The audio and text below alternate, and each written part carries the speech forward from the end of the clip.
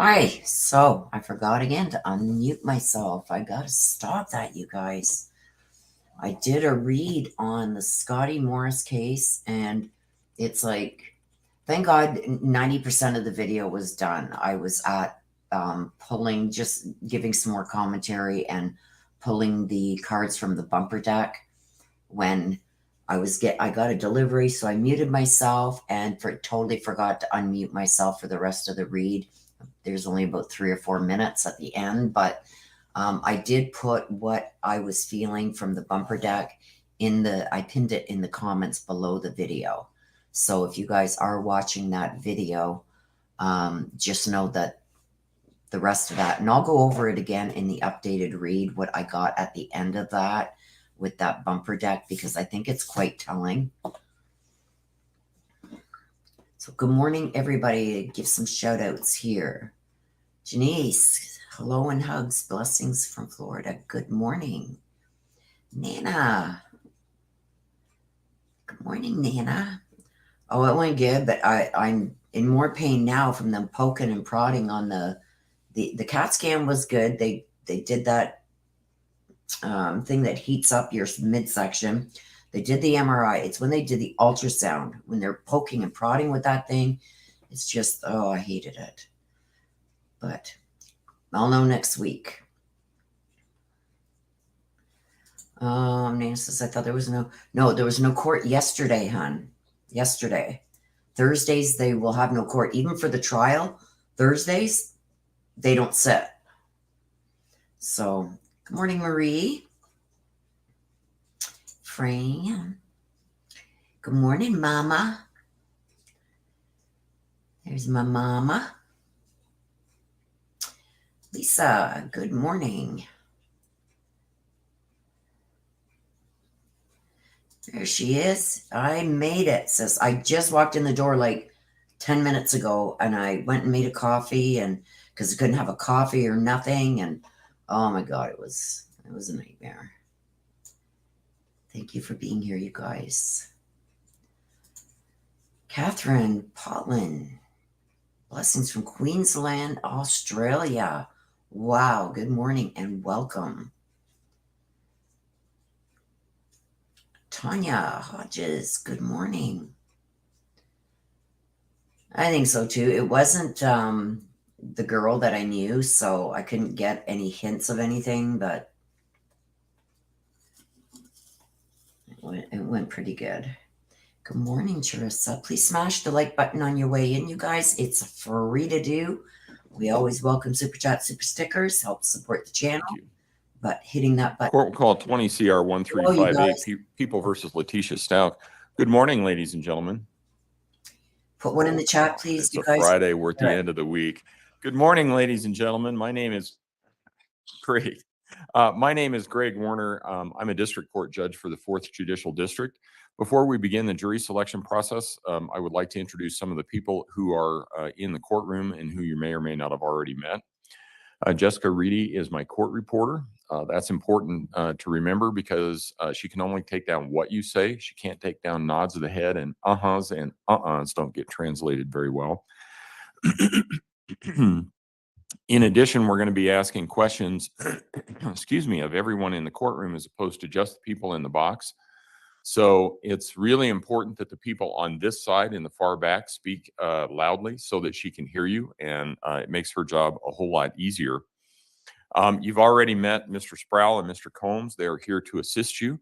You can talk to them regarding any general matters, such as parking, phone calls, those sorts of things.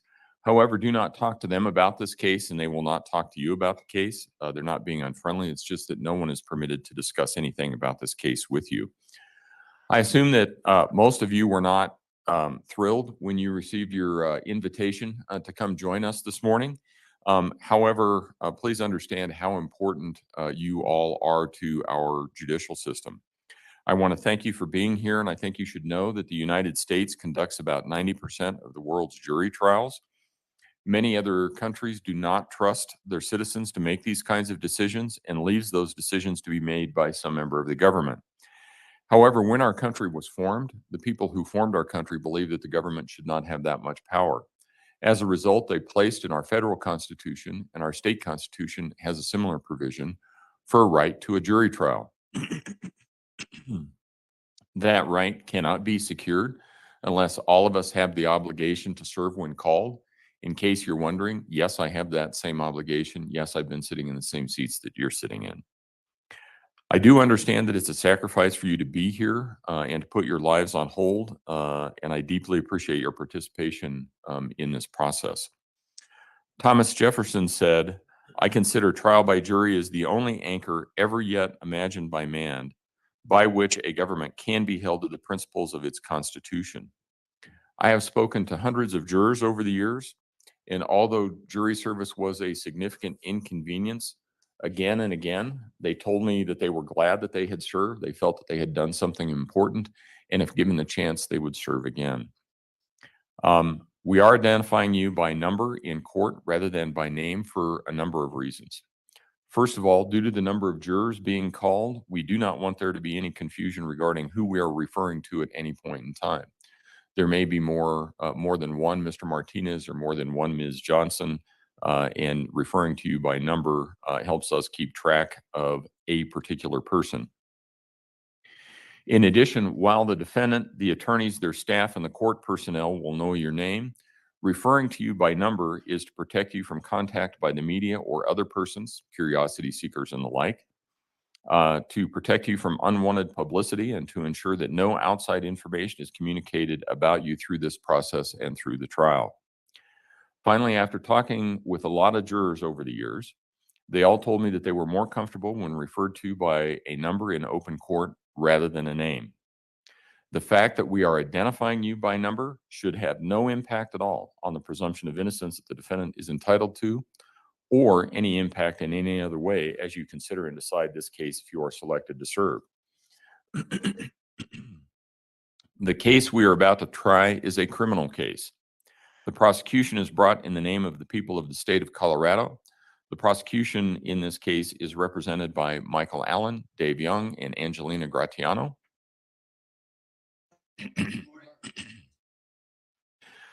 They are attorneys with the district attorney's office. I will sometimes refer to the district attorney as the prosecution or the people. In this case, the defendant or accused is Letecia Stauch, and she is being represented by Josh Tellini and Will Cook. The charge against the defendant is contained in what is called an information and complaint. An information and complaint simply describes the charge made by the prosecution against the defendant. It is not evidence of anything. In this case, Ms. Stauch is charged with murder in the first degree, child abuse resulting in death, tampering with a deceased human body, and tampering with physical evidence. To these charges, Ms. Stauch has pled not guilty by reason of insanity. Therefore, the prosecution has the burden of proving the charges beyond a reasonable doubt. The jury will decide whether the prosecution has proven beyond a reasonable doubt that the defendant has done the things that are contained in the information and complaint. If I can have all of you stand and raise your right hand, please. Do you and each of you solemnly swear or affirm under penalty of law to answer truthfully the questions asked by the court or counsel concerning your service as a juror in this case? Great, thank you. Go ahead and have a seat.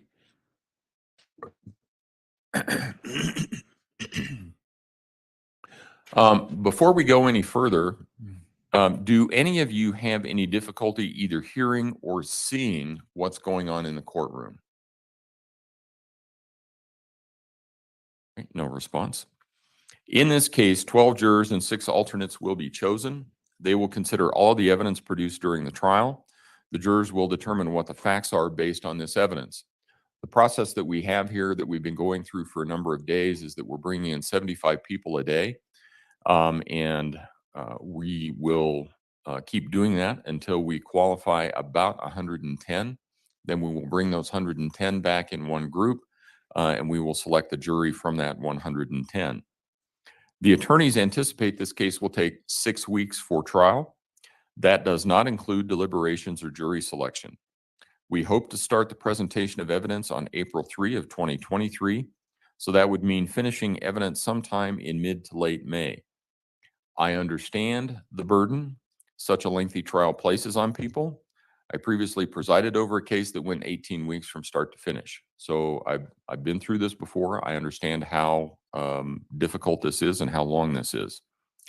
Our trial days will generally be from 9 to 5, Monday, Tuesday, Wednesday, and Friday. There will be no trial on any Thursdays, as I have other docket matters that I have to attend to. You will be able to go home to your families each day, and though you will not be able to discuss anything about this case with them, you will be able to talk to them about anything else.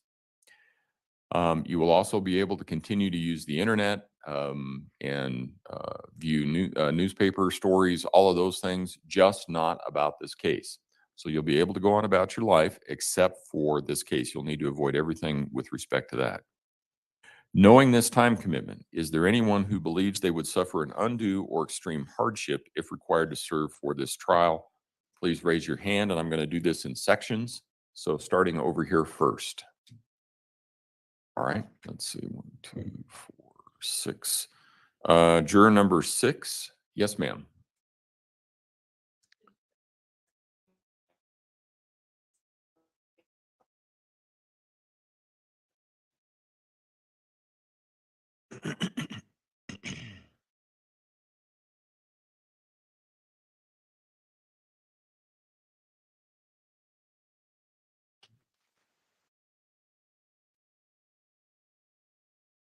You said the court date is on May 1?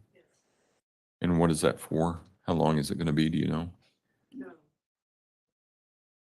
Might be that day, might it be postponed again. Okay, It's my husband. okay, He was back. okay. So it's not your court date, it's his. Okay. All right. And when are the major doctor appointments? One's in April and one's in Okay.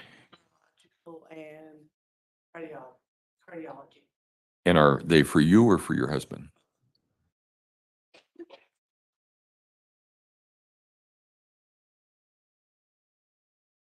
Mine's 6 months out already.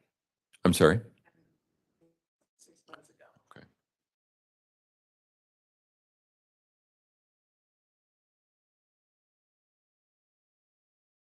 Anyone else in the back? Juror number 9?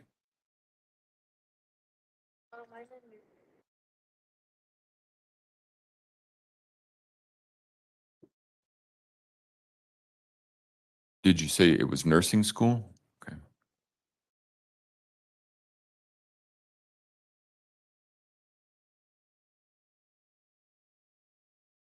Anyone else in the back?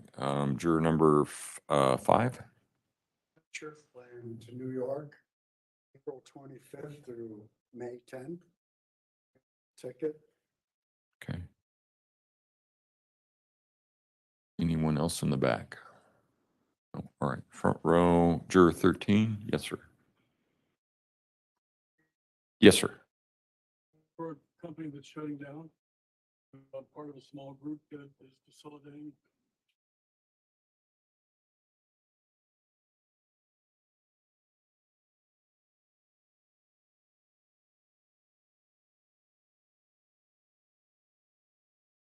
It's taken a while to shut down, I take it. Oh. Okay. All right. And juror 14, did you have your hand up, sir? The gentleman, 14, okay, I misunderstood. Is there anybody else in the front row? Oh, juror 15, yes, ma'am. I have a trip that is paid for May 2nd through the 7th for my daughter qualified for nationals. Documentation probably. No, what you qualify in? She is, she's a tumbler, level 5 tumbler. She qualified for cheer nationals in Okay. Florida. All right. Anyone else in the front row? Juror 19? I am going to be out of the country.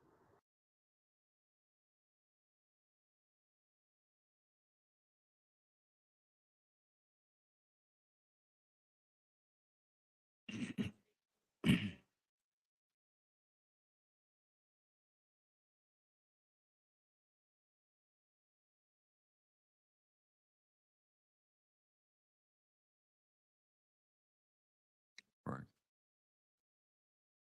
Is there anyone else in this group that I've not spoken with? No. All right. This section over here, front row. Juror 24 there on the end. Yes, ma'am.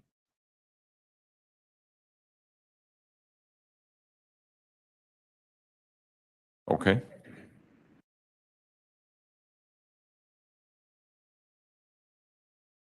Okay. Juror 25, did you have your hand up, ma'am? No, it was, okay, was not. Okay, juror 26, yes, ma'am. You're going to be having what? Okay.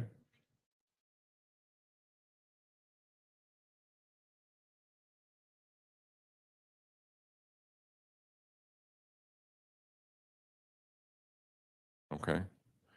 Juror 27, did you have your hand up? Yes, juror 27.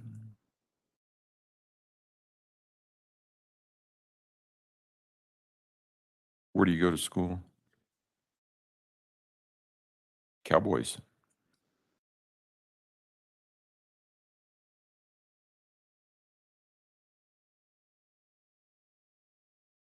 All right. And in the second row?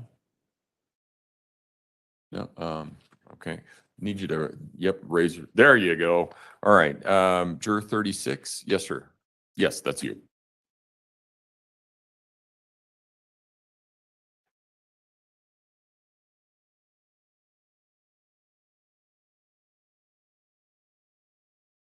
Juror, anyone else? Juror 37. Yes, sir.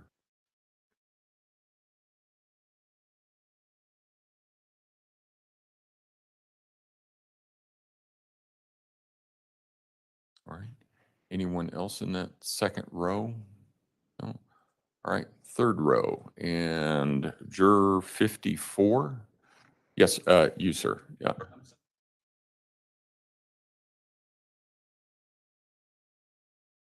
What kind of work do you do? You do what?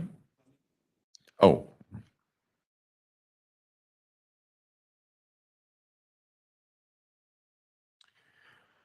juror 55.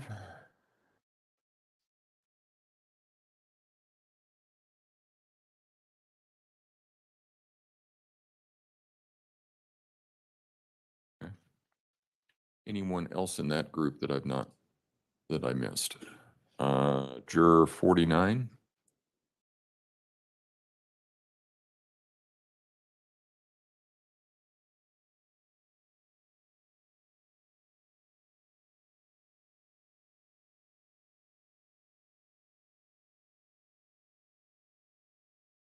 Okay. Is there anyone else in that group that I missed? This group, first row? All right. Juror 30. Oh, I'm sorry, 31. Yes, 31. Yes, sir. Mhm.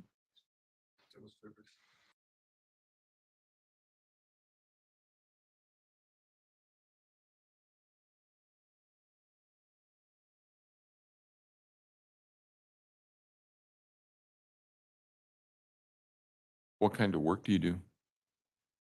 What kind of work do you do?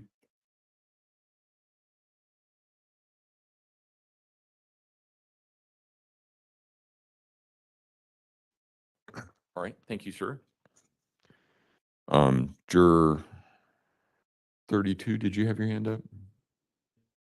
Okay, then juror 30.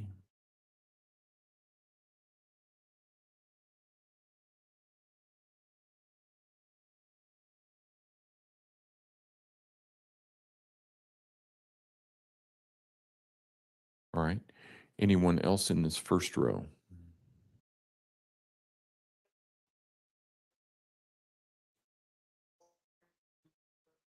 That I want you to hold on to that because that's a separate issue right now, and we will get to that. I promise that we will, and I'm glad that you raised it. Right now, I'm just trying to find out who has a hardship.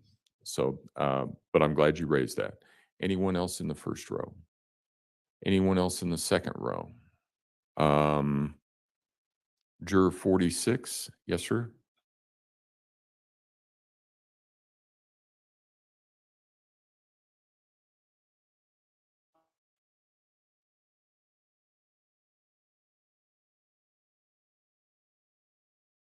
Okay. All right. And juror 48, did you have your hand up, ma'am? Yes.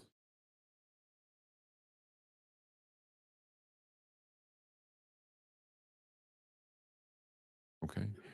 Anyone else in that second row? No. And in the third row? Juror 56 on the end?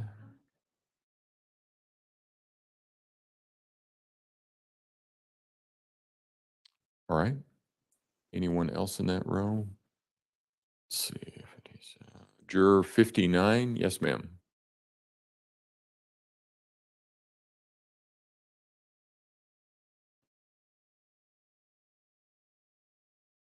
And what kind of work do you do?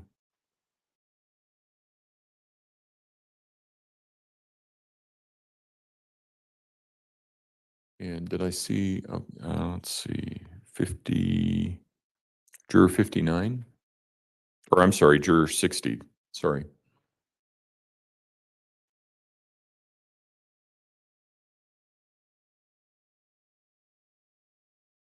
UCCS?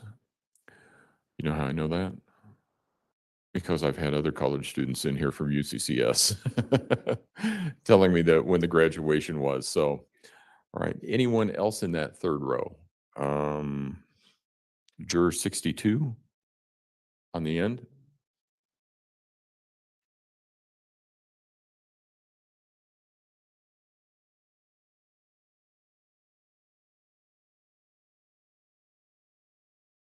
Okay.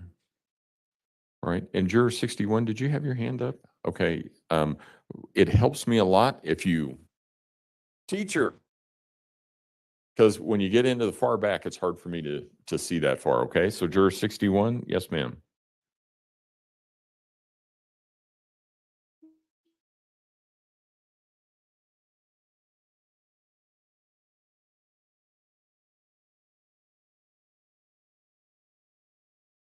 Okay.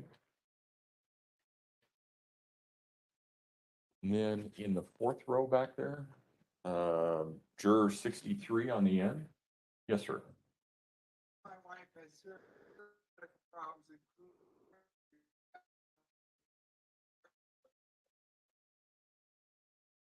one day. Okay. Others in that row, juror 65. Yes, ma'am.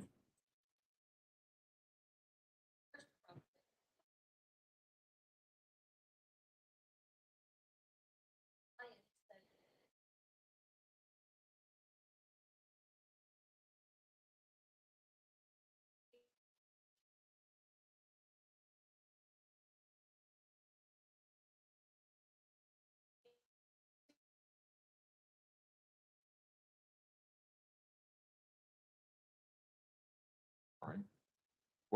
What kind of work do you do?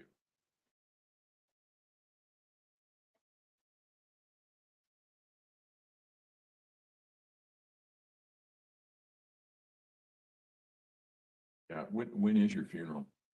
Today at 10. Thank you for your service. We'll let you go.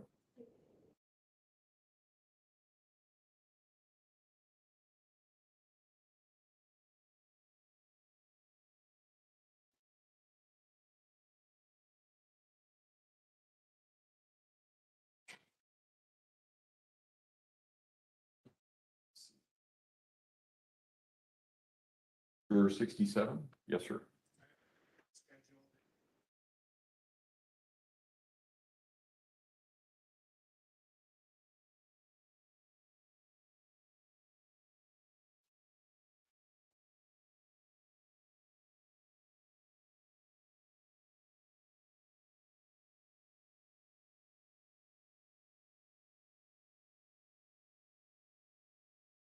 And juror 69 on the end.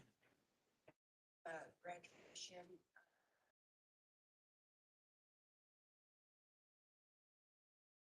Wouldn't be able to work nights. So tell me about the work issue. I'm a custodian at Manitou High School. We work from 1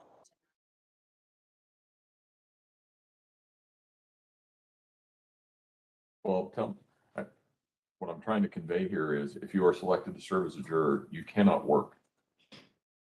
And you won't be able to go to your work.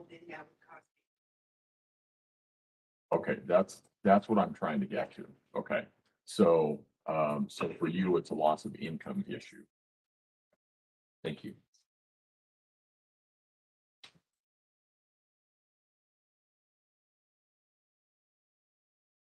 Last row.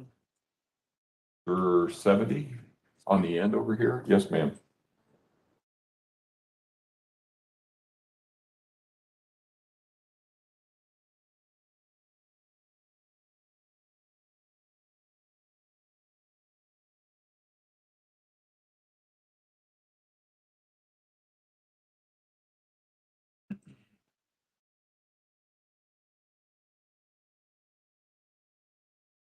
Juror 74.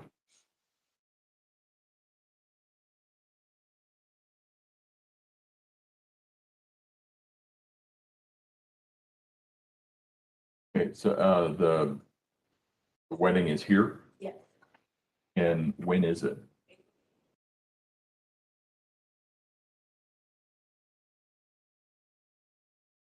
Well, that's a Saturday, so this won't interfere with your ability to attend on the Saturday.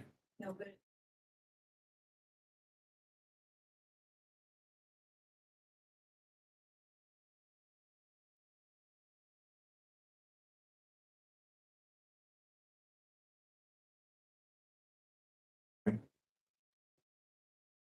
All right, thank you. Is there anyone that I've not talked with that would have a undue or severe hardship if asked to serve as a juror in this case for 6 weeks? I can call on you and you said no. 32? Yes, sir. You did, but I guess it'd be a loss of income after hearing some of the other, it'd be a loss of income. I work nights with a post office. I want you to check with your employer over the noon hour. And the reason why I say that is, as I've said, this isn't my first long trial. And I've had employees from the post office before, and at least at that point in time, they were paid for their jury service for the entire time. So I want you to check, because it's possible that that has changed, but at least at the last time that I did this, that was the case. Okay.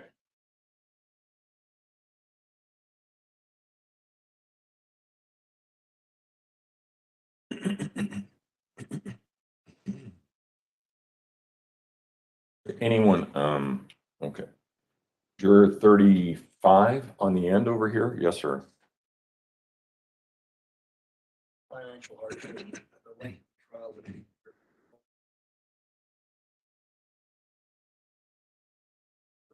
Last year, I just got back to work.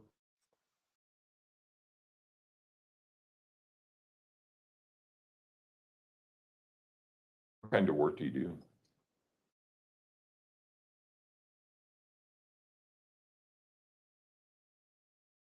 Here?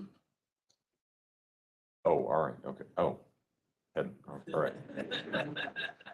I probably shouldn't ask that question of whether it was here. But yeah, okay, all right. And I thought I saw another hand. I've already spoken with juror 25. Juror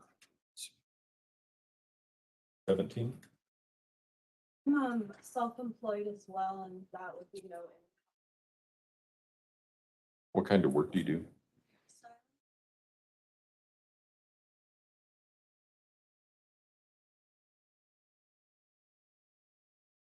Okay. Is there anyone else?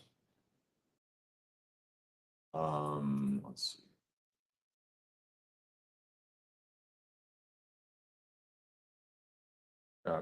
No, I see you there. I'm just trying to make sure I have the right number. So just hold on.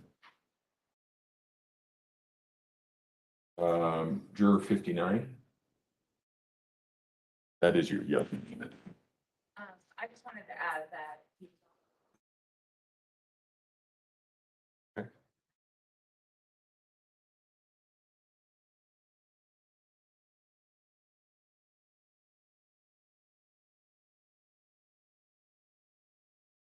Juror number 1. Well, I'm studying for MCAT, and if I don't like study like 2 hours every day, my exam's coming up in May. When are your MCATs? May. What time? The I beginning haven't or picked end? the dates yet. I'm sorry? I haven't picked the date yet. Okay.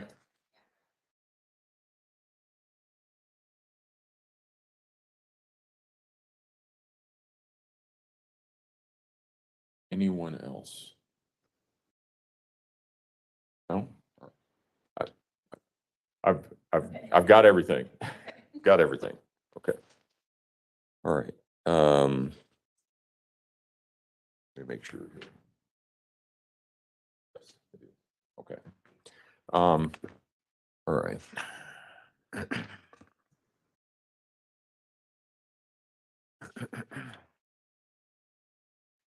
Let me also, at this time, I need to go through a list of questions which would disqualify you, and you should raise your hand if any of these apply to you.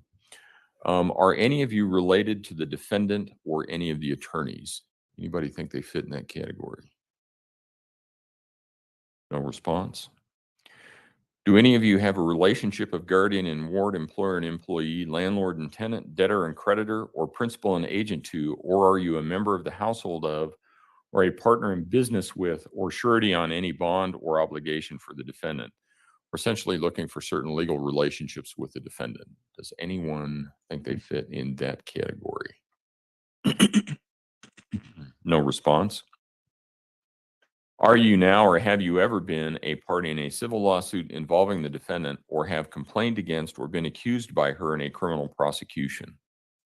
Anyone think they're in that category? No response.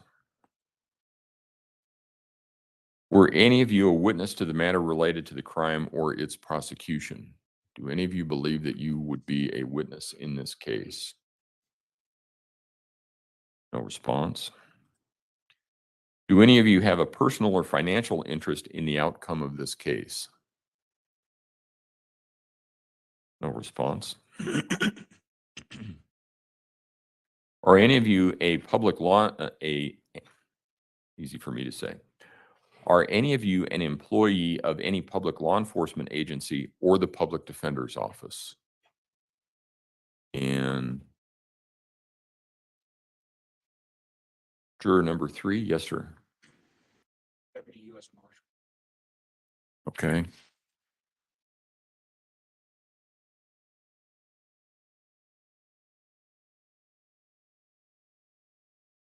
We're going to excuse you at this time.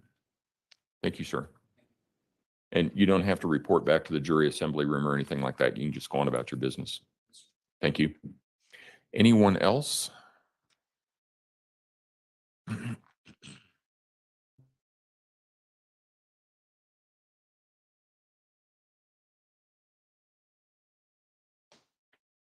All right, let's have everybody turn off their cell phones if they would, please.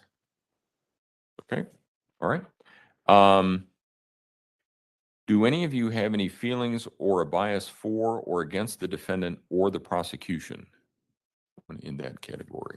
Looks like we have a couple of hands. I'll go through those one at a time. Juror number 14, yes, sir. As a father to young children, I have an emotional bias against the defendant. Okay. Oh.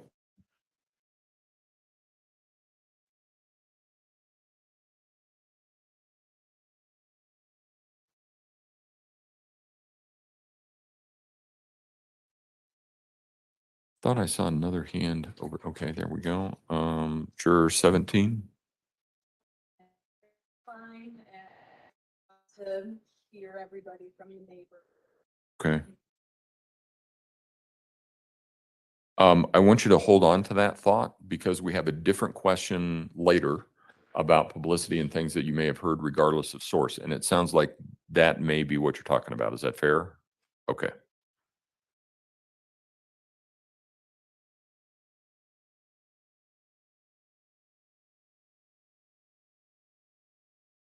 Anyone else in this group? No. Anyone in this group back here? And let's Juror number 38. Yes, ma'am.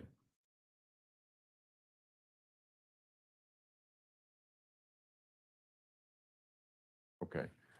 I missed the first part. You have what, children? Young children. Okay.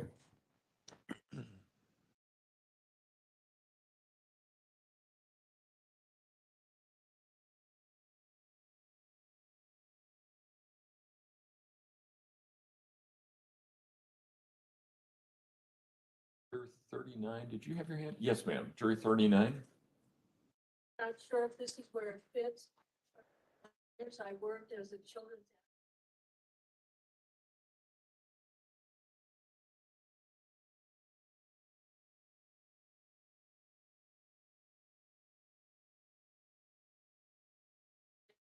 Child abuse.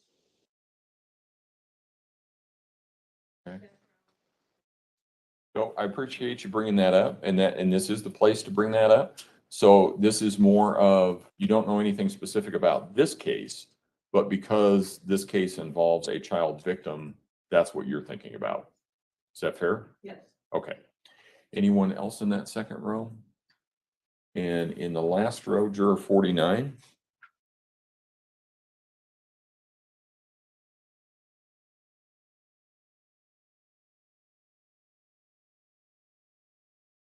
Okay.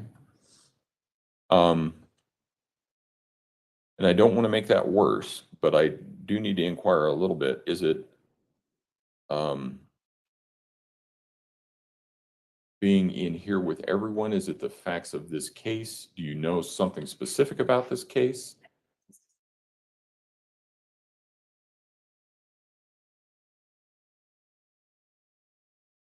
Okay.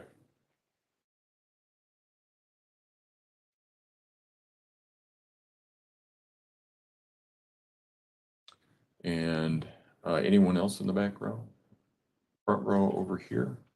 Juror 29. Yes, ma'am.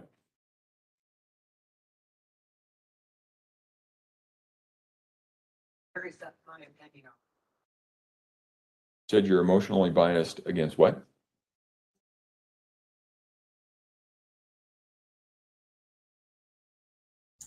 And what is that based on? Can you guys not see me in chat? The publicity? Okay. And we'll get to that in just a moment. Okay.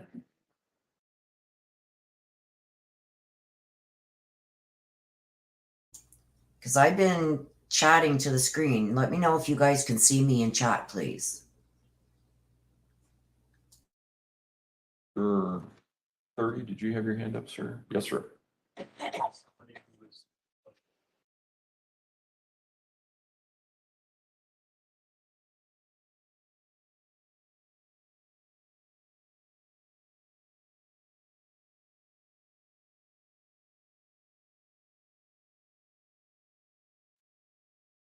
That's okay. There's no right or wrong answers here. Anyone else in the front row? Juror 32. Same as others, I have 4 small children that may have had.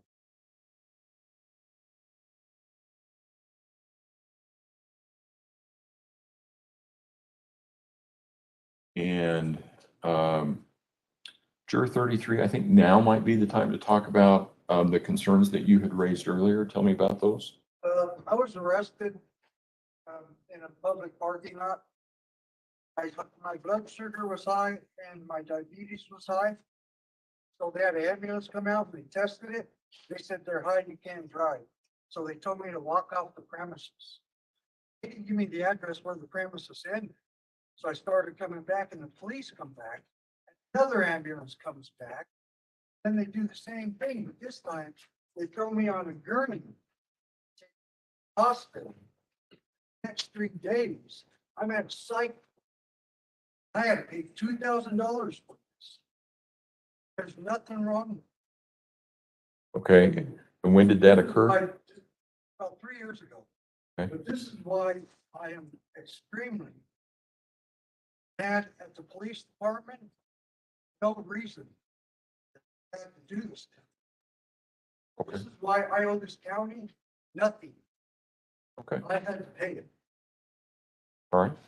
Is there anyone else in the front row? No. Okay, lovely Second row. lyrics.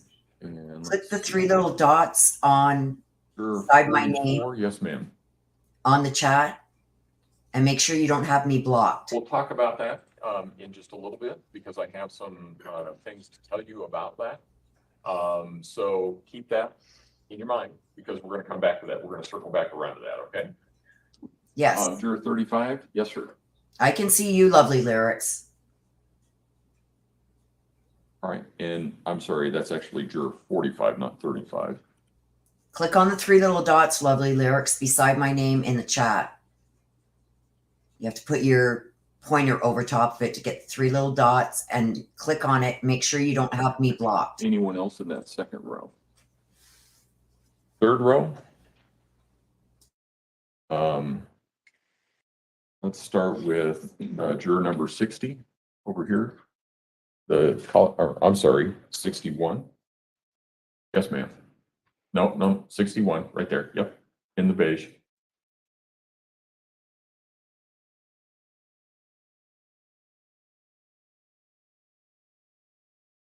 That's true. She can't see me. Lovely lyrics, go into your blocked list on YouTube and make sure I'm not blocked.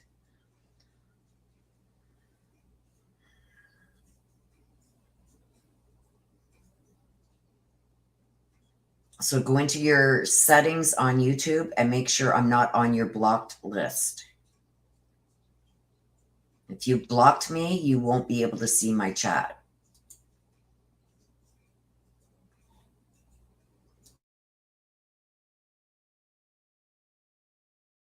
All right, and juror 62, or yes, juror 62.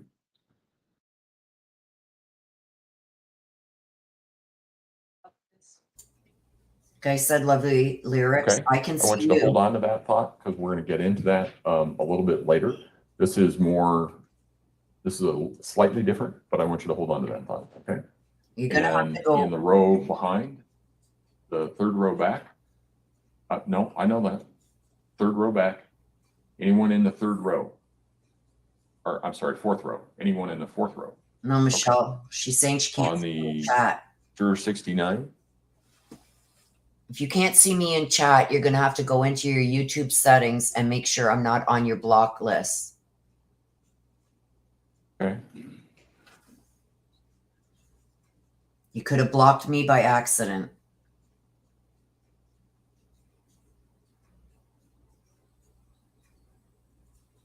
Anyone else in the Go fourth row? out, lovely lyrics, and come back in and see if that fixes it. And, But if not, you've got me blocked somehow. Juror 74. You can Google how to unblock somebody on YouTube.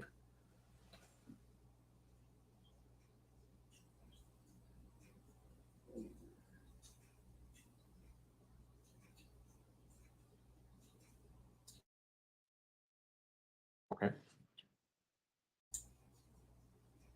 Google it, lovely lyrics. Lyrics. I can't do anything about it right now because I'm streaming live. But try refreshing and restarting. Please raise your hand if you are not a citizen of the United States, are not at least 18 years old, nor a resident of this county. Anyone think they fit in that category? Please raise your hand if you are unable to read, speak, or understand the English language. Anyone think they're in that category?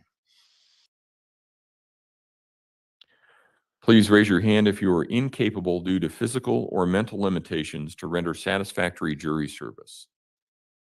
One think they're in that category. Hold on. Juror number 4.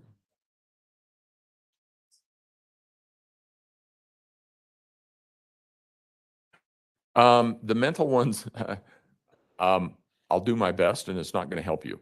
And no, I mean it's not going to help you because the explanation isn't very good. The physical ones are fairly easy. We've had some gentlemen or some people that have come through that have just had a surgical procedure and they have to be near a bathroom and they have to be able to take frequent breaks, those kinds of things. So that's kind of what we're looking for. The mental ones are less frequent. largely because it has to deal with sometimes people are on medications as a result of surgery. So they're having to take a course of medication beforehand, or sometimes they're having to take a course of medication before they start a particular treatment. And that medication affects their ability to be able to follow through, understand, and those kinds of things. There's not a real good definition for it, so I'm not sure I'm real helpful on that. Is there something that you had in mind?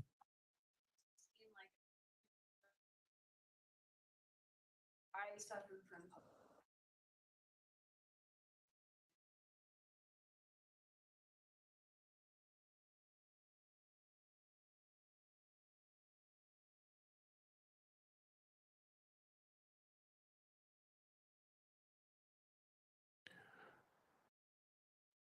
That's something that we want to know about. It's not quite in this category, but that is something that we do want to know about. So I'm glad that you brought it up, and I'm glad that you're letting us know.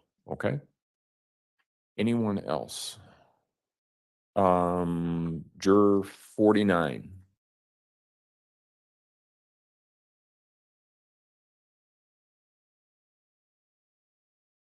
No, but it's something that we need to know about because it's a little bit different. Okay? What we're talking about is something that really just prevents you from being able to do it entirely. So it's a little bit different. Juror 41. Yes, ma'am.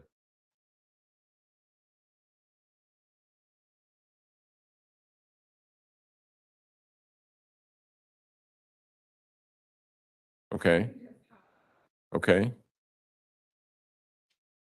Well, I'm glad you brought that up. I've had parties and people in the back who have had social or who have had seizure issues. So I'm glad that you let us know about that so that we know that potentially that might be out there. Is there anything specific that we can do to help you if that occurs?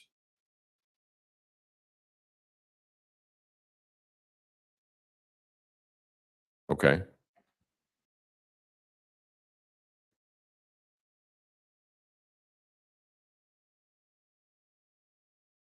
Okay. I have had parties and other people come into the courtroom with a service dog that helped them with seizures. Do you have a service animal? Okay. All right. I understand. I understand. It's every issue. I understand. Same thing. I understand. It's every issue. Um, so I understand. Let's see. Is there anyone aside from juror 24 and 59 that I missed? All right.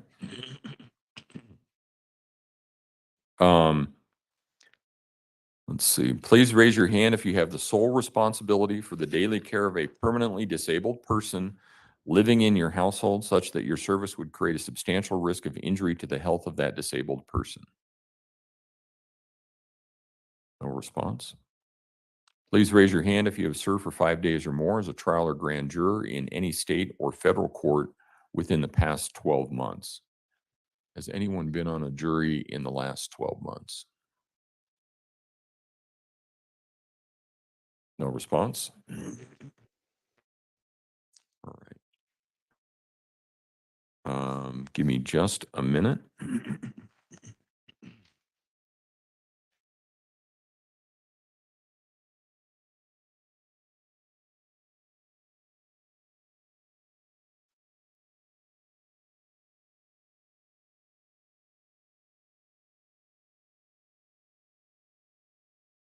All right. What we're going to do is take about a 15-minute recess at this point. And again, don't discuss the case with anyone else. Don't discuss the case among yourselves. When we come back, I will be excusing a number of you, and then we will go from there. So all rise for the jury, please.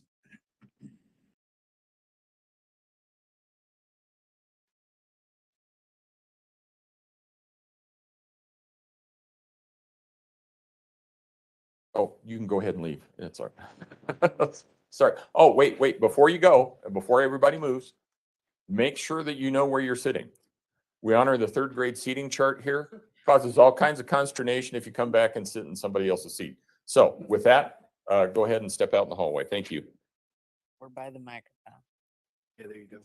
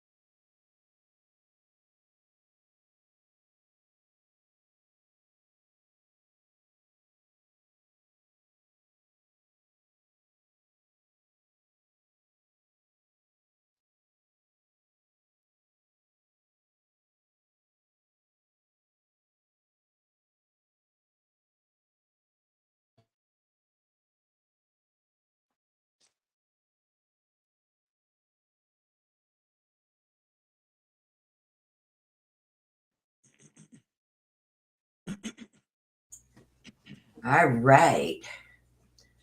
Okay, so I don't know why you guys are having a problem. Some of you guys, I guess. I can see everybody.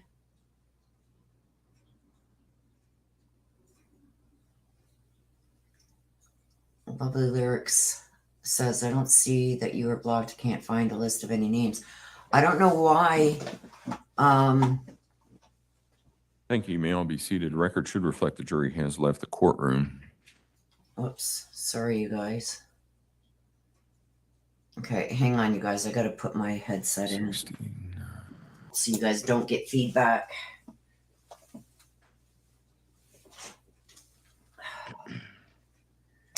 Let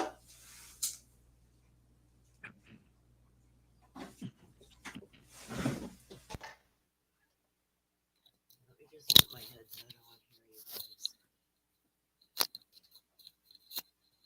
Oops, forgot about him. Okay.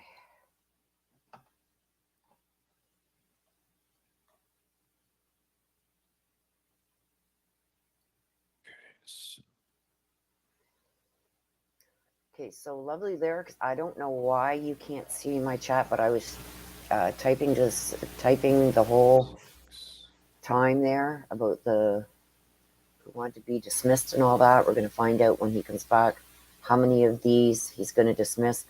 I counted like, I don't know, I started trying to take care of this chat problem, so I was at 32, so there could be a lot more than that. But we'll see how many he lets go out of the first 75. It's okay, Lovely Lyrics. I just don't know why you can't see my chat. If I'm not on your blocked list, I don't know why you can't see my chat. Try exiting YouTube altogether, like shut everything down. Make sure you click the X's on the video itself and everything, and then come back in. Because I'm clicking, I can see you, and I'm clicking on you here, and it doesn't show that you're in time out. Nothing. There's nothing here.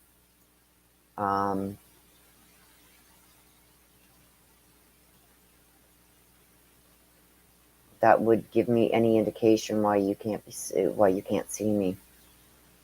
Maybe Google it and see if there's something there. Fruit fly, yeah, I think there's more than 32 actually.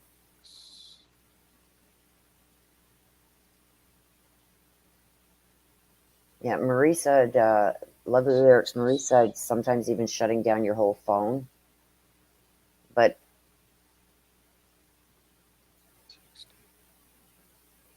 can you see everybody else in chat, Lovely Lyrics? Can you see other people chatting?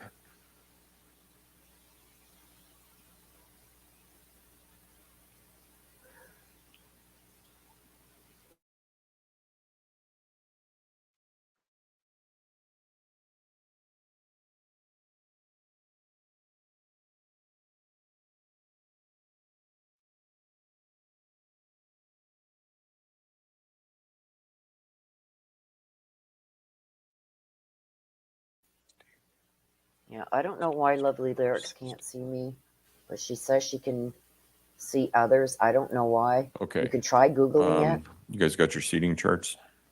Okay, hang on a sec, you guys. All right. These are the ones I'm going to excuse.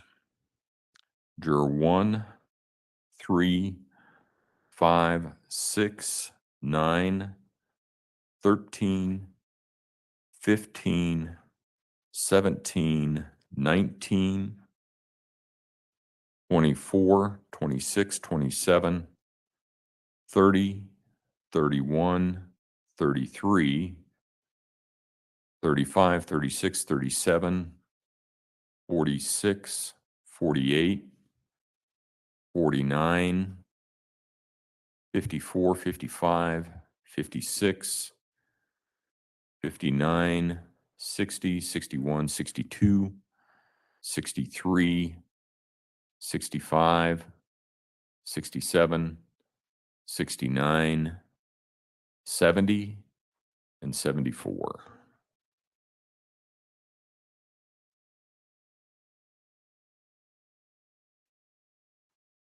Make a note to myself.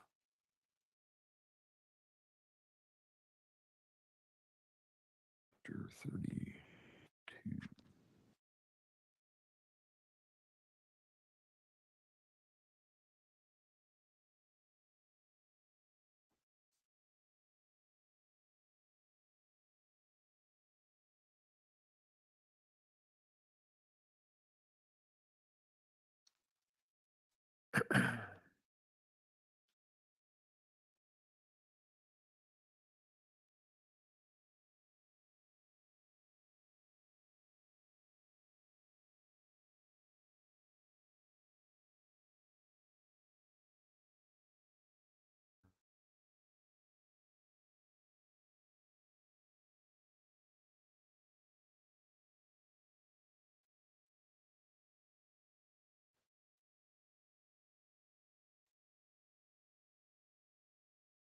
Stout, do you need a break or are you going to be okay for a little while? You'll be okay? Okay.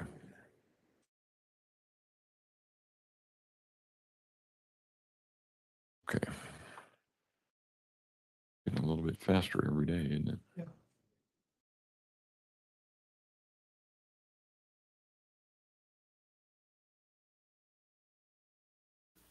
Yeah, there you go. I don't know why I'm typing that, you guys. I was writing everything down, but that's the most that has been dismissed at one time since the beginning of jury selection.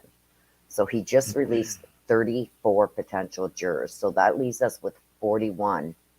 There's going to be more that are going to be dismissed either just before the lunch break or just after the lunch break, depending on how quick they do this. Opening statements are going to be given. Are you doing okay, Jess? Next, I believe the lawyers are going to have a chance to talk to the jurors and get a feel for them and whatnot. Okay. They're going to give their opening statements, like a mini Mr. opening Allen, have you statement. gotten any word yet about whether or not your office can hear you? And yeah, what they do, just, I wish they would mute. The prosecution and defense is going to give like a mini opening statement for their case. So that's going to be coming up next. Yeah, that one guy was totally peeved off. Pierrette, hello.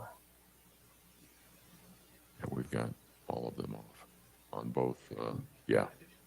Yes, he's let go Right. 34 So that, no, this is a good way to do jurors it. so far, Pierrette. So we should, So we're left with 41 hopefully right that now. will resolve that issue.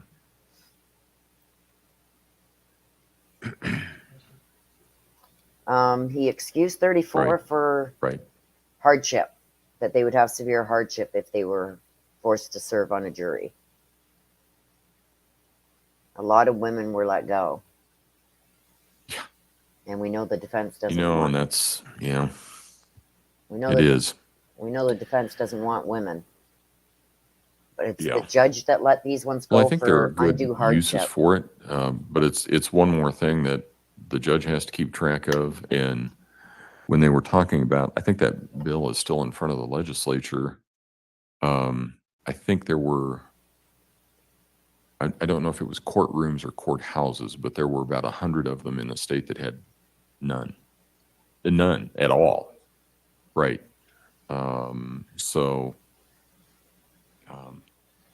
right. Yeah, I Well, see and you it's, on and Wednesday, the other thing that they Caroline. don't think about was Say that.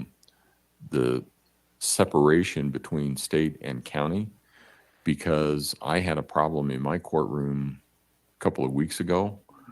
Our technology was working fine, but the projector in the middle of from the ceiling is owned by the county and installed by the county. And so we could do everything that we could, but we don't have anything to do with that.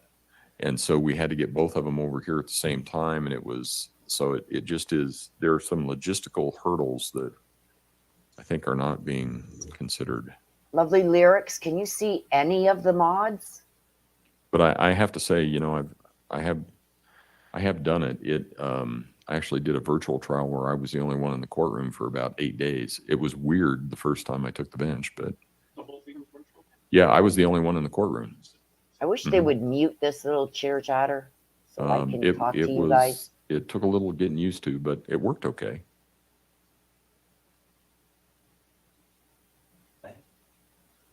Yes, Caroline, that would be hard. So Lovely Lyrics, I did Is type it- this. You see, The podium should be turned off as well. We turned off the podium and all those microphones at council table. Oh, yes. What will happen when you get there is you have various options. All those cords that are now draped over the back, you can connect to a laptop. There's also a Elmo in the side of the podium. okay, Lovely Lyrics. And so and there's also a connection similar to what you have at the table on the podium. So you just need to let me know, because I have a preview screen up here. So when you get to that point, if you want to come in a little bit earlier or something like that and see how it works. Have you ever been in here and used it before? Okay. So if you want to try it out, just let us know and we can work that out. But it's really pretty easy. I can't count the number of times I've been in here and used it, so it works fine. I'm getting back is that they think. Okay. We think we figured it out. Okay, let's go ahead and let the jurors back in.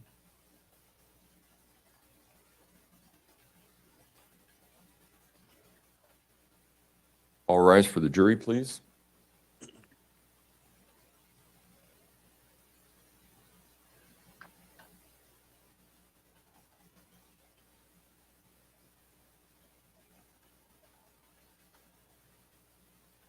You're very welcome, Denise. Okay, so the jury is coming back in, you guys.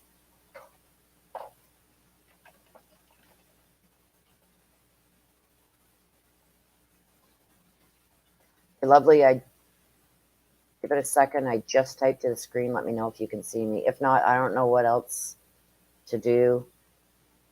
If I was on your block list, that would have been one of the reasons how I got blocked. And you could have hit the 3 dots by accident and blocked me if that's what happened. But you should be able to see me now.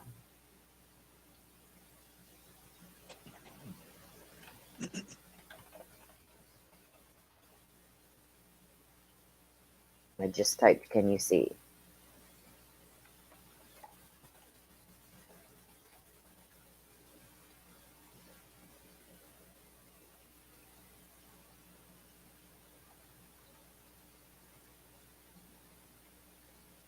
You got to unblock me, Lovely Lyrics. If you've seen that I was blocked, you got to unblock me and save at the bottom before you exit.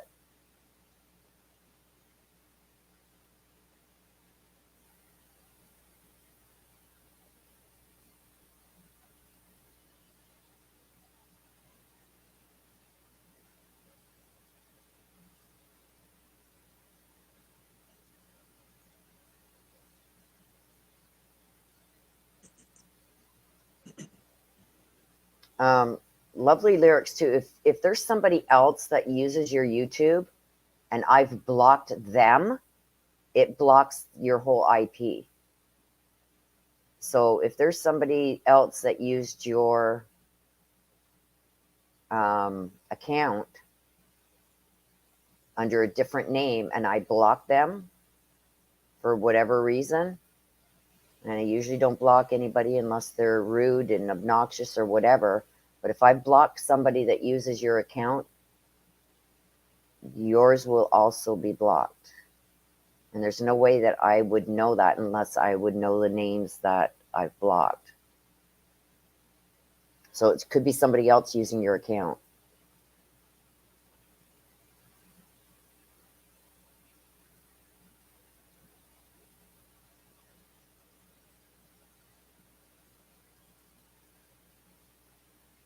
Okay, so once you unblock me, if I'm on your block list, you got to unblock me and save it. You got to leave YouTube, like leave my live while you do this.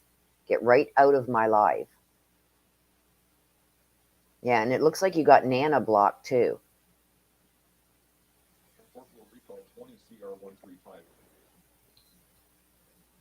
Okay, I'll do it one more time, lovely. I can't keep doing it though while I'm trying to cover this, but I'm doing my best. When you go, you do not need to go back to the jury room. So you're free to go about your business. I just typed to the screen. Okay, now I got to mute.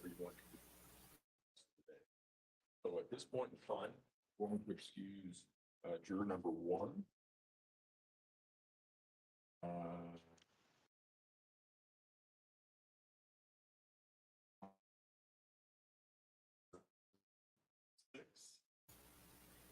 You guys, we may not hear a lot of this because the judge has now gotten off the bench and he's going where everybody's sitting. So he's away from the mic. But he's just, all the ones that he said that he was dismissing, that's what he's doing right now, is dismissing them all. Lovely Lyrics, there's a lot of people that are typing to the screen asking if you see them. And you're not answering them. So I think there's a lot of people that, I think the problem is at your end.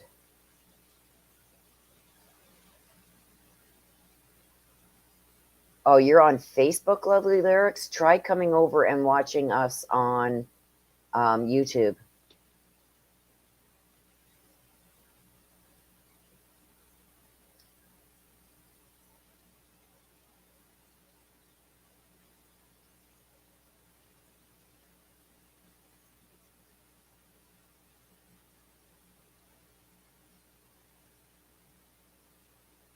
Yeah, you're not blocked by me, Lovely Lyrics, because I can see you.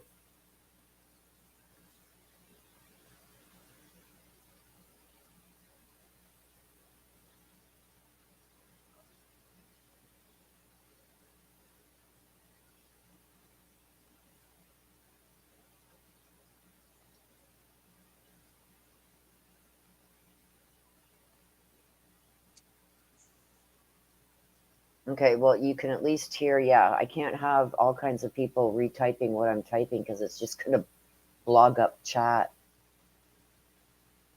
There's something on Lovely Lyrics end that is stopping her from being able to see my chat.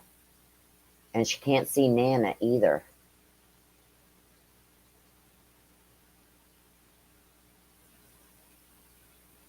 So somehow there's me and Nana that have been blocked.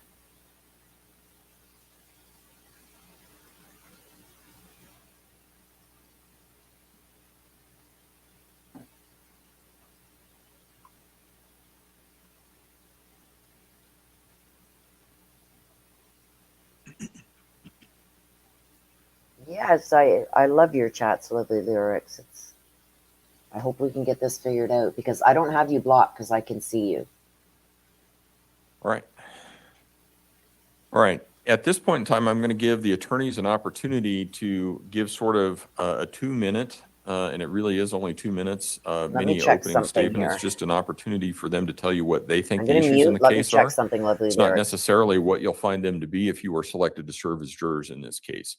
With that, prosecution.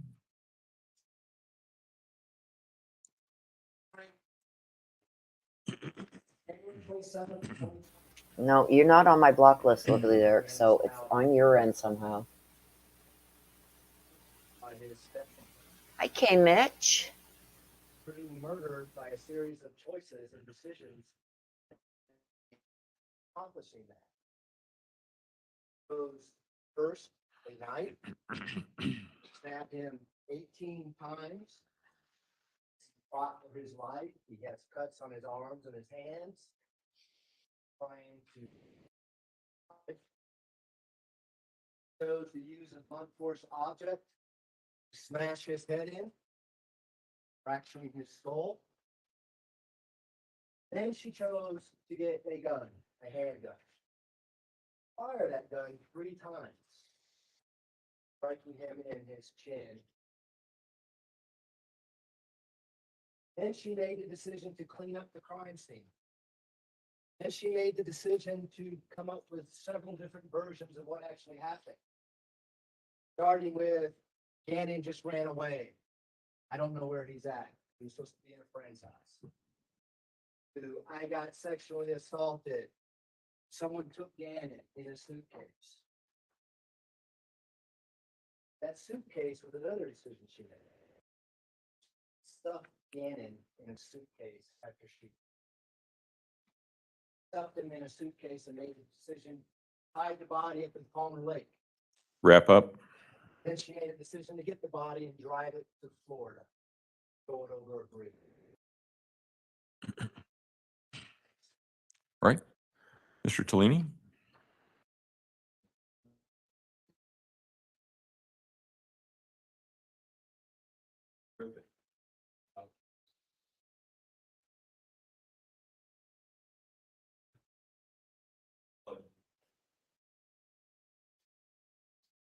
Blood splatter that's all over the wall.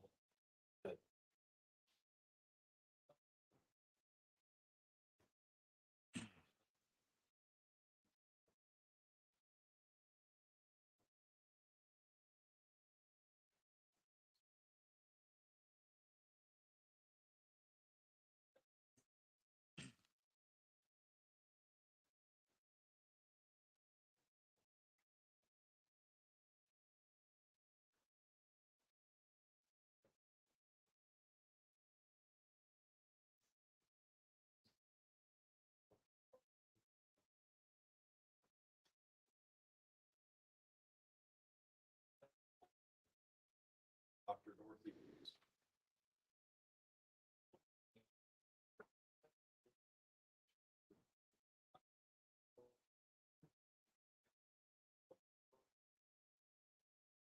Diagnosed her.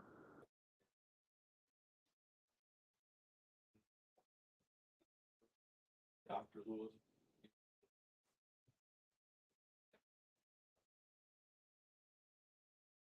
Council approach, please.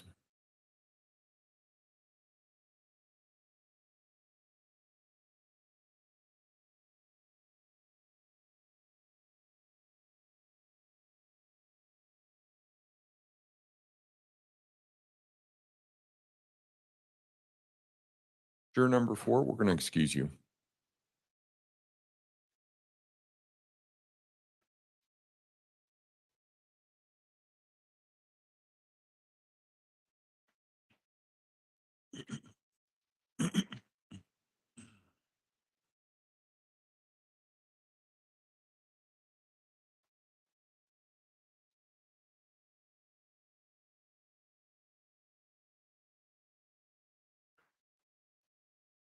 All right, I want to read some instructions for you. These are, you'll get some similar instructions at the end of the case if you're selected to serve as a juror in this case, but I think it will inform our discussion going forward.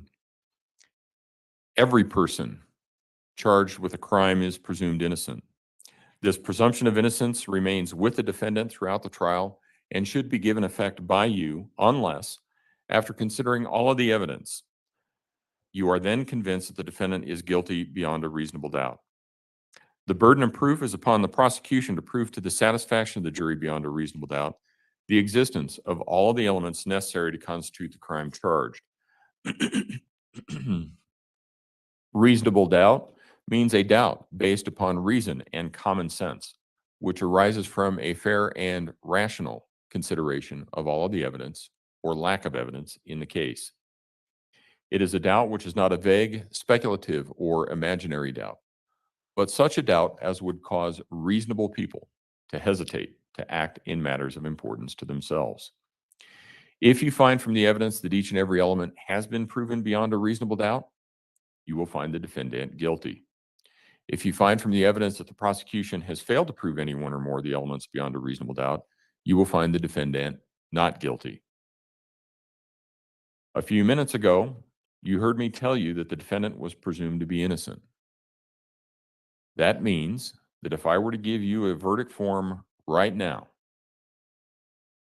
and ask you to fill it out, the law would require that you find the defendant not guilty.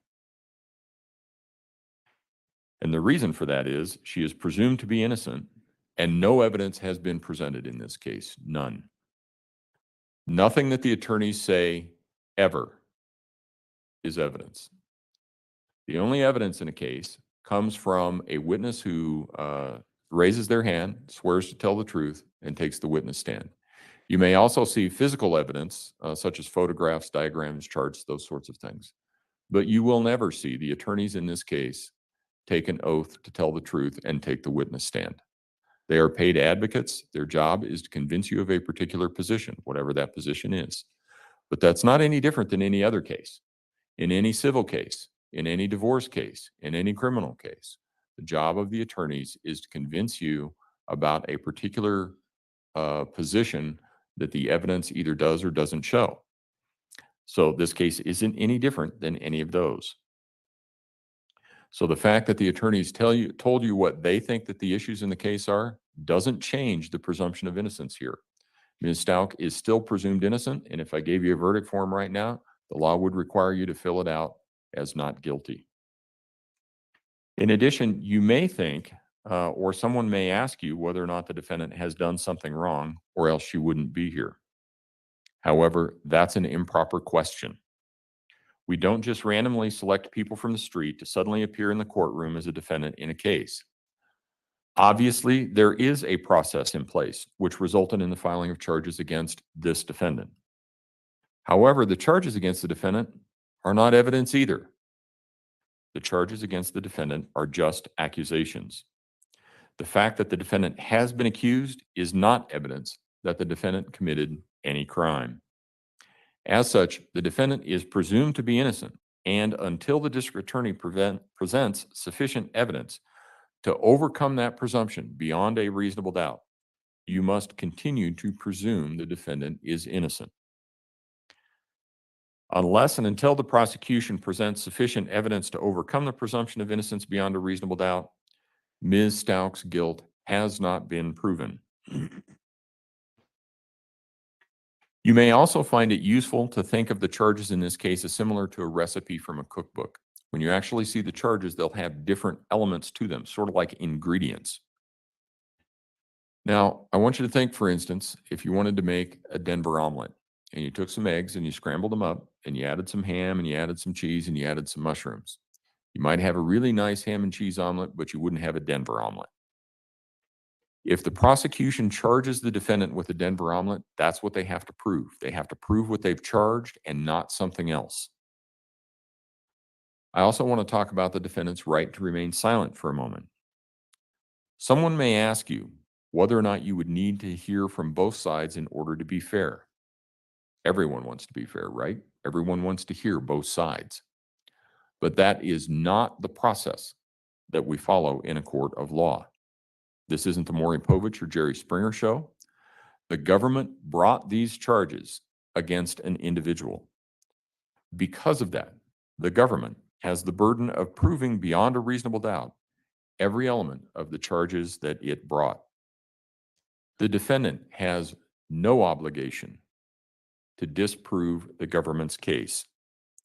Stated differently, the defendant does not have to produce any evidence or any testimony.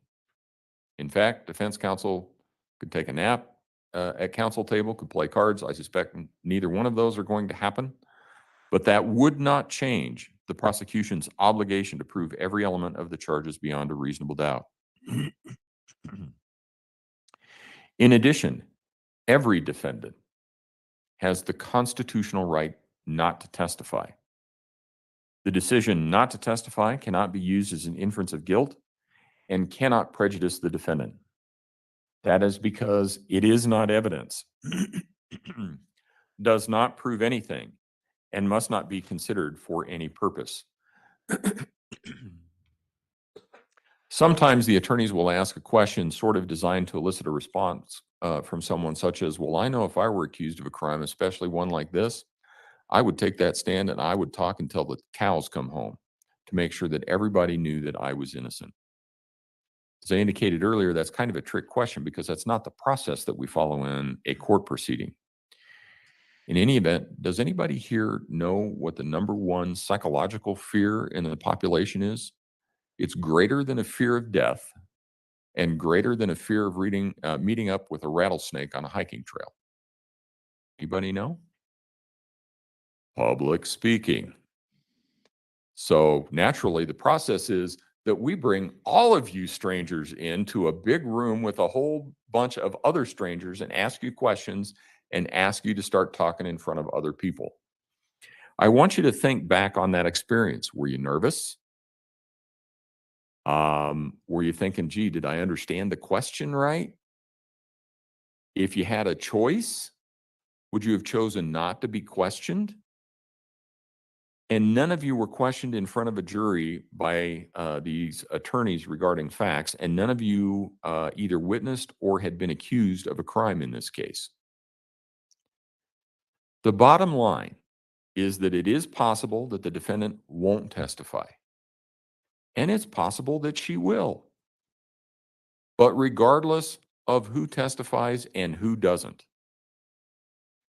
regardless of whether you want to hear something more from someone or not, the real question you have to decide at the end of the day is always the same. And that is, based on the evidence presented, whatever that evidence is, has the prosecution proven beyond a reasonable doubt that the defendant is guilty of the crime charged?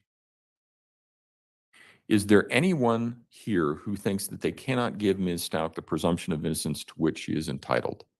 Please raise your hand. All right. Looks like, let me start in the back there. And see, now that we've excused some, I have a harder time figuring out which row you're in exactly. So let's see, juror 38. Yes, ma'am.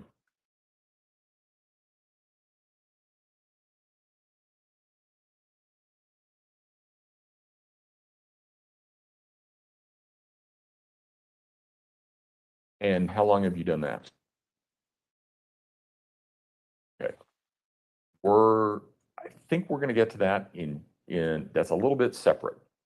My question is, and we're going to ask here in just a few minutes, we're going to have, my staff is going to pass out a list, some sheets with some names on it. And the question that I'm going to have is, do you know any of the people and do you have any witnesses, or do you know any of the witnesses in this case?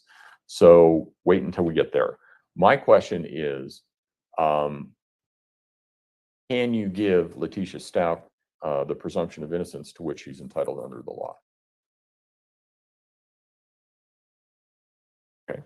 And is that based on your contacts with the teacher? Is it based on something else? What's it based on?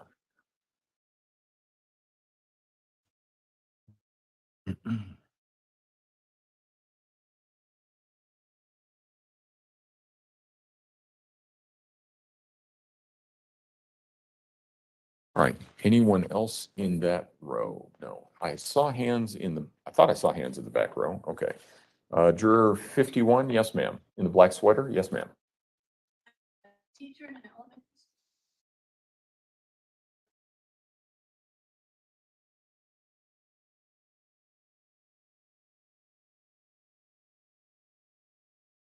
All I know is children are happen to them.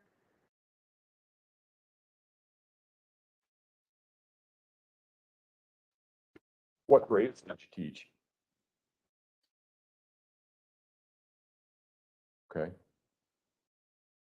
All right. And juror 51, did you have your hand up? Yes, ma'am.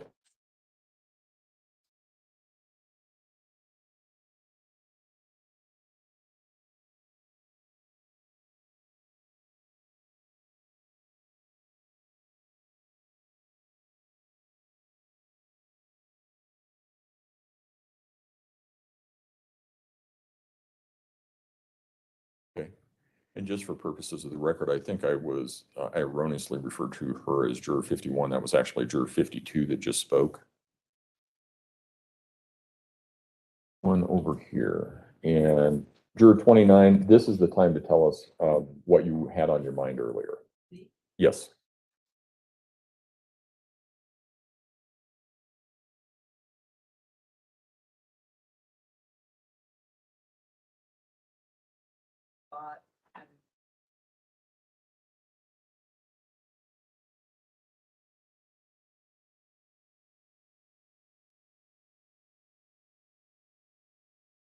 Okay.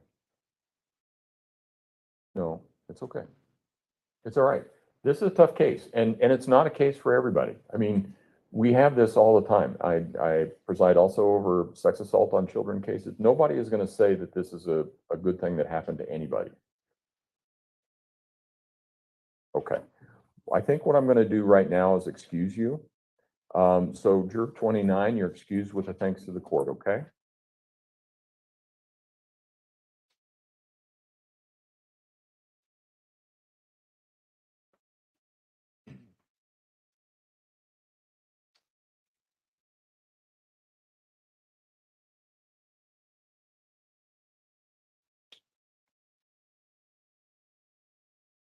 Anyone else in this front row?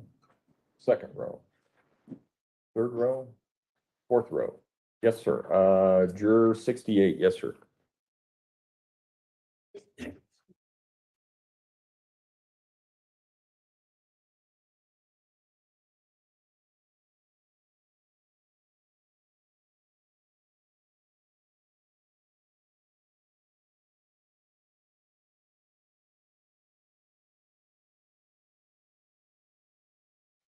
Let me see if I can help you with that, because you are not the first juror in this case or any case that has struggled with that. Okay. And so let me see if I can help you out a little bit. Every defendant, doesn't matter what the case is, every defendant in a criminal case is presumed to be innocent. The prosecution has to bring evidence to establish the guilt of the defendant beyond a reasonable doubt. With me so far? Okay. So this case isn't any different than any other case in that regard. Ms. Stauch has the right to require the prosecution to prove the elements of the charge against her. And you have to start in with saying, I don't know anything about this case. No evidence has been presented. She's entitled to a presumption of innocence. Can you do that? Okay. And what is it that is holding you up? This is the judge, you guys. This is what he looks like behind that voice. Okay. Okay. So it is more the personal experience. It's not necessarily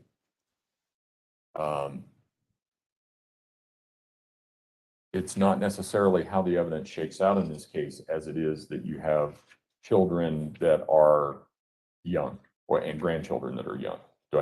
Am I close? Okay. All right.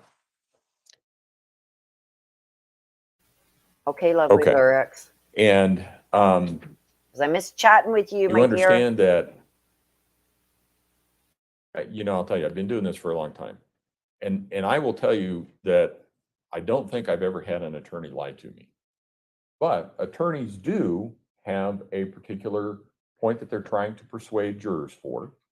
In addition, just like you and I, when we see something, because of our own backgrounds, we sort of see it a little bit differently, even though we could be standing in the same spot, right?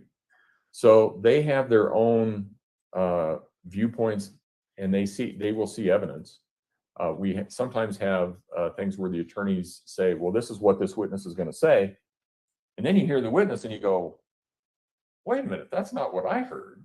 I heard something completely different. And I don't think the attorney was being dishonest. It was just the attorney was thinking, this is how I see it as it fits in and in my role of advocacy and those kinds of things. Does that make sense to you? Okay. So the issue is, can you give Ms. Stauch the presumption of innocence and listen to what comes from the witnesses on the witness stand? That was the judge, the picture I just showed you guys. I didn't hear that last part of it. like what you explained to me, possibly. Okay. Be hard for you though? Okay. All right. And was there anybody else in that row? Back row, juror 72. Yes, ma'am. For me personally, it's just I read the affidavit that was media.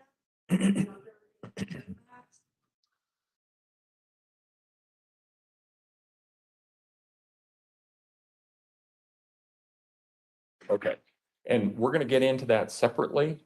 Let me have you hold on to that thought because we're going to get into the publicity. Because that's a little bit different. So my question is, we'll come back to that when I get to the publicity, okay? Don't let me skip you, all right? Okay. All right. Let's wade right into that now because I think it's probably a good point for it. Have any of you heard anything about this case from any source, including friends, family, the news, other media, or the internet? Just about everybody that's left. Okay. All right. In this case, you will be asked to render a decision based on the evidence presented in this courtroom and the instructions that I give you. Even if you have heard or read something in the media, the real question is whether you can put that aside and decide this case based on the evidence you hear in the courtroom. Is there anyone who thinks they cannot do that? Starting over here, juror 14. Yes, sir. I just feel like it's already made up. It's gonna be hard to, or something like that.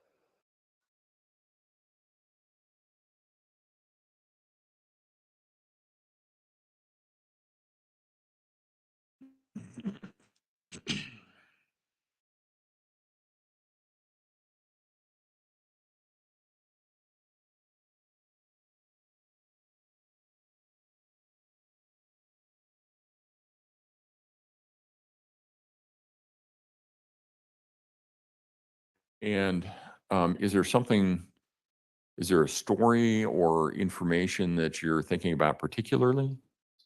Not really. I mean, aside from emotional bias, I'm a father to young children, so there's that side of things. But following the story for so long, you kind of create your own narrative of how it went down. And It's very hard to convince me otherwise of how I already strongly feel about this case. and how long have you been following the story? Since the beginning, my parents live in the same community. Okay.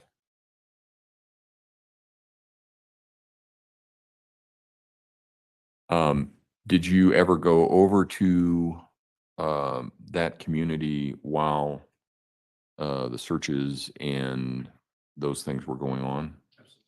Okay. Anyone else in this group? No? Over here? Anyone? Juror 51? Yes, ma'am.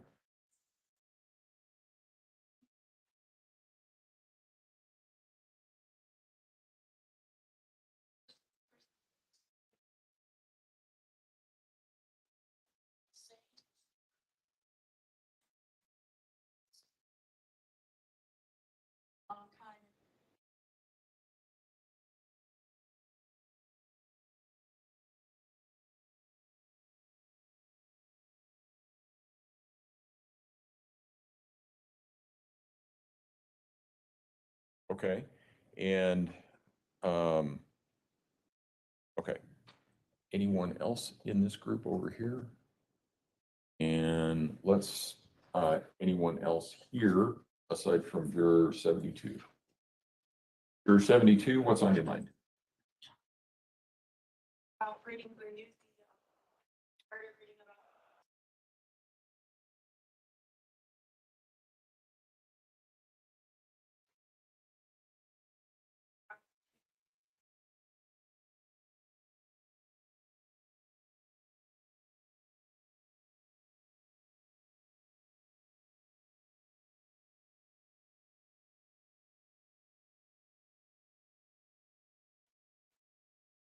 Okay, all right.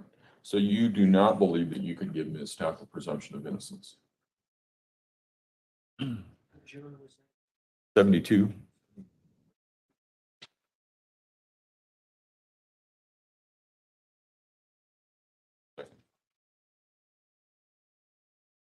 Well, that's what threw me off. Okay. For 45, did you have your hand up, sir? Yeah. Yes, sir. Question about like, what is an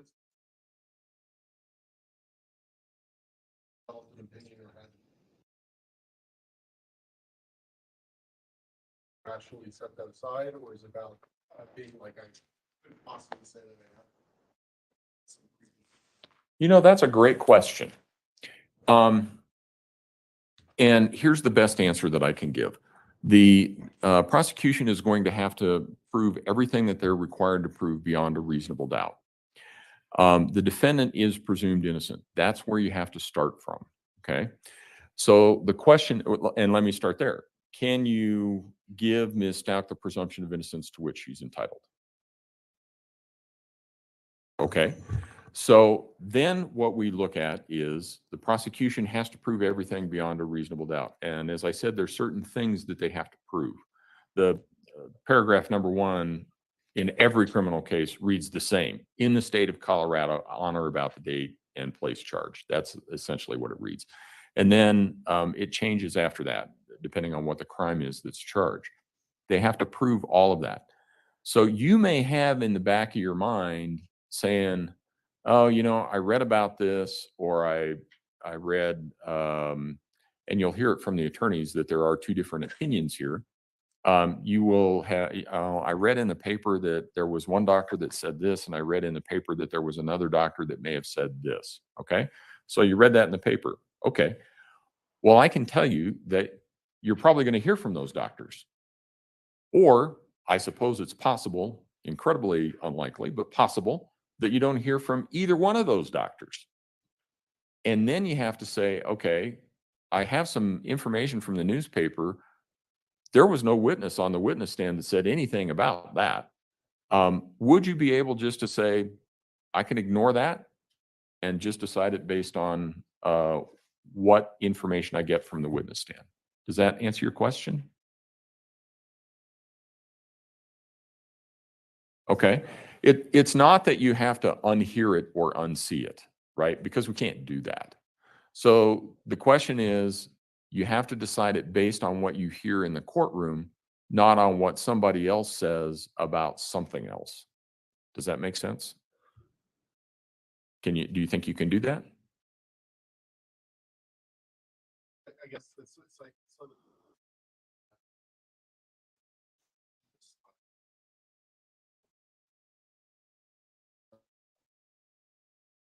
Right.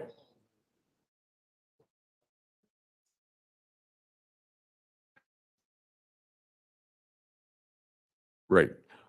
And what you have to do is just say, okay, that's something that I heard in the paper. I just need to ignore that part.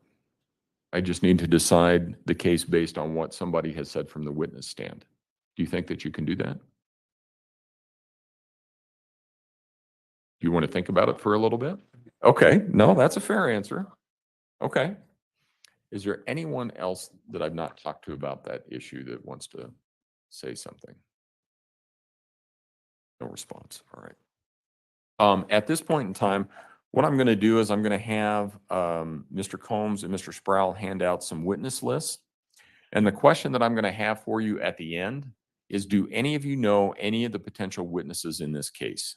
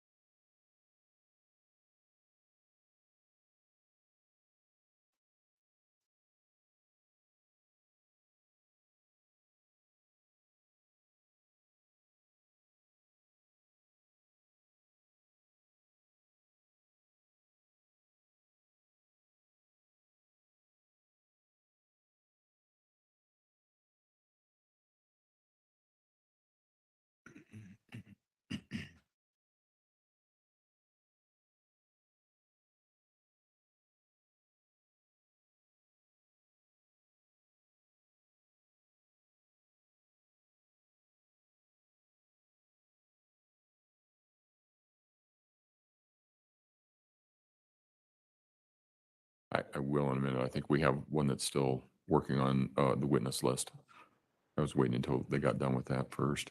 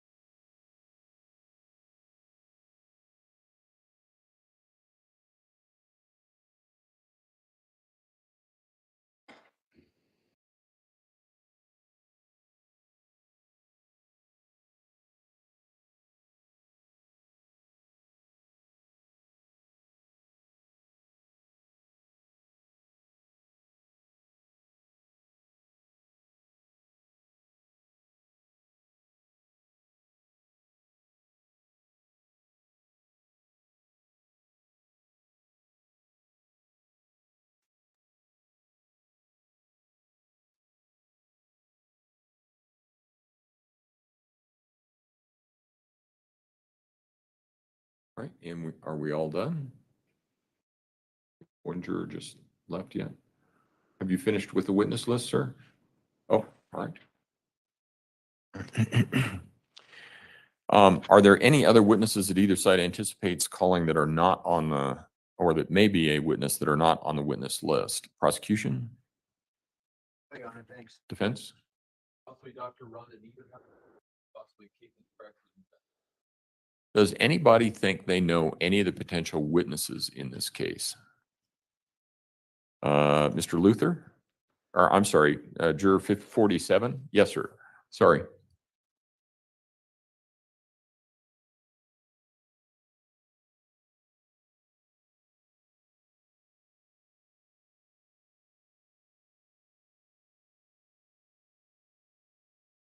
Okay.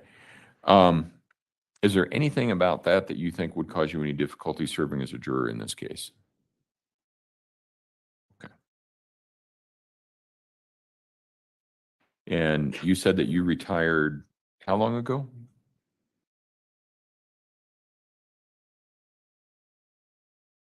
Okay. All right. Anyone else? No? All right.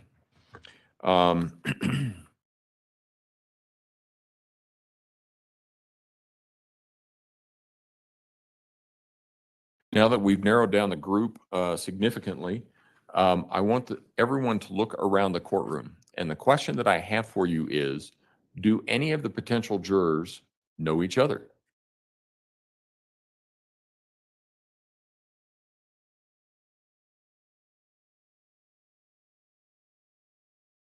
All right.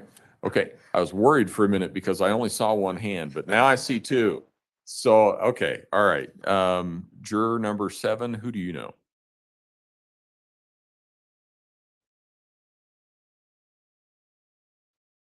Okay. And you're referring to juror 14? Okay. If you were selected to serve as a juror and juror 14 were also selected to serve as a juror, would you have any difficulty with that? Would you be able to express your opinions even if they disagreed with those of juror 14? And juror 14, let me ask you the same questions. If you were selected to serve as a juror and juror 7 were also selected to serve as a juror, would you have any difficulty with that? And would you be able to express your opinions even if they disagreed with juror 7's? Okay. Anyone else? No. All right.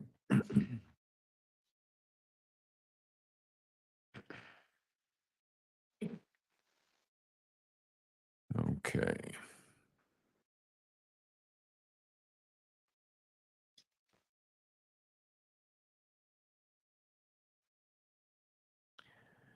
Does anyone or do any of the potential jurors know either myself or a member of my staff? No response. Is there anything about the nature of this case which would, in and of itself, influence any of you at arriving at a verdict? No response. All right. And I wanted to let you know that if you are selected to serve as a juror in this case, you will only be deciding the facts of this case. In Colorado, now in Colorado, the jurors never decide a sentence. The only time that they did that was when Colorado had the death penalty. This is not a death penalty case. So you only decide the facts of whether or not the prosecution has proven beyond a reasonable doubt everything that it's required to prove. You won't have to decide a sentence if that becomes necessary. Is there anything about hardship or about publicity that anybody wants to tell me that they've not already told me? Juror 38, yes, ma'am.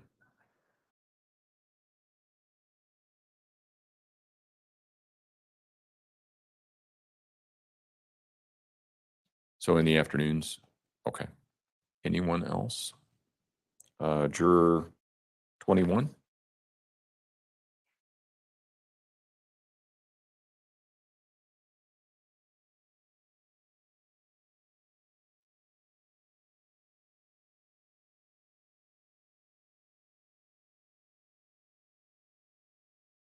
Okay. Okay, and that's what I was going to ask. And we understand that people are putting their lives on hold to a certain extent. We also understand that time goes on, and we also understand that things happen in people's lives. So I appreciate you bringing that to our attention. That's one of the reasons why we select more than 12 jurors, because it's possible that something may occur. And if you are selected to serve as a juror, and if something like that happens, we can deal with that. Okay, but I'm glad that you brought it to our attention. Anyone else? All right, no response.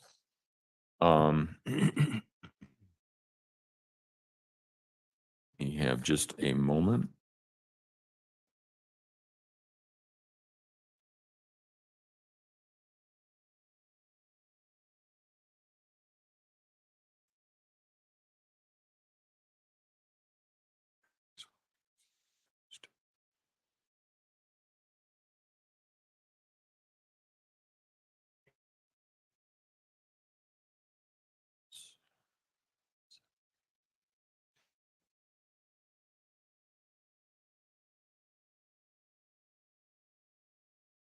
Okay. At this point in time, I'm going to excuse juror 14 here in the front.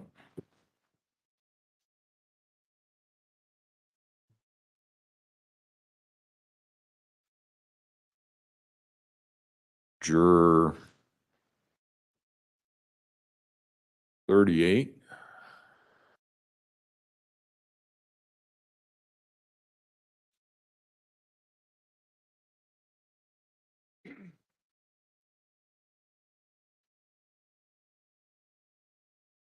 Juror 51, back row there. Yes, ma'am. And juror 52 right next to her.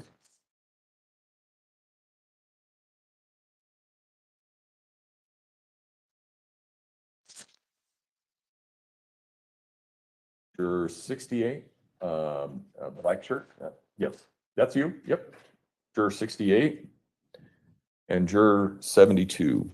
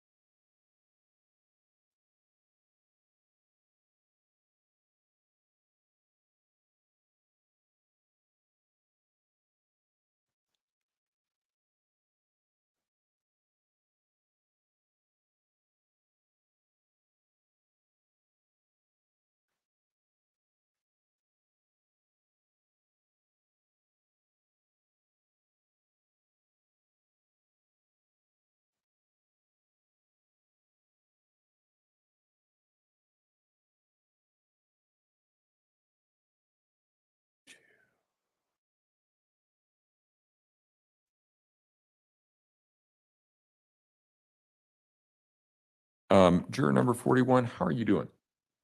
Yes. Okay. And when you start to have a seizure, do you notice anything before it happens?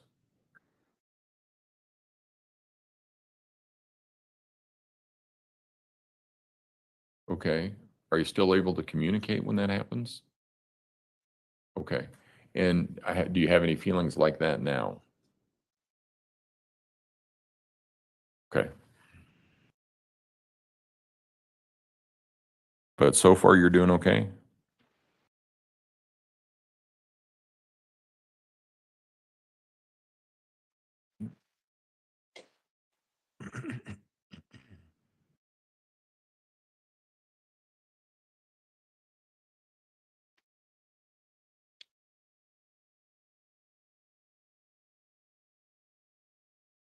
Okay.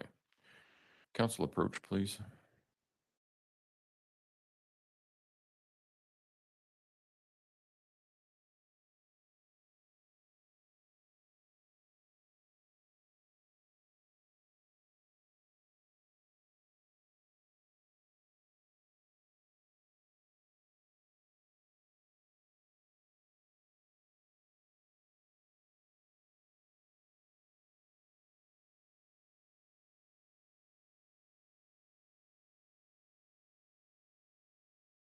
All right, ladies and gentlemen, what we're going to do is take a lunch recess, and I know that it's early.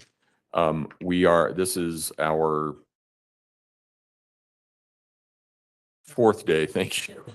It's our fourth day in doing this. We're getting a little bit faster every day.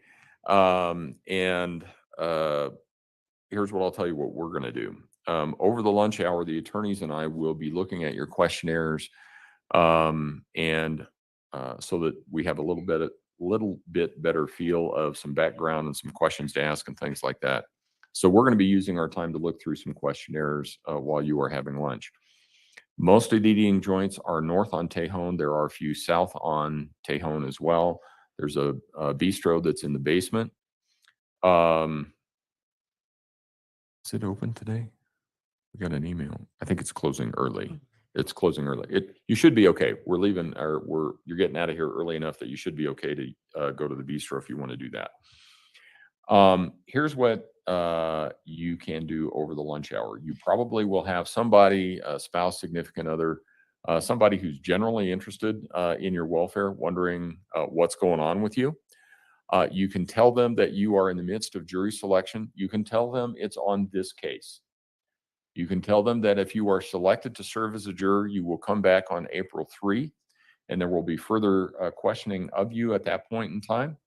And you can tell them that if you are selected to serve as a juror, that you will start April 3 and the case will go for approximately 6 weeks. They will ask you more. They may try to give you opinions about things. And here's what you need to do. The judge said, I can't talk to you about it anymore. Those are the only things that I can tell you. You have to decide the issues in this case based only on the evidence that's presented in this courtroom. We've already talked about what evidence is and what evidence is not. So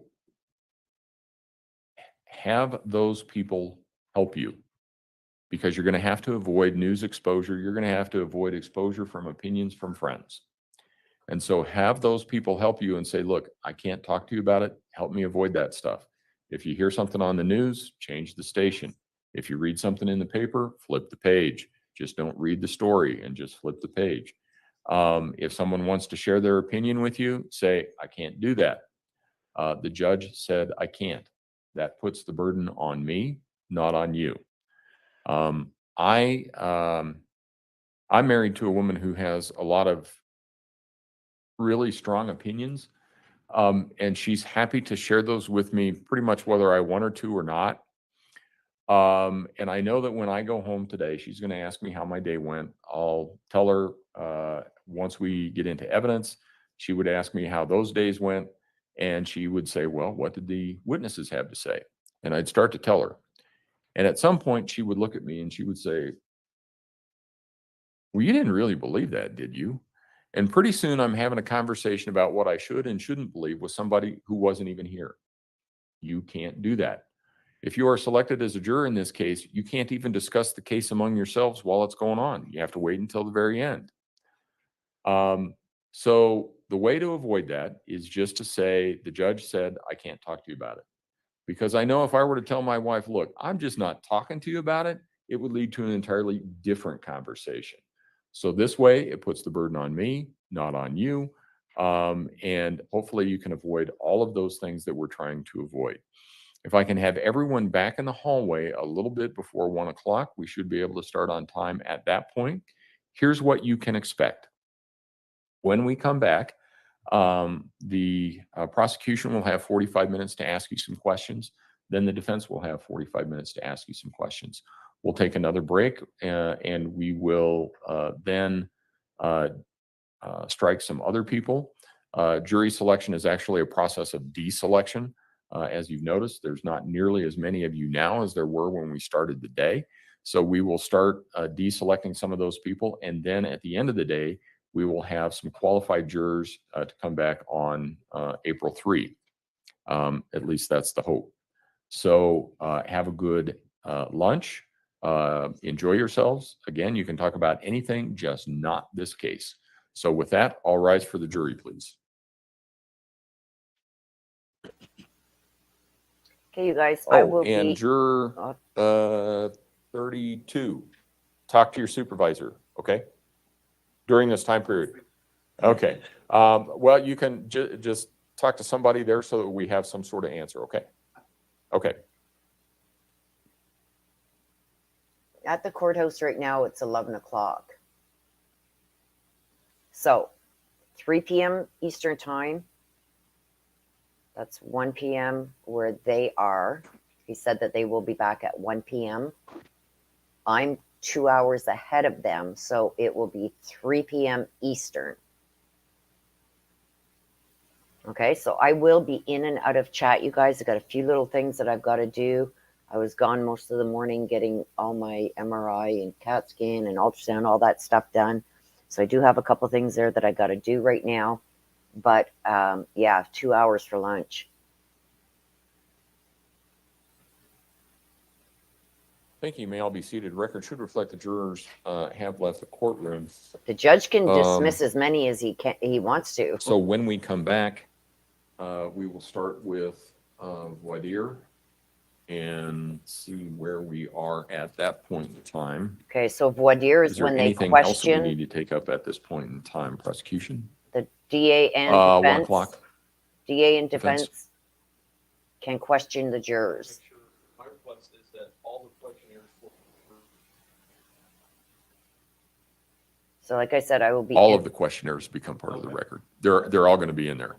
And we haven't decided yet whether we're going to upload them by day so that the 75 are in that day, or whether what we're going to do is upload them by day of the people that we excused. And then when we get to the end of at the 113, load them up separately. But every questionnaire that has been submitted will be uploaded in some fashion.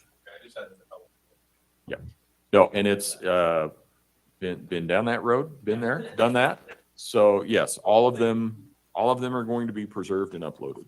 They won't be accessible to you, but they'll all be uploaded. Yeah. Okay. Sure. Yeah. Okay. All right. Court will be in recess then. Okay, you guys, I will be in and out of chat. Yeah, that's not true, Nana. Yesterday, well, not yesterday, but the day before, after lunch, he dismissed 1, 2, 3, 4, 5, 6, 7, 8, 9, 10, 11, 12, 13, 14, 15, 16, 17. Oh, I see what you're talking about. Okay, so the webinar stopped, you guys. So I will have to rejoin it when it starts up again.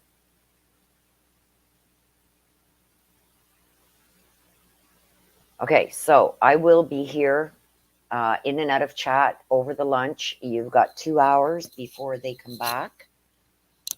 He just dismissed. We've got 33 left out of the 75 that started this morning. We only have 33 left. he just dismissed this time 1, 2, 3, 4, 5, 6, 7, 8, possibly 9, depending on what juror 32 says about his work.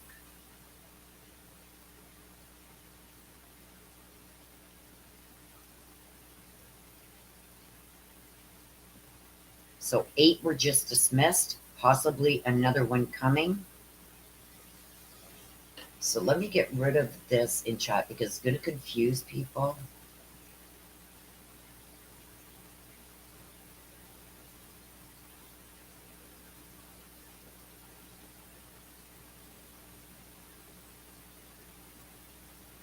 Yeah, he dismissed 8 this time, possibly 9, because he wants juror 32 to check to see if he can get time off of work, right? He works for the Postal Service or something.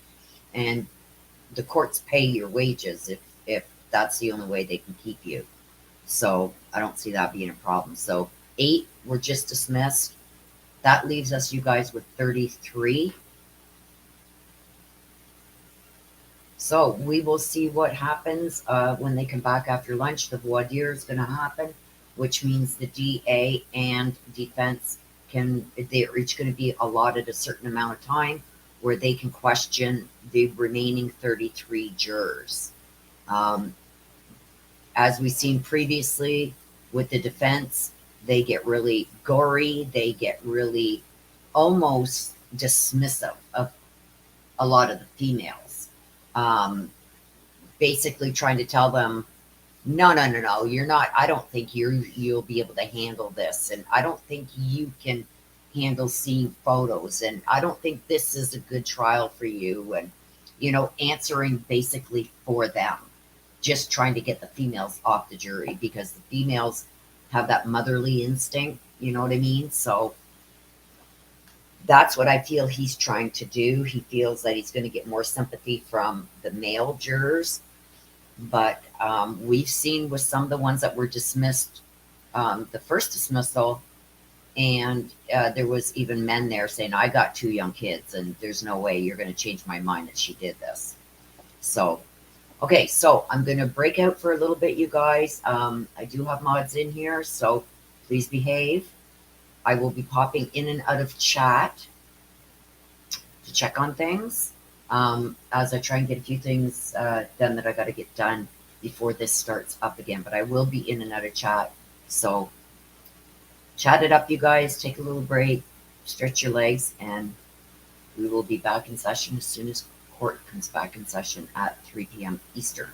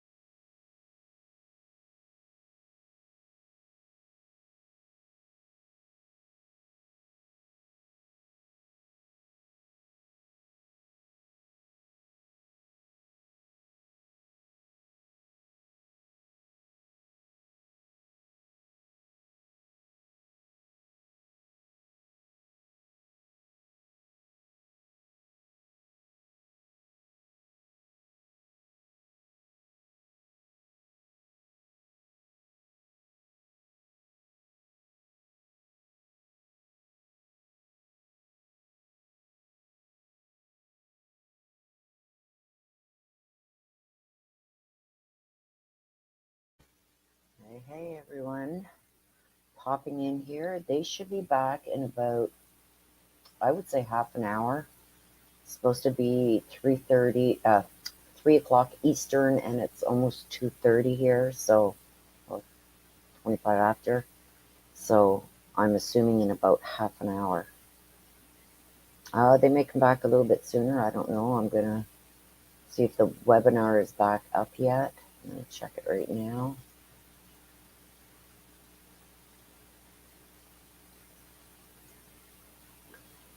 So let's see if it's back up yet. Yeah, it's too early yet, it says. So the webinar isn't even back up yet.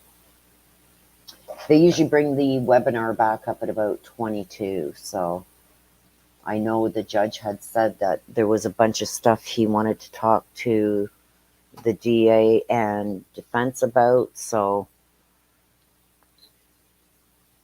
we'll see what happens. But so far right now, you guys, we only got like 33 people left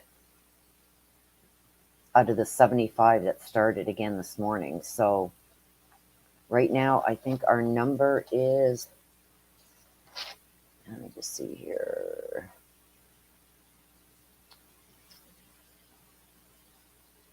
We still need 53 more. So even if they are to keep the 33 that they have, we'd still need 20 more tomorrow. So let's hope that they keep as many as they can.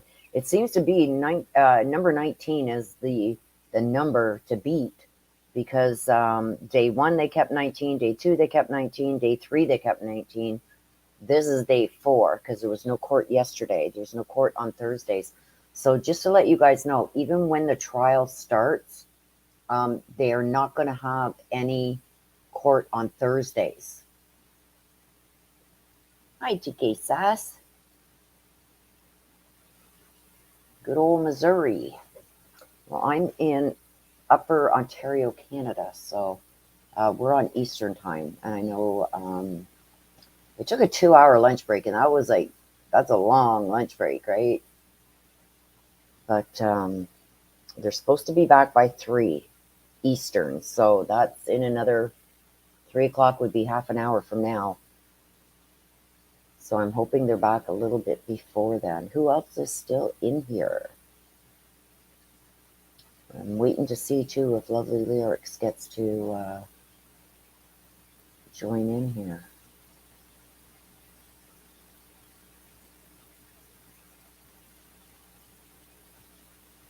So, yeah, hopefully they keep as many out of these. Now, what's going to come up next, you guys, when they come back? Like I said, about 30 minutes. It should be a little bit less than that, but the DA is going to get to speak to the jurors directly. We know this morning they did their opening statement type thing. The judge let go a whole bunch. We got 33 left. The DA gets to talk to the jurors and maybe weed out any that they think may be biased towards them. And then the defense gets to do the same thing. And that's where we lose a lot. The defense over the first 3 days has seemed to want to get rid of all the females on the jury. So it's like they're getting rid of females right, left, and center. And that defense attorney, we had Tellini and then we had Cook. Both of them, in my opinion, went hard on the women on the jury. Like even speaking to one lady that was pregnant, I think she was due in August. And he was saying to her, oh, you're pregnant, you're about to have a child of your own, and you're going to see these gory pictures of this child. And do you know that he was shot in the jaw and stabbed and beaten in the head? And I don't think you're going to want to see that. Like more or less trying to convince them not to stay on the jury and convince them to say, oh yeah, that's going to be hard or something along those lines, right? It's like I didn't like it at all. I know at one point the judge did tell him to tone it down, but both him and Tellini, Cook and Tellini, were really hard, were really harsh. And I'm glad Landon wasn't in the room to hear that. Now, I don't know if she's watching via one of these channels or watching, you know, herself, but I mean, that's the last thing you want to hear after, you know, we know what Letecia did. And to just keep hearing it repeated day after day, you guys, because we are watching this jury selection every day, it gets really heart-wrenching and really disgusting the way that they're going about it. I don't think they have to go so hard, but they are. And they're trying to really convince the jurors, and you like talking to the jurors as if they're talking for that juror. Like, oh, you can't stomach that. You're pregnant and you can't see that while you're, you know, waiting to have your own child. And it's like, it's just, ugh. You know, and it's not like she didn't do it. She's already admitted to doing it, but she's now just saying that she was insane when she did it. They've got this Dr. Lewis. Now, I don't know. I have heard that the report is in. I haven't seen nothing in the court records regarding it, but there was somebody saying that her report was back, and that's that old doctor. I think she's in her 80s now. She's the one that tried to get Ted Bundy off his charges, saying he had head trauma, which caused him to do this out of character, blah, blah, blah. Like, to me, she's right wacko. She's very controversial in the medical field with her opinions.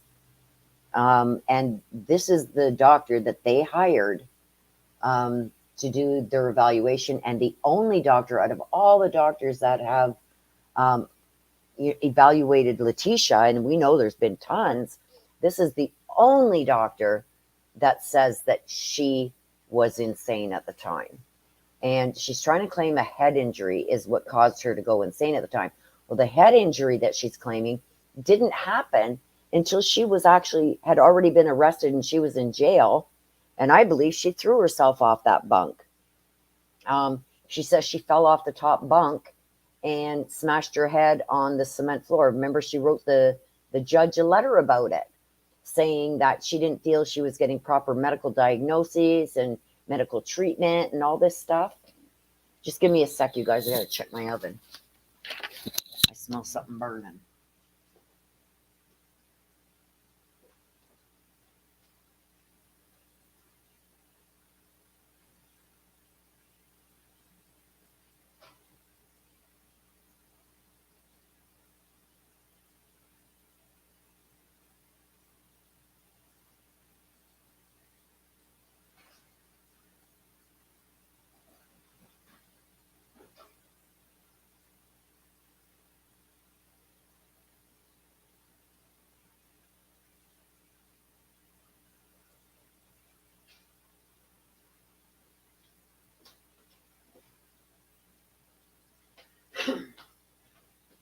Hey, sorry about that, you guys. I got chicken wings I made. Everybody seems to like the way that I coat them and whatever. So everybody's been begging me the last few days to make these chicken wings. So I got them in the oven.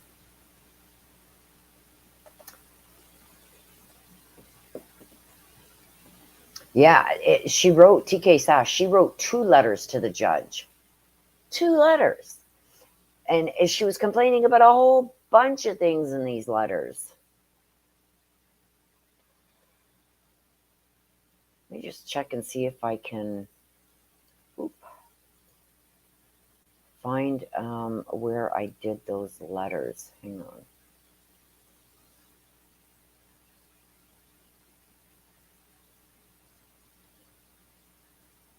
Oh gosh, too many. I don't know which one it was, but I think if you go back into under the video tab, because the video tab, it's everything from like 9 months ago and before that. I started doing this YouTube channel like 2 years ago. So 2 years ago, from then up till about 9 months ago, you'll find all my videos for that time frame in the video tab. All my newer stuff since 9 months ago, you're going to find in my live tab. Because when I do reads now, instead of having to record them and then upload them and whatever. I just do them on stream. So I don't have to worry about uploading and all that crap because it took a lot. Yeah, she fired her public defenders and said she wanted to go on her own. I think she did that, you guys, just to see all the evidence that was against her. Like, she wanted to see everything that they had. She wanted to see her handiwork, right? That's just in my opinion. But, yeah, and don't forget, she's tried to escape. She's got an attempt escape charge against her also. Also, once this is done, now I don't know if they're going to bring up the charges. Do you remember when they went and they went to get her in North Carolina and they were bringing her back and she attacked the female officer in the squad car on their way back to Colorado from North Carolina? She's still facing those charges too. Now, I think they're waiting to see the outcome of this case before before they charge her with that. So, like, if she gets off by not guilty by reason of insanity, which I can't see it happening, you guys, but if she does happen to, they'll send her to a mental hospital to be brought back to sanity, and then she could be released. So they still have those other charges that they could nail her with and hold her on to at least get her some time. She's also got the escape attempt. So we're going to see. Okay, let me check again. It's almost 22. They should be back anytime. Let me check and make sure the webinar is up again.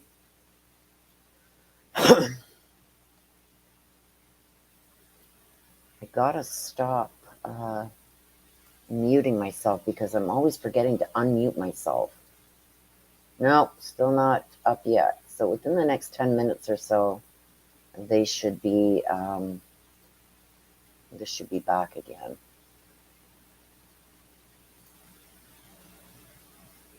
So I'll keep checking as we're chit-chatting, but yes, they're going to be back anytime. So let's keep our fingers crossed, you guys. I think the defense is, the prosecution is going to try and keep as many of these jurors as they can, which would be good. But I know the defense is going to try and get a lot more of these gone. I've been trying to write down as much as I could hear about, like, if it's a woman or a man being dismissed, and it's about equal right now.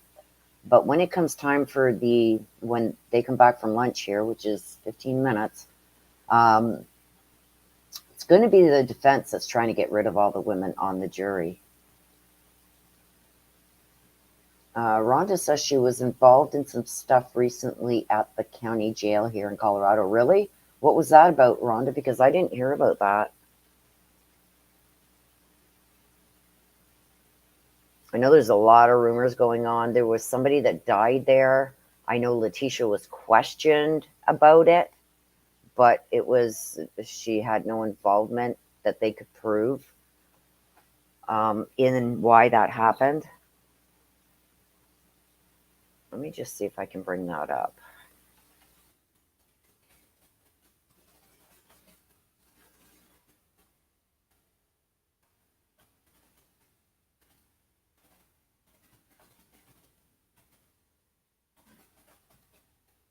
Let me see here.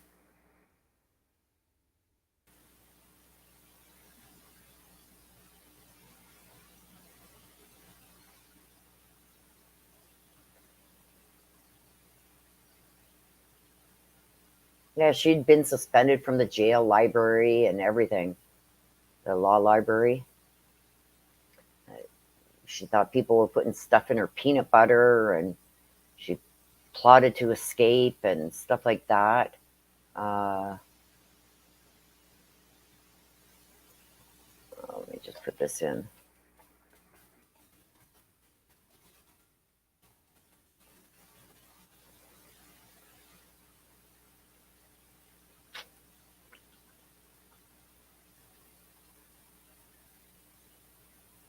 Yeah, there's the attack on the deputy.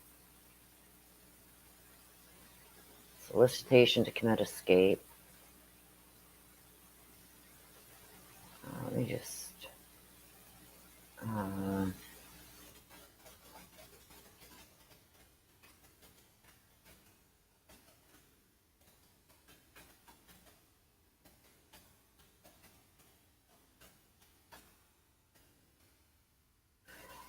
Okay, so the 44-year-old woman who was in custody at the El Paso County Jail died of fentanyl intoxication, and another woman faces charges of bringing contraband into the jail.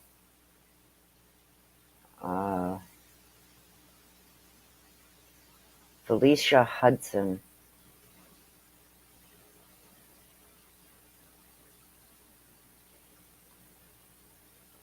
Let me see this. Katrina Gibson was arrested with bringing fentanyl into the jail, resulting in the death. Gibson's arrest papers also mention Letecia Stauch's name. Stauch has been held in the El Paso County Jail since 2020. Her own case has gained a lot of attention.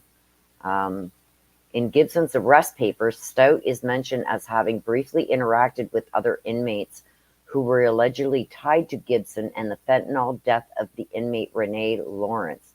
To be clear, Stauch is not facing any charges in Lawrence's death, only her name is simply mentioned as has been present in the moments leading up to her death. Let me put this over here. This is interesting, you guys. Let me just get back over here.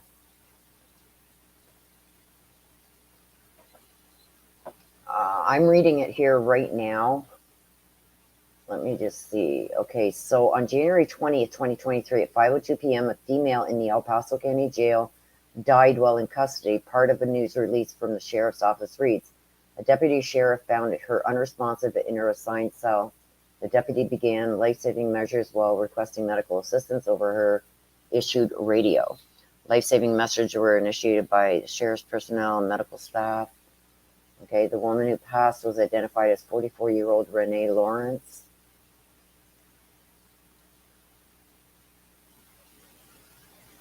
So it's just saying that Gibson's arrest papers mention that Letecia Stauch's name. Stauch has been held.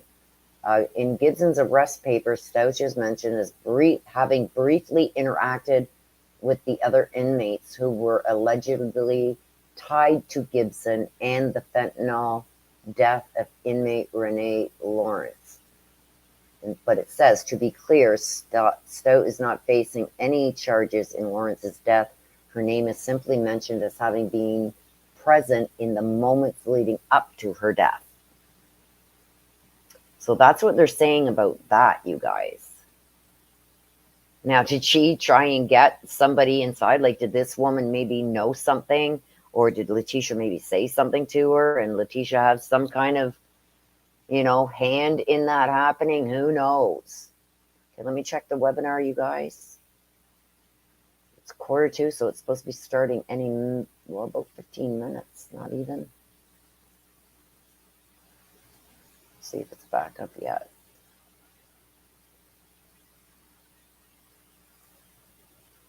It is.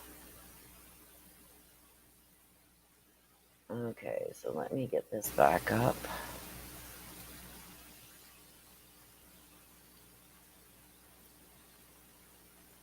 Okay, there we go.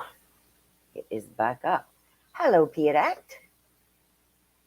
Okay, let me just go and quickly check on my wings again, you guys. Make sure they're not burning. I'll be right back.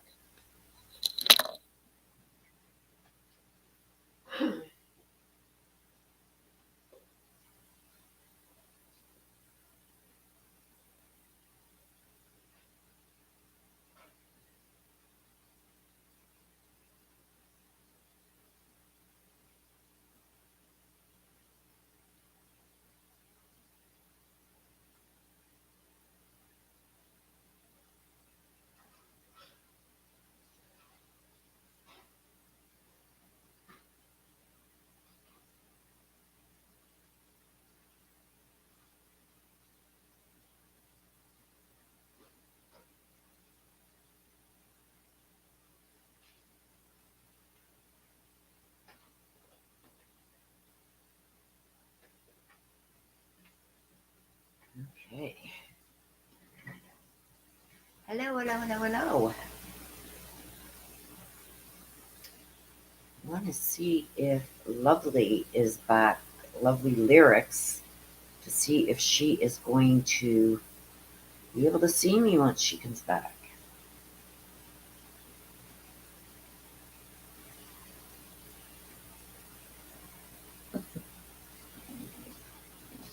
I didn't get half of what I needed to get done, you guys. And now here they're about to start. I didn't get half of done what I needed to get done because when I went to cut up all my chicken wings and everything to get them ready to go in the oven, I noticed I didn't have any fine breadcrumbs. So I had to take a run to the store. It's like I've got no luck this week, you guys. This past week.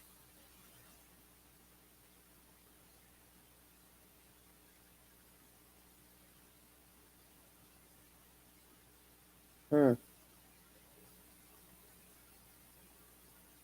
me see if I can find that. We do have, as you guys can see, we do have it up here now.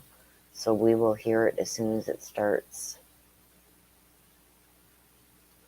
Okay, hang on a sec.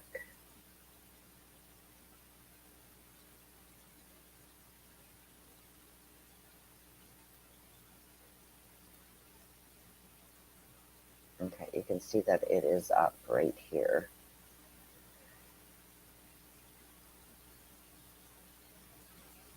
Okay, so let me look.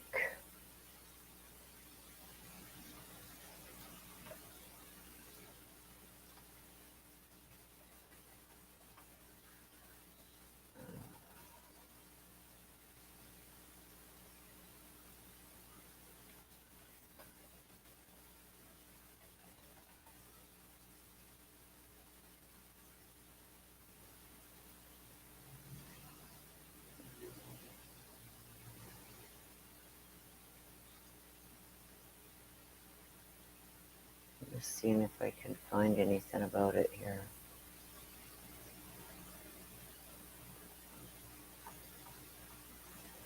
Oh, it's not letting me. Dang it, hang on.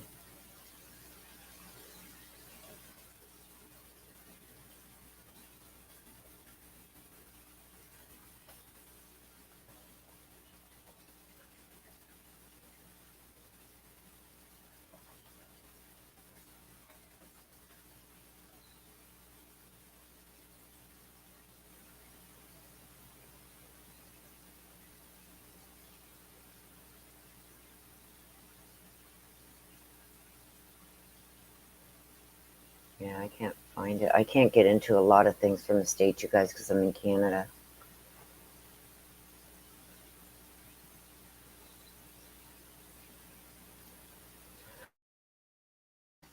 We're like blocked. I don't know if it's a. I got to get one of those IP address thingies. Have faith, Willow. I have faith.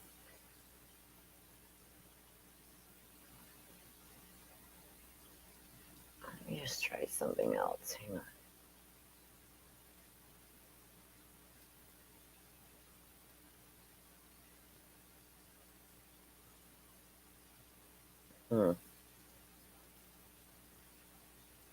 That's something I'm going to have to go and look and see if I can find, Rhonda. Rhonda, if you can get the link for it to that story and send it to me in my email. My email is in the description of every video I do. My email is in the description. You may have to scroll down a bit, but in the description of the video, you'll find my email address there. If you can email that to me. If I have a link, I seem to be able to bypass something, but just trying to search on my own, it won't come up because I'm in Canada and a lot of this is in the States, or I get a lot of them I have to pay. I have to pay all these newspapers to be able to read their stuff.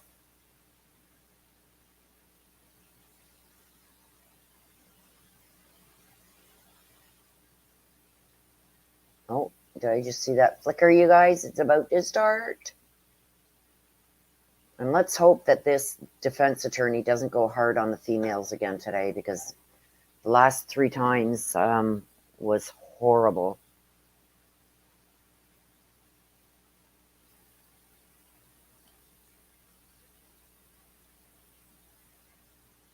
Did anybody else just hear something?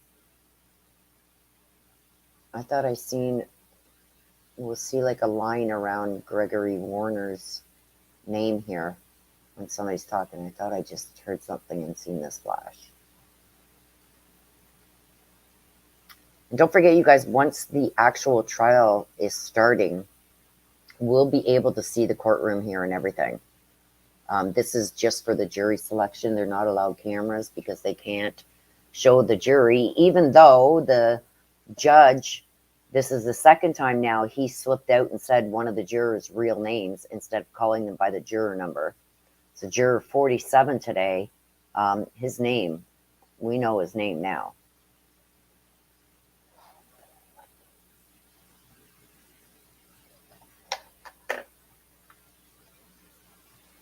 I'd be a little peeved and be asked to be dismissed if he called out my real name instead of by jury number. They do that for a reason, to protect the jurors from being harassed and stalked and everything. Because once the jury is selected, I think we need 53 more. Thank you, Rhonda. They're allowed to go home each night after, the court's done for the day. They're allowed to go home. So when they're sitting on a jury, especially a high-profile jury like this, and they're allowed to go home, they're not in segregation, and they're not held up, people could approach them on the streets like crazies that think that Letecia is not guilty. They could be stalked, harassed, anything. So that's why they don't show the jurors' faces or say their names. They're supposed to be spoken to by their juror number. That's it.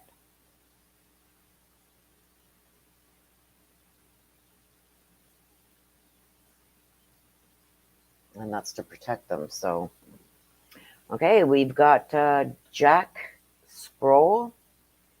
So that means they are getting ready to get going again because both of them are here now. So for those of you just coming back in, we are down to, I think, 32 or 33 that are left out of the 75 that started this morning. And if I'm going to look back here,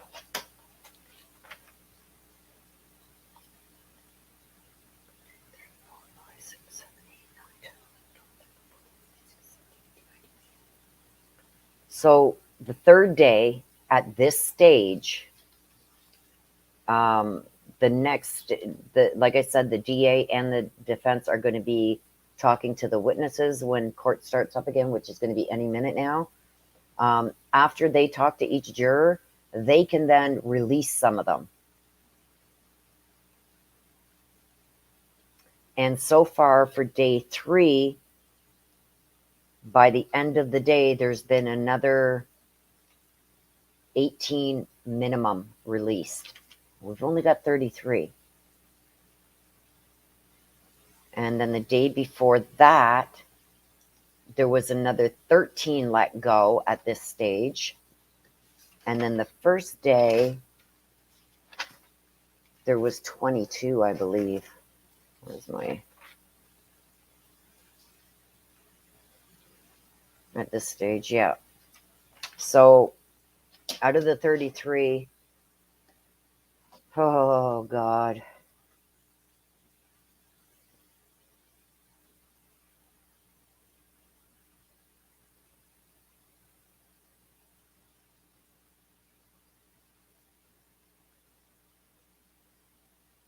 If they release another 19 or 20, that brings us down like really low, you guys.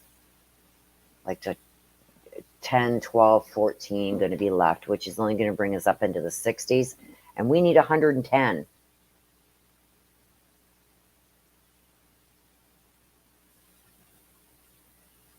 And right now,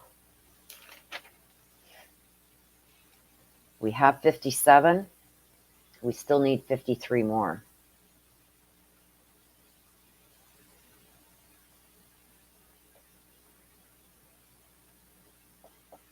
So you can guarantee that there's going to be at least 2 more days after today of jury selection.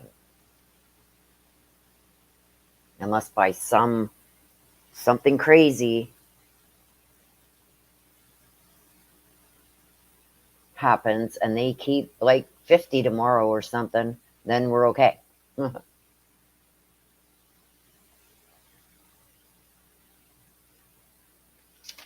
I think we're going to be left with I'm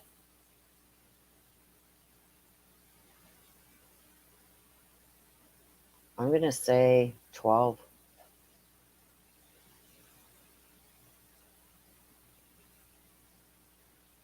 Maybe 14.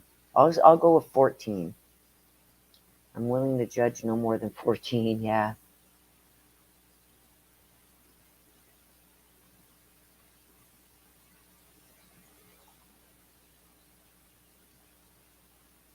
I think we're going to be left with like 14 today. Nana's going to guess the 19 again. Fruit fly says 17. I'll put mine in there too. I'm going to say 14. So if you guys want to make your guesses, get them in now to see how many are going to be left at the end of the day. We need 53 more.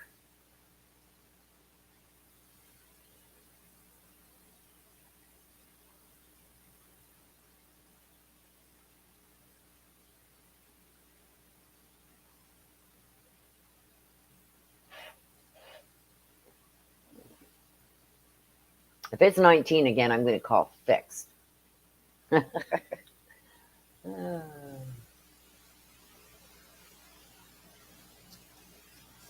guys are getting ready to start up again, and I'm hearing that they're all coming back into the courtroom, so they are moments away of starting up again.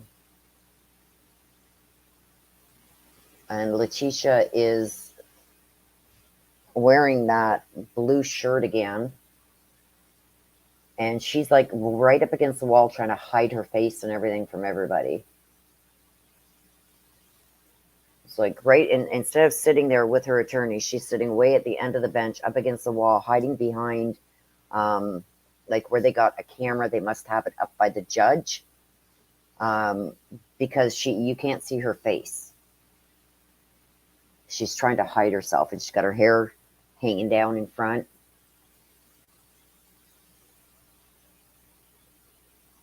Okay, Sass says 10. Marie says 17. Pierrette says 16. Got a bunch of different numbers out. If they go lower than 10, I'm going to be right upset.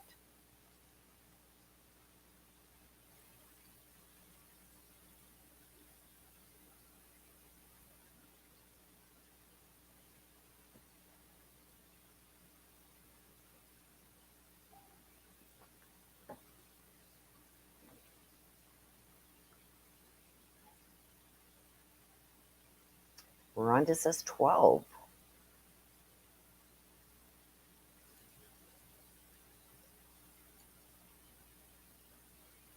Interesting, interesting, interesting. Oh. Yeah, she is trying to pretend to be cray-cray. That's for dang sure. Okay, give me a minute, you guys. My alarm just went off on the stove telling me to check those wings. They're starting any minute. It's 3 o'clock, so they're starting any minute. So let me mute myself, and I'll check back with you guys in a minute.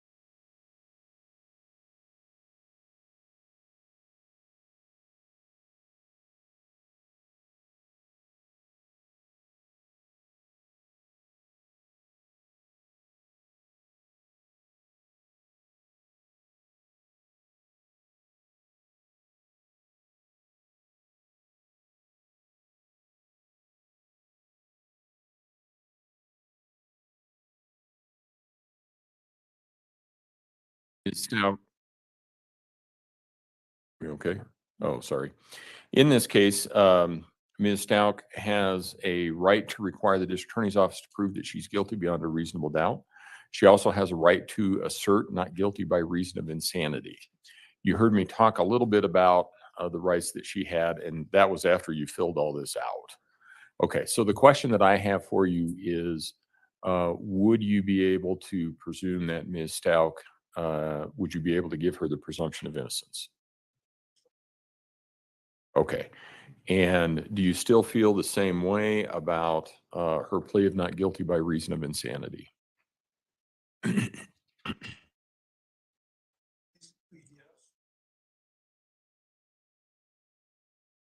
Okay. Let me explain a little bit about what that kind of looks like. It's in every criminal case, we have an instruction that always causes a reaction from the jurors because it's worded in it's the worst lawyerese possible, really. And it says, essentially, I'll be reading through the instructions. I'll explain what credibility is, what reasonable doubt is, all of that stuff. And then I will explain that in order to be convicted, you have to find that she committed a voluntary act accompanied by a culpable mental state. And it's at that point that everybody, on all the jurors that are over there going, what? A culpable mental state is either generally intentionally, knowingly, recklessly, something of that nature. In the criminal law, there is a physical act that occurs. And then in most cases, there also has to be some sort of, we refer to it as mens rea, it's a mental state. So in this case, what the prosecution has to prove is the physical act. They also have to prove that Ms. Stauch was sane at the time that she did that. Can't remember, I can't remember exactly the last element, whether it is they have to prove that she's sane or they have to disprove that she was insane, but it's something along those lines, okay? Would you be able to follow that instruction? Okay.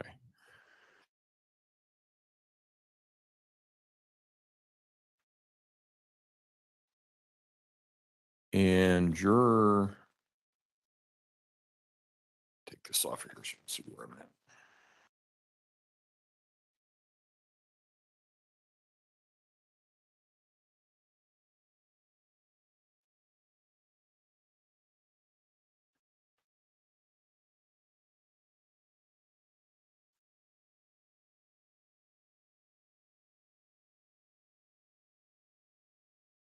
Juror 23 on the end here. No, seated next to you. Oh, no, you're right. You're juror 23. That's right. She's juror 25. Okay, so juror 23, you had indicated that with respect to not guilty by reason of insanity, you said this is still not a reason to do this awful thing she did to an innocent child. Do you still feel that way? Okay. Are you able to give Ms. Stauch the presumption of innocence?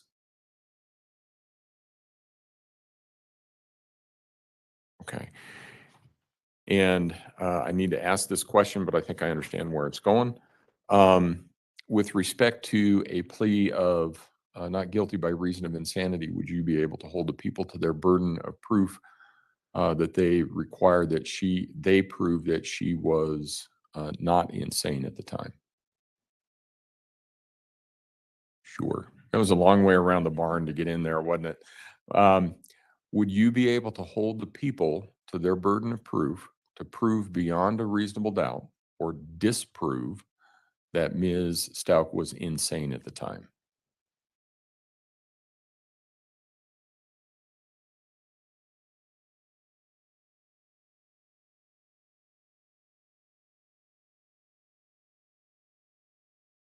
Okay.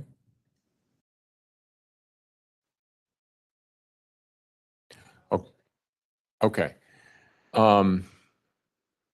In order to prevail in this case, the prosecution will have to disprove beyond a reasonable doubt that Letecia Stauch was insane at the time that this crime was committed.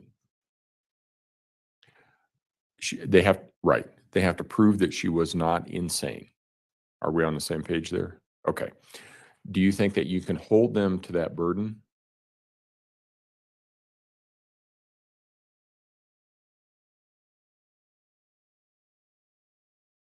Okay.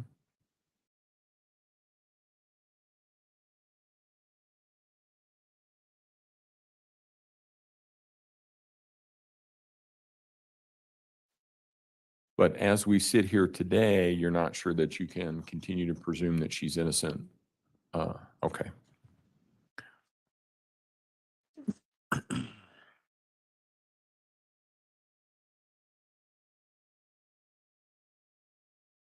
Juror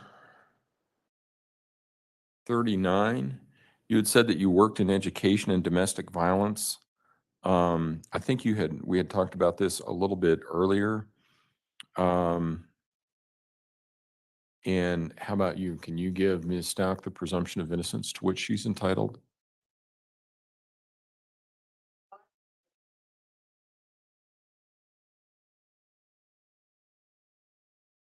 No, help me understand. It's okay. Just do your best. Okay.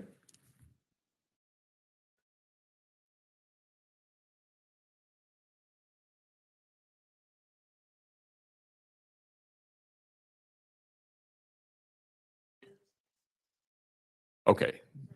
Yes, now that does. Okay. So it sounds as though as a general principle, you can, just not in this case. Is that fair?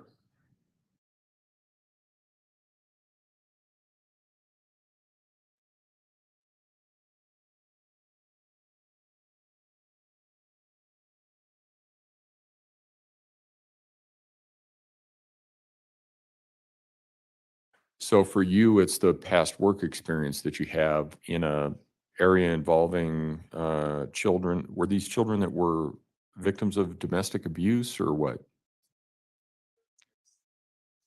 Ah, okay.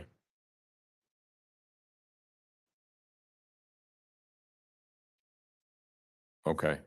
All right. I get it now.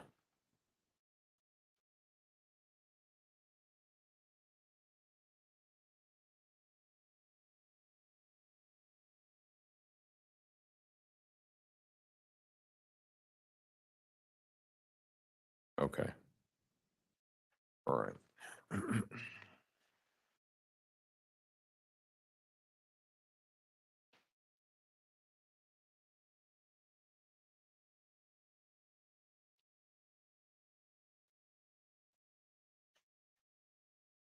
Juror 44, second row in the sort of black and white plaid. And don't get mad at me if I got the plaid wrong or something like that. Fashion is not my deal, okay? Okay, you had said that as the way you see it now, and it sounds like it must be based on something that you read about this case, that you believe that she is guilty.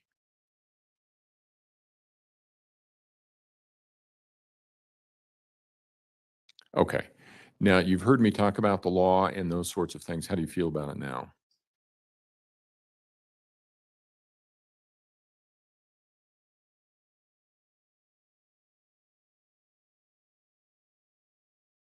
Okay. Do you think you could be a fair and impartial juror in this case? All right.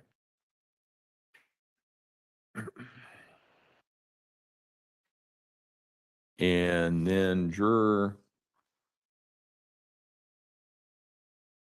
57, next row back, I think the red hair. Last name Card? Yeah, okay. Juror 57, part of the problem I know is with the typographical that we had in the questionnaire, because question 24 says, if you answered yes to question 24, which is the one that you're answering, so I get it, but you circled both yes and no and then wrote possibly underneath of it. So help me understand, because the question had to deal with a plea of not guilty by reason of insanity. And you said, do you have any opinions regarding the use of the plea of not guilty by reason of insanity? You said no. And then you said, will you, if you answered yes, will you be able to set that opinion aside and render a fair and impartial verdict based only on the evidence presented at trial and the instructions given to you by the judge? You circled yes, no, possibly. What was going through your mind?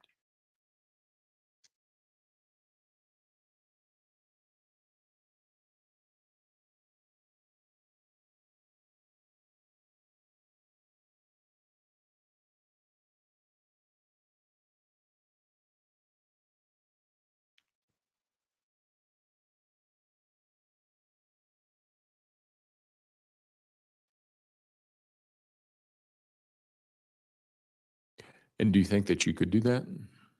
Okay. I'm sorry? Okay. I appreciate it.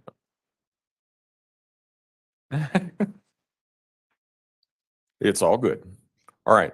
With that, what we're going to do at this point in time is the attorneys are going to have an opportunity to ask you some questions. We're going to start with the prosecution. Prosecution. Afternoon, everyone. Friday afternoon, end of the week. Our fourth group.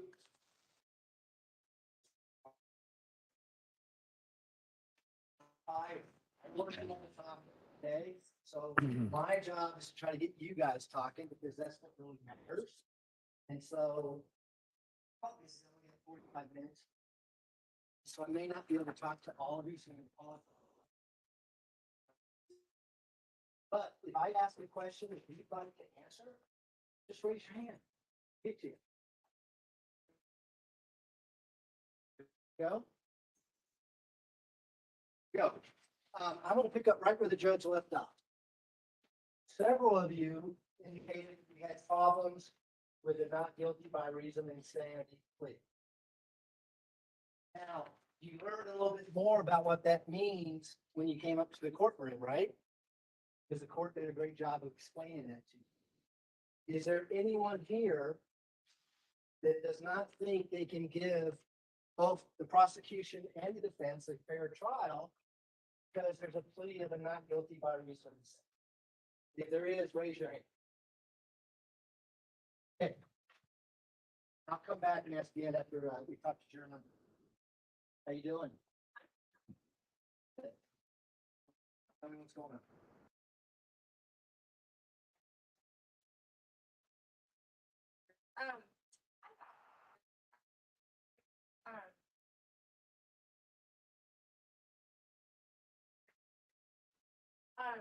I have 4 children.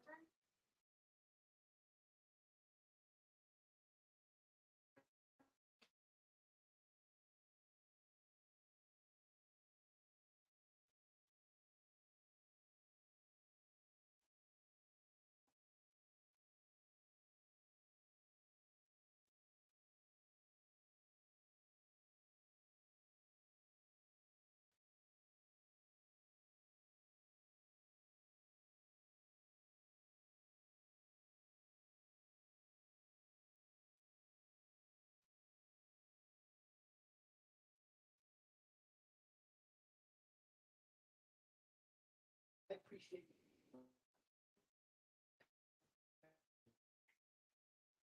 Didn't say anything, we've never known. So thank you for saying that. And I'm glad you're the first person we talked to because that is exactly what we need.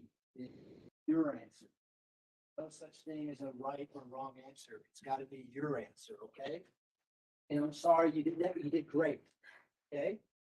I don't think you have to worry about it.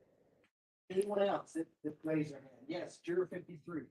I think it's just a way of getting out. Way of getting out and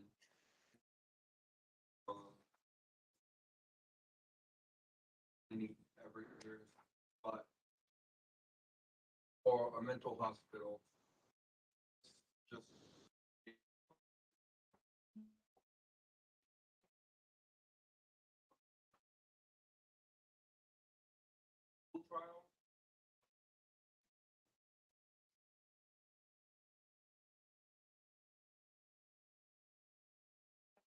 should be saying that you're it's awkward.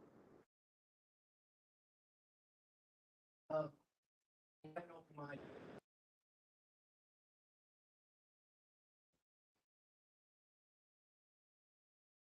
Someone else that raised your hand as to the not guilty by reason of sin. Yes.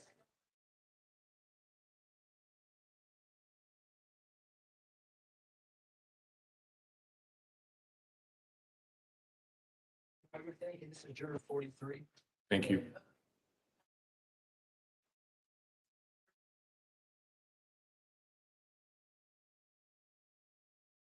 Great question. Let me see if I can answer everyone else. It's two processes. There's something in the law called an affirmative defense. Most people recognize self-defense as a defense. I'm sure everyone has heard that. That's also an affirmative defense. So if this was a self-defense case, we would probably hear an opening statement where the prosecutor doesn't say, that guy got up in the bar and punched somebody in the face. That's what say, yeah, they punched someone in the face, but they did it in self-defense. In other words, there's a justification for why they did it. They're saying they have an affirmative defense. And so in a self-defense case and in an insanity case, people have to prove first that a crime was committed. Secondly, we also have to prove against any affirmative defense. In other words, the burden would be on us to prove that it was not self-defense. Does that help everyone? Because you're not the first group that's brought that question up. Does that help everyone a little bit more on how the defense of insanity is tied in with our burden of proof for the charges as well? Anyone else have any issues with insanity? Okay, you are juror number 18. Go ahead.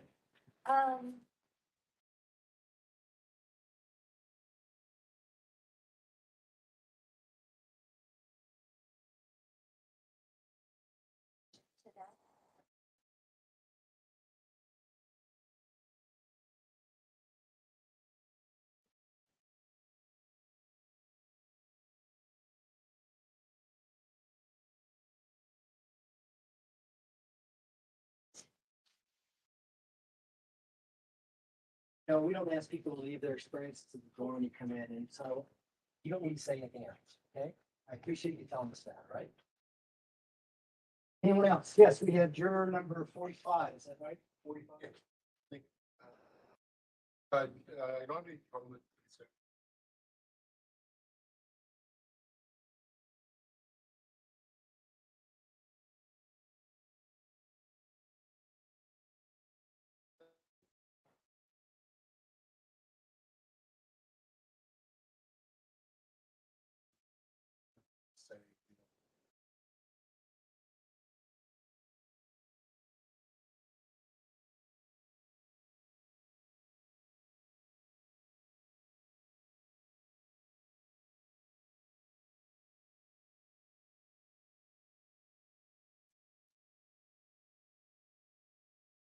Like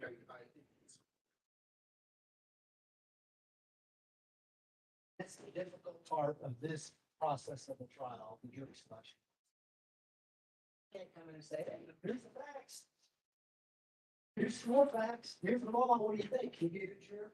We've got to ask questions about getting into the evidence. So you really don't know much about the case because, believe it or not, the media gets it. Media gets it wrong a lot of times. So what we can ask you as jurors, the only thing we can ask you is to have an open mind. Humor is it? You hear, or unless you hear evidence tells you nothing. And it's a tough concept because we all want to answer from our gut, right? First thing that comes to our minds. You know, she's here for a reason. She must be guilty. People want to get off because it's an insanity plea because I heard about this. You have to have an open mind and just sit and be patient, listen to all the facts. Don't render a verdict until you get all the facts. And that's when you go back with 11 other jurors and talk about it. Facts, get the law. I know it's tough to say what I'm gonna do in the future when you don't know much about the case, but that's all we can ask you to do. You can be impartial to both sides. Wait till you see the evidence and the law and base your verdict on those things.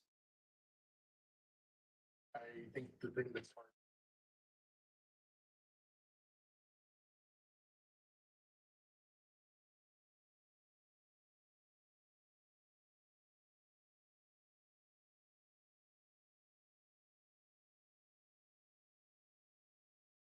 Has to be on the jury, you're gonna have to do it. Can you?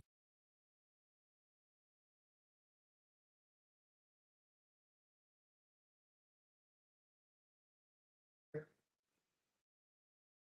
you understand what I was just talking about there, about being patient and waiting until you see the facts? The law. Anybody have a problem with that? Raise your hand, we can talk about it. Raise your hands. Number 45 brought up an interesting concept. One of the instructions of law that you will get is that sympathy cannot be a part of your verdict. Doesn't mean you can't be human and have sympathy. It means that you can't base your verdict on sympathy. That makes sense to everyone?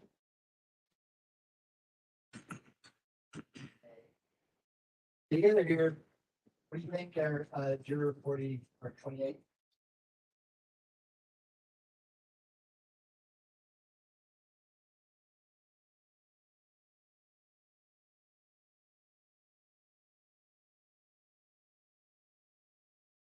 I bring that up is because you know it's an 11-year-old victim. I don't know that. And so you know you're gonna have to see autopsy pictures because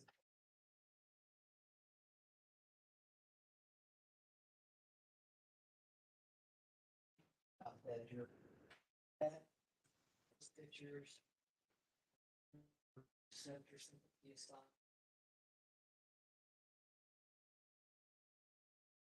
P42.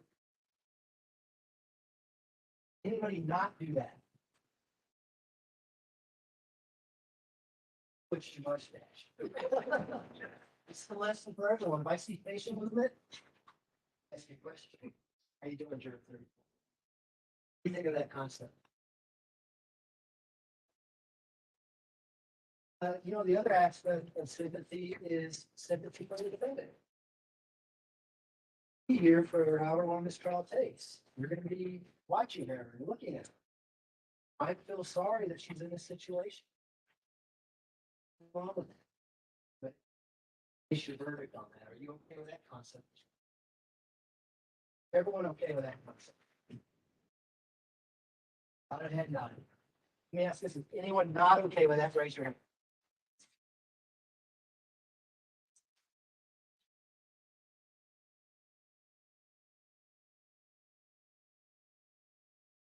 What are you doing, juror 16?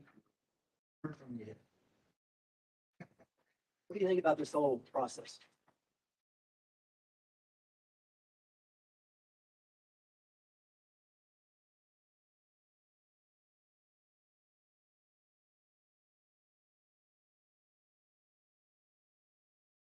Very soft spoken. Yeah, I couldn't hear. Can you? Religiously, I cannot be part of determining someone's.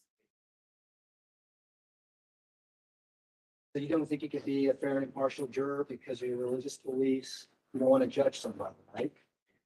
There's nothing wrong with that. And I appreciate you bringing that up. Is there anything else I can answer for you? Do you have any other concerns? We'll call here juror number 12. Retired engineer, right? Is 1 + 1 always equal 2? Now, I want everyone to remember that. Because I'm going to talk about reasonable doubt. But everyone in here thought that 1 + 1 = 2. Yes. 2 days ago, I had no one that said that. Now I've got everyone saying. Why does 1 + 1 not equal 2? Chemical propositions that can be combined where the sum of the two doesn't equal 2. Does everybody know that? I'm just guessing, all right. No. I'm gonna pick on you some more. Why do you think the burden of proof is beyond a reasonable doubt? And not just beyond any doubt? That's the way the forefathers set it up. It's an interesting, I mean, it's legalese. Case has to be based on the merits of any facts that are presented. Did it, you have to prove it by factual information, testimony. Okay. Facts that are presented. Sure, there are instructions to guide us on how we're supposed to interpret that. Sure. But that's part of the discussion among the jurors. Based upon the testimony that we And you'll get a definition of what beyond a reasonable doubt means. And you're right, lawyers wrote it. But it has words in there like common sense and important decisions to you, and that you don't hesitate in matters important to you. Actually, the court read it earlier. But my question is a lot of people may come to jury service and they think, I want to be satisfied beyond any doubt. And that's pretty tough to do, right? Because unless you witness it, you may not be satisfied beyond any doubt. Is that a fair statement? Yes. And if you're a witness, you can't be a juror, you'd be on the witness stand, right? Not too bad, was it? help you with your problems. Lawyers can. We'll do the best we can. What do you think about that, Juror 11?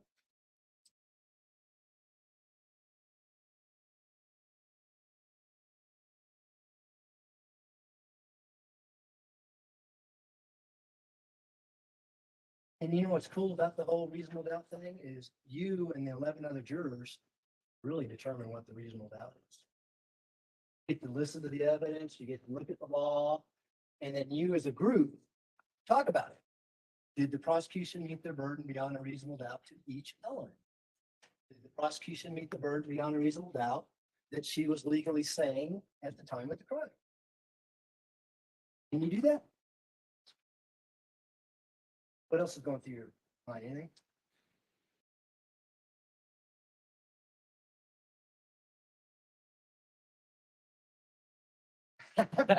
Yeah, it's. You want to talk basketball? We can talk that. No. I'm kidding. We can't Not too much. I guess I would like a better understanding of.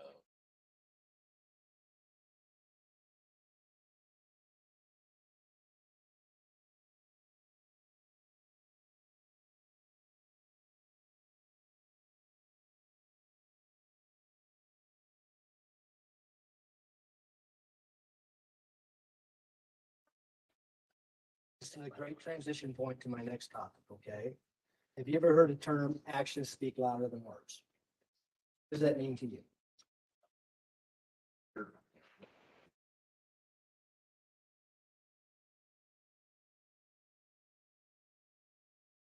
I'm not going to do this because I did it the other day and it didn't work very well. But if I walk over and take a drink of water, do I need to tell you that I'm thirsty? Form that opinion by watching me and do what I do, right? Do you think you could do the same thing in a criminal case?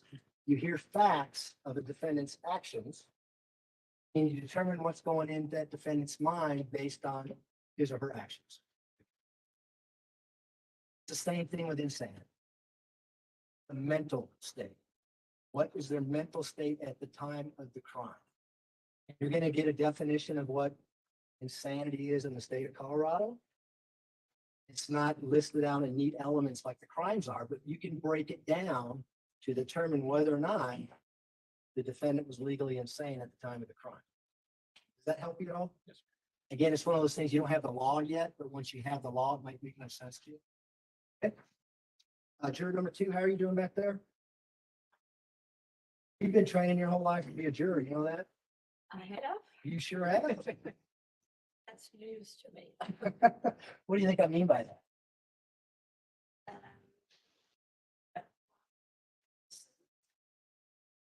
I make up my mind one way or the other. Probably made a lot of important decisions in your life, haven't you? I hope so, And you probably had some doubt when you're making those decisions, right? always. But you still feel beyond a reasonable doubt, for instance, that it's the right thing to do when you make that decision. Correct. Does it make sense now? You've been training your whole life to be a juror? I guess so. Well, good. Any questions? Nope. You're number 7, how are you? You brought up something this morning and I forgot what it was. Was there something that you wanted to talk about? My life experiences are probably a little too much as well, so I appreciate it. What do you think about the whole concept we've been talking?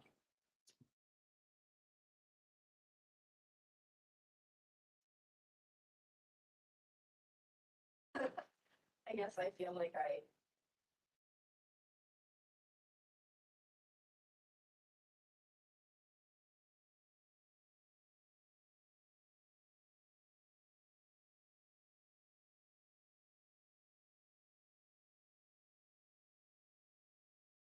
Law says that you can't speculate as to what the evidence is or isn't. All that.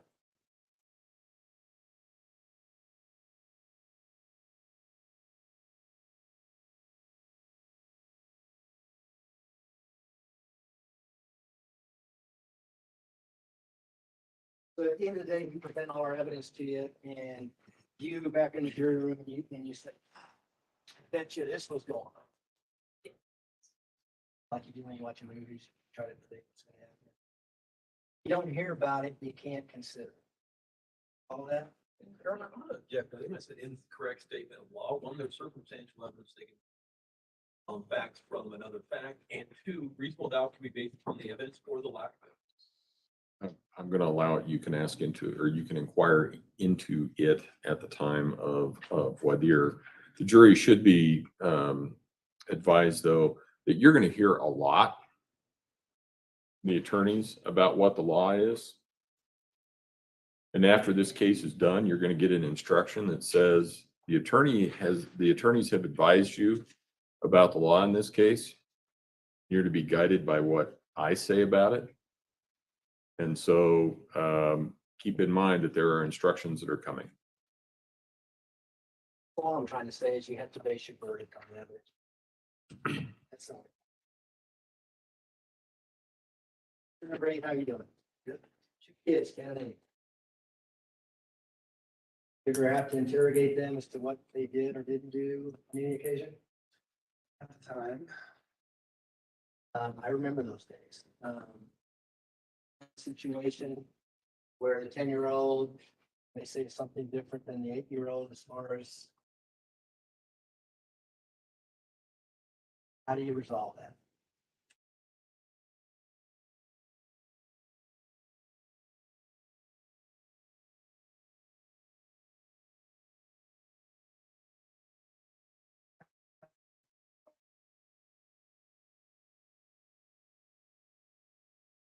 You find on occasion that they eventually come around after they sense that you're not buying what they're selling and tell you what happened? People do that in the criminal justice system. From my experience,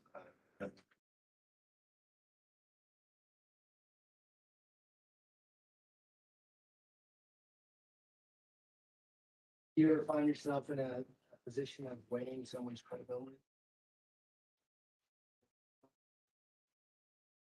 I'm not gonna ask a follow-up question, but how do you do that? For instance, in a trial, you're a prior juror, you've got, and I'm gonna be specific, you got an expert witness saying one thing, another expert witness saying the opposite. How do you resolve that? oh,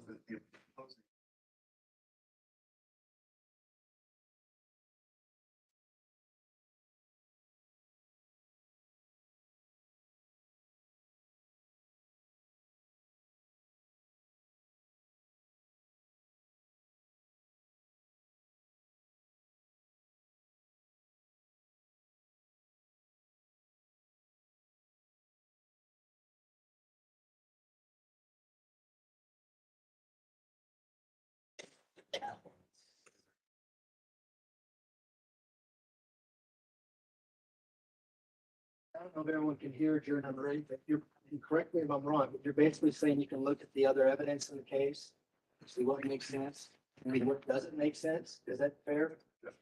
Does everyone agree with that? Can everyone do that?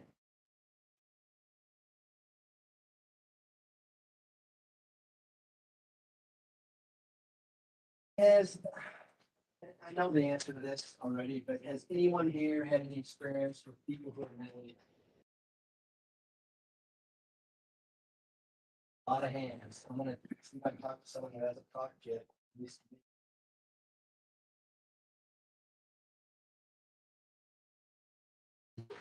All the eyes shift that way. And it's, what do you think? What, you know, again, if you don't want to talk about it, I can go to another juror, okay? But what's been your experience for people who have mental illnesses?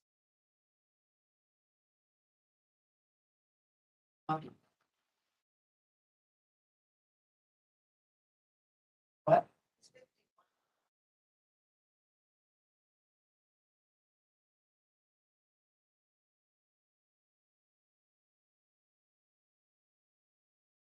Sounds like he may have a serious mental illness.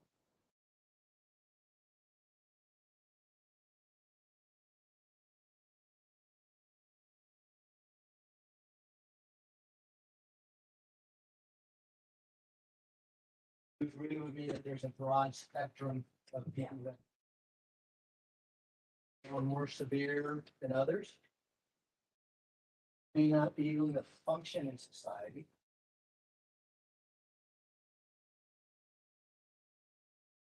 Decipher that in a criminal case.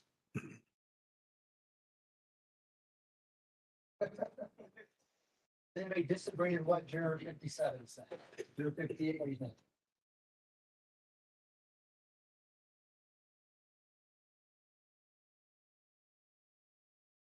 I can't.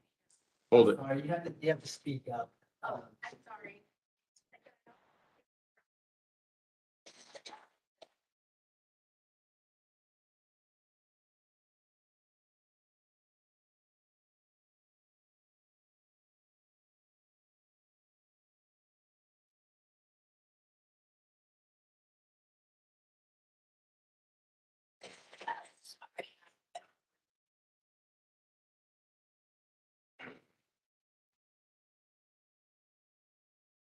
You think there are people who are mentally ill that are legally sane?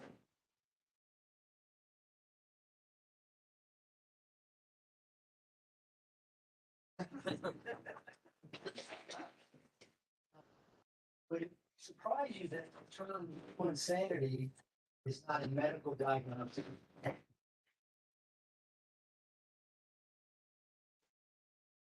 Something like schizophrenia, perhaps, that's a medical diagnosis, right?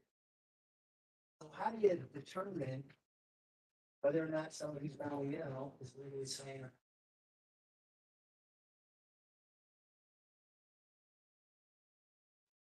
Yeah, that's right.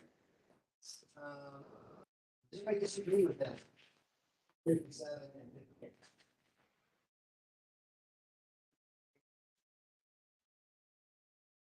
Oh, really? A little hard of hearing, so. Okay.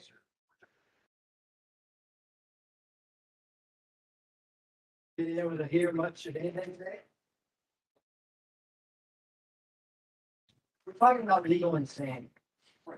And people who suffer from mental illnesses. Some may be legally sane, some may be legally insane. But the mere fact that you have a mental illness doesn't make you legally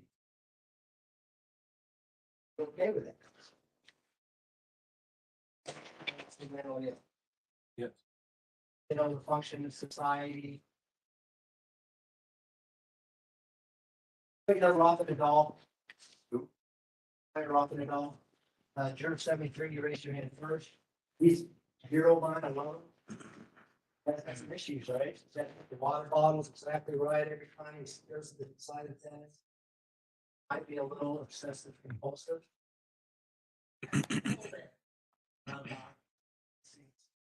But do you think he still functions in society, is able to follow the law and do what he's supposed to do? What do you think?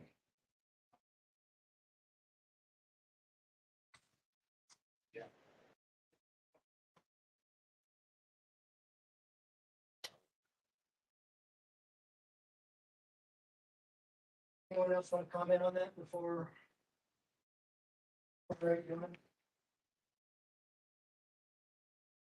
Okay. Well, you on? Okay. So I guess.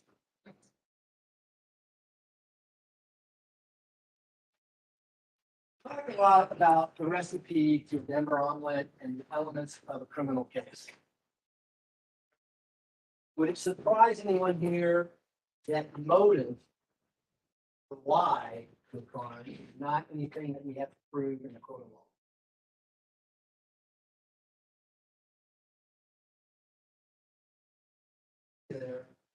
There.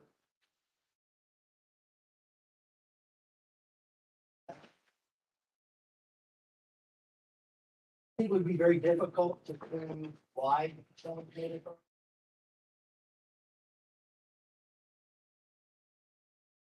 How about you, your, board? Do you think we have to prove motive? Why is that? We were talking about evidence.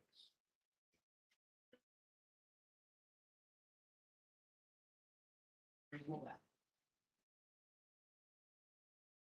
So you can follow the instructions of law, and if the elements don't include motive, you may hear evidence about motive, but it's not something we have to prove beyond a reasonable doubt.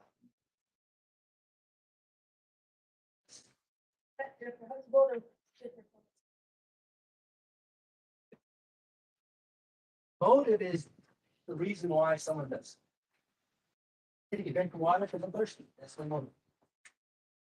Also, my intent to pick up my water bottle and take a drink. So the intent may be an element because that's a culpable mental state, but the why or the motive is not. I mean, you see what I see in the news, the crime. For a rational why is the reason. I haven't heard from the 50 back there. What do you think about motive and not having a? I think.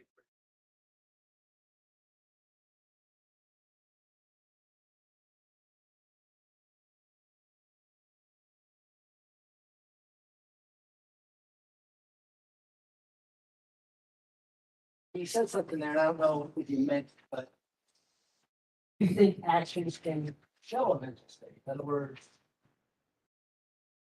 It's been weird. I don't think. Church every Sunday.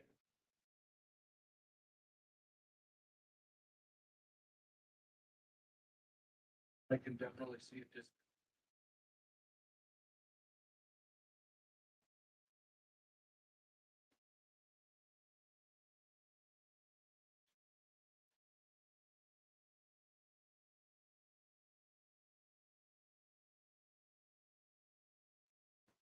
I think, right? How do you know this is 47? Yeah, following along.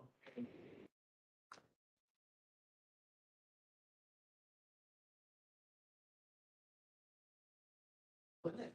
Yeah. No, I mean, and everyone here is gonna have a different perception of what the evidence is, right? Yeah. Well, people listening to the same thing have different perspectives, right? So you're gonna go back into a jury. I've never been on a jury. I imagine you go back there and start talking about the evidence and you may have this. But it wasn't. You keep talking until you come to a conclusion. Facts are, and the law is, whether or not we matter of beyond. Basically, what you're saying. Yeah,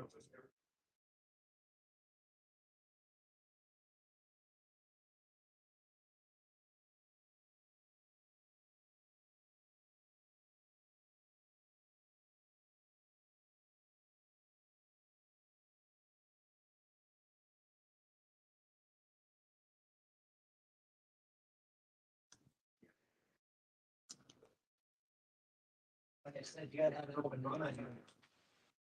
Go ahead, I'm sorry. It's just a no.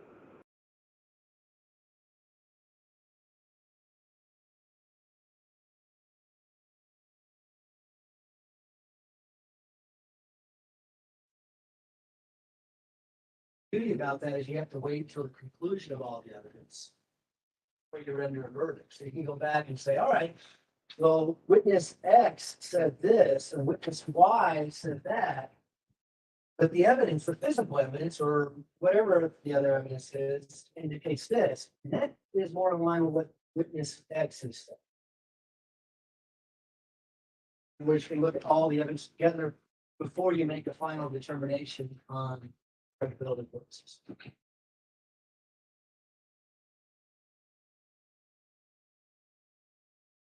You how are you doing? You think about everything we've been talking?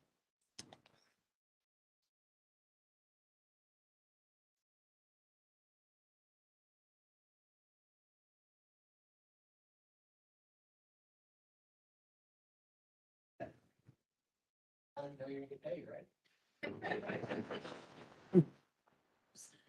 Makes it a little easier. Yeah, I get you. I'm good with that. Okay. Have we talked to your?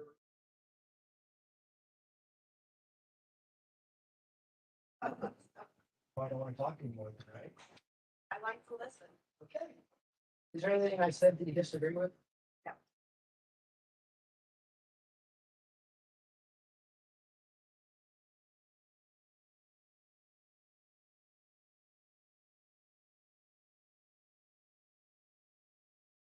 You understand that burden of proof is all on us. They don't have to do anything. Thank you.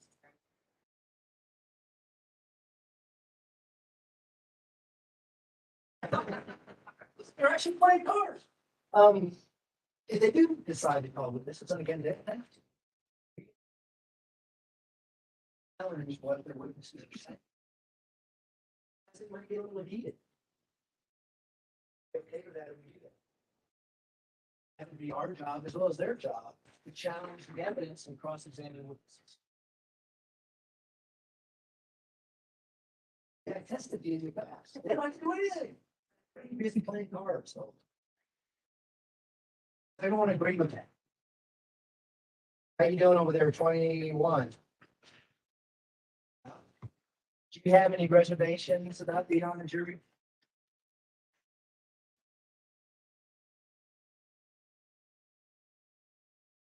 I didn't want to really bring that up to remind everyone else. It's a huge time. I think you understand the importance of it. Absolutely. By the way, I appreciate everyone.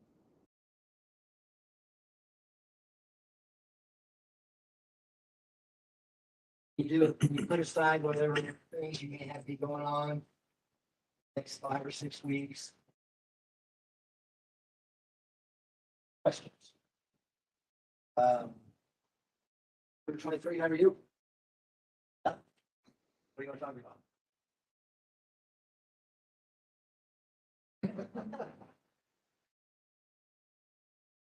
Helps, helps that everyone here is wearing underwear. Kidding. Let's go stay down when you get nervous. What's that? Any concerns about being on this trip? Yeah.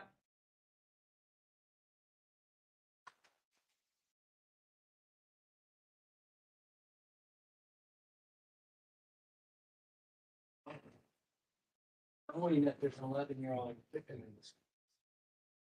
I'll do some information.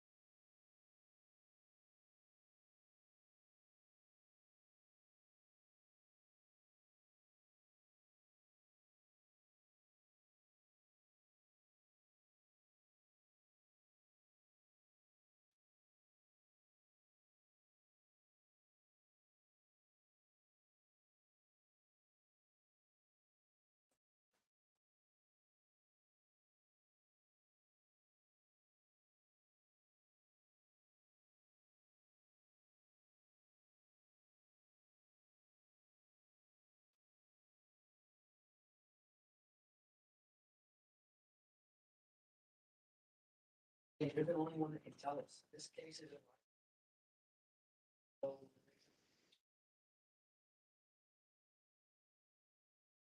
Yeah, tell us. Tell us. Let's see if you can do it.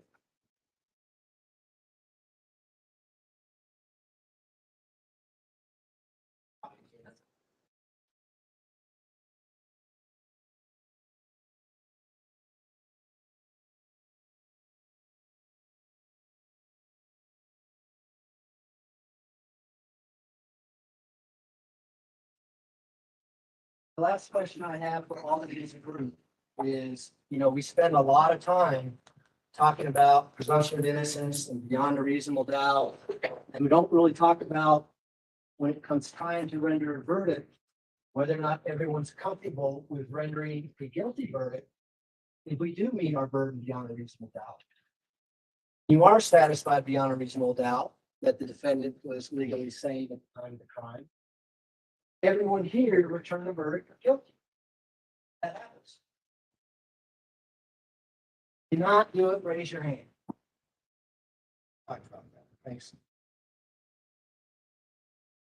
The flip side of that is if we do not meet our burden beyond a reasonable doubt, either to the elements of the crime or the insanity plea,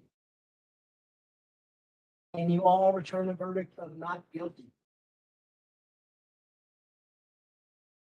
Can't raise your hand. Raise it. Yep. Yes, juror 53. Same reason we talked about earlier.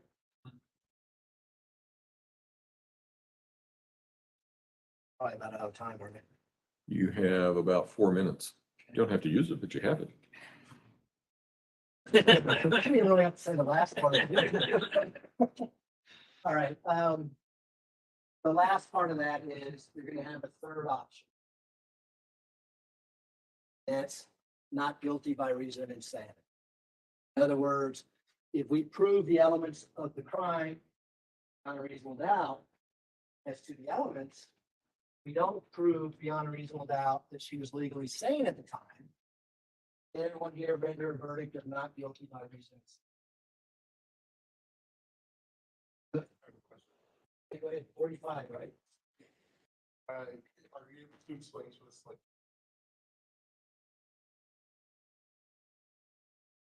We'll get a jury instruction on that in your packet of instructions. Do it, but I'm afraid I won't do it verbatim. It's one of those things you're gonna have to wait and see what the instructions instructed on. Or it probably interject. The- It- I guess it was asking because it was material.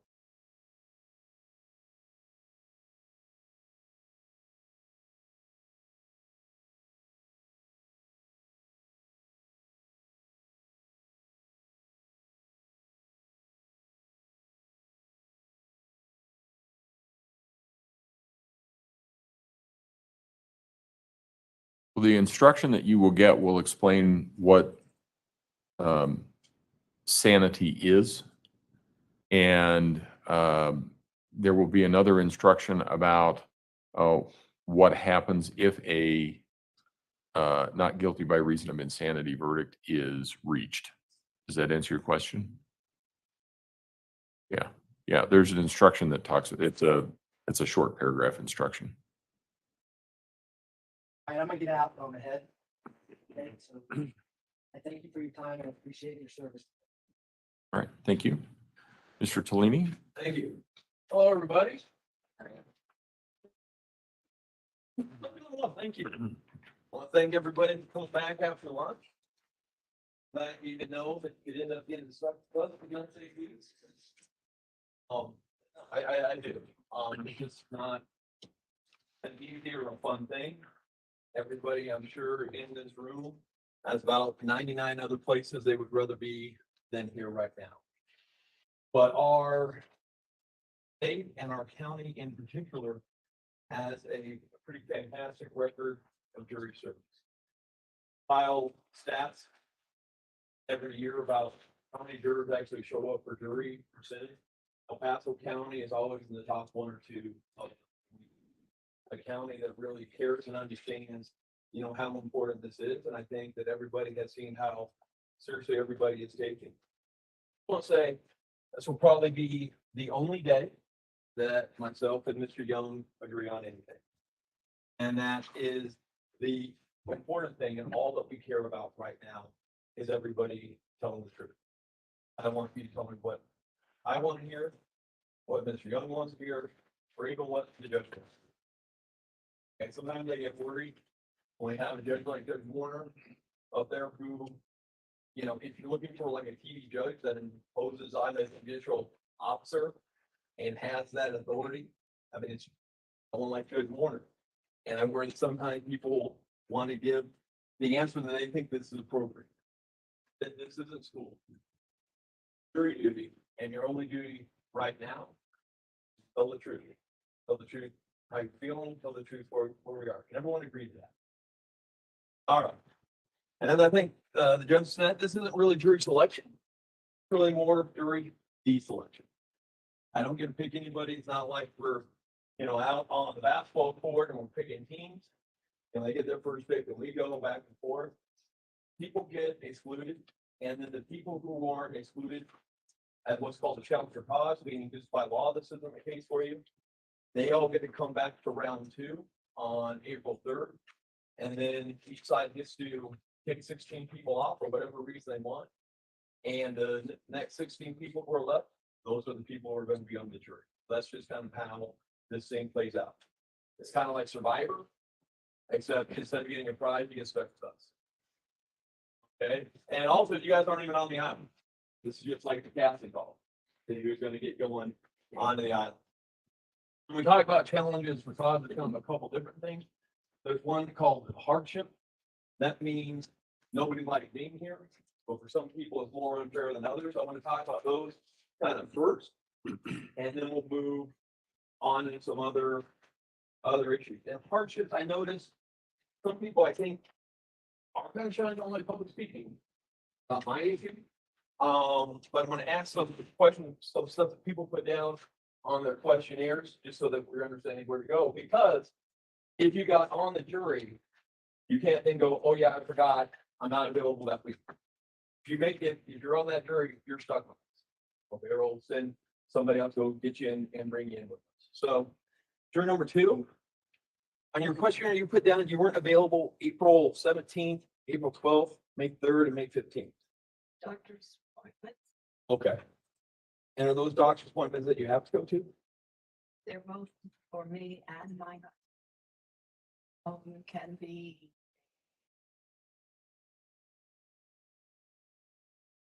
Put them out. Okay, well, I don't want to put anybody's health in danger. I mean, you've seen.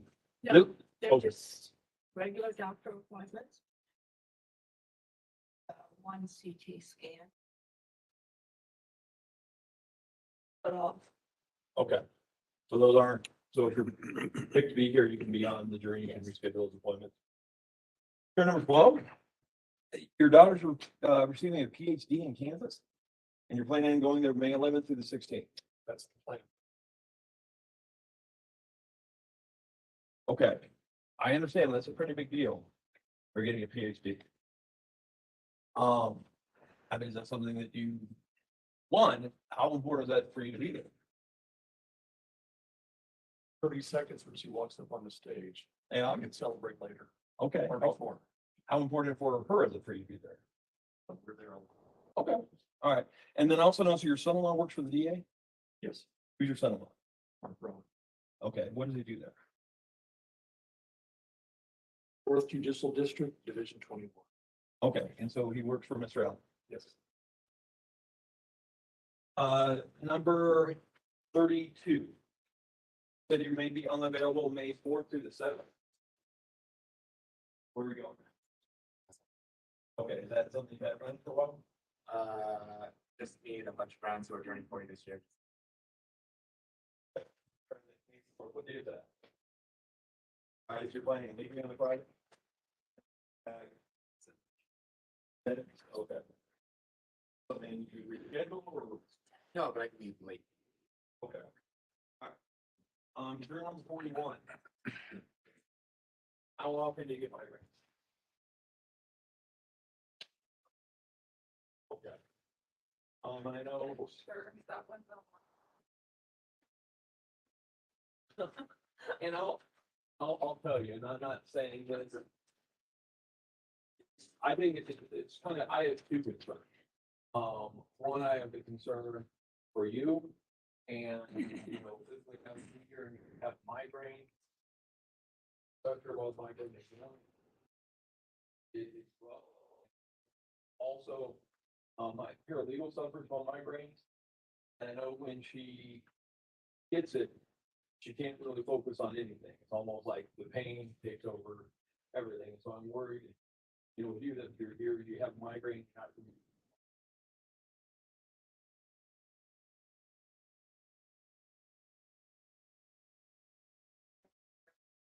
Okay. Yeah, I hate that. Okay. Your number 43.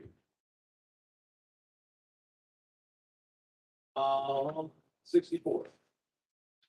You are unavailable April 6th, April 7th. Okay, so that's not you. Okay, were you planning on going somewhere? Can you speak up a little bit so we can hear you a little better, please?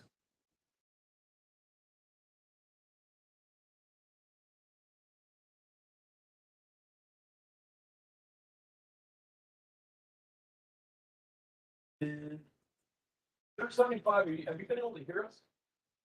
Been able to hear you. Okay, well. You know, my voice is difficult in school. All the teachers said I don't have an indoor voice, but it worked for this job. On your question here, though, you said this would derail your life. I read the 8 Okay. No, I think you're not the only one. upon further reflection, I can make that. Okay. No worries. I'm a little concerned now because I'm going to be ripping for life too. There's no problem at all. That's good. Okay, are you sure? Yes, Okay, but you don't want to derail anyone's life. no worries. Okay. And, all right, so those are kind of now kind of like the other things that are more specific to this case. Oh, I'm sorry. Just a clarification on my daughter's PhD. Yeah. Since this only goes on Monday, Tuesday, Wednesdays, and Fridays, the graduation is on Saturday and Sunday. Oh, I can fly rather than drive. Okay. All right, anybody else? So, and again, what we don't, we've all done a lot of trials, and sometimes people don't want to say anything, and they're assuming they don't want to get on. I mean, if they get on the jury, and as soon as they realize they're one of the people, then all of a sudden, like, they're raising their hand, they've got something they got to do.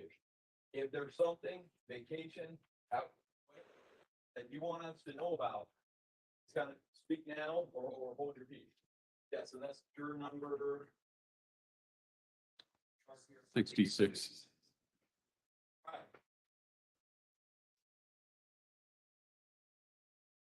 Okay.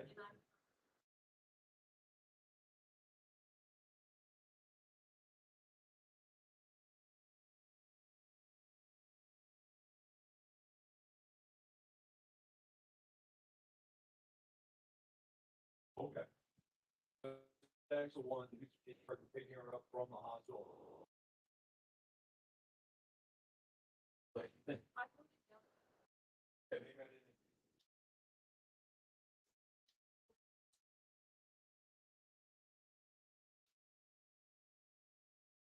Sure, 66. yeah, absolutely.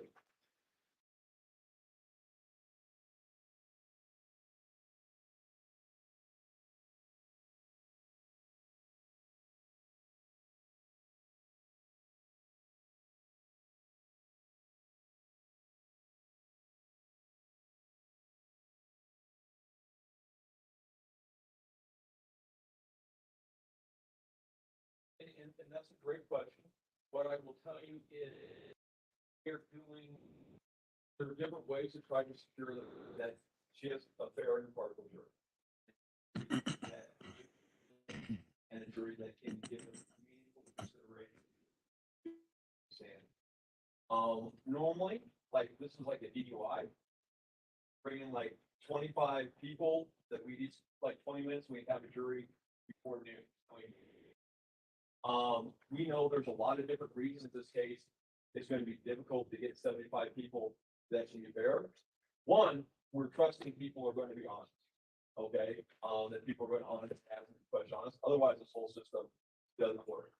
And then we're going through, this is day 4 for us. We've got another 4-day scheduled next week. Go through 75 people a day to get them through. And so we're trying, because this week sometimes can be difficult to move the trial to a different jurisdiction. We're seeing if this will work. If it doesn't work, then we may have to. But right now, we're seeing if we can get the right number of jurors on that April 3rd who either have not heard about it or can take what they've heard and kind of put it away. That was a great question. So, number 44, what do you think about what 66 said for that question?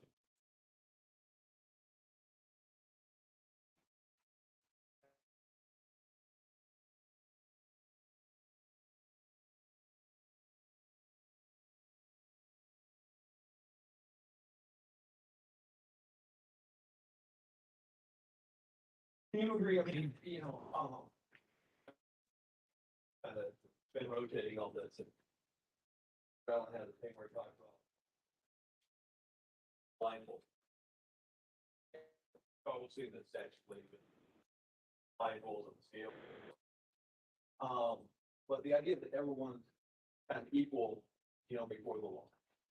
That we have, concepts that are due process that are in from the Constitution.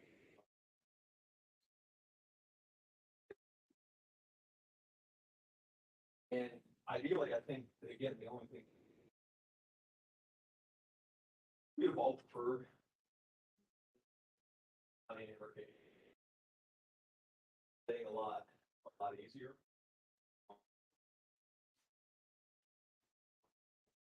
I like what put on, but it is.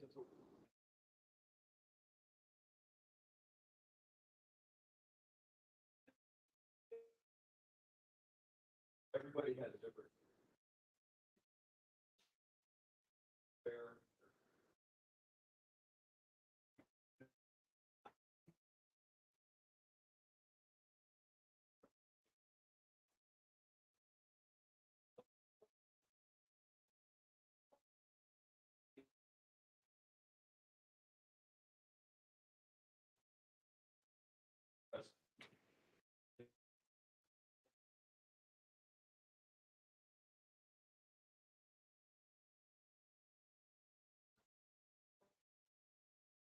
Following the state.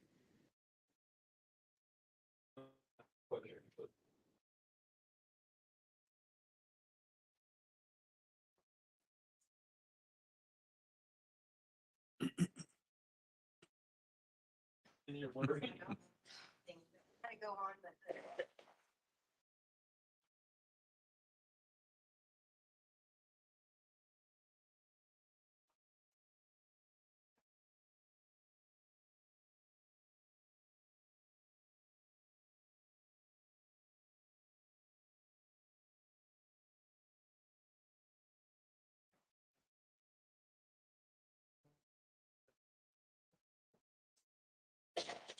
Here's where I.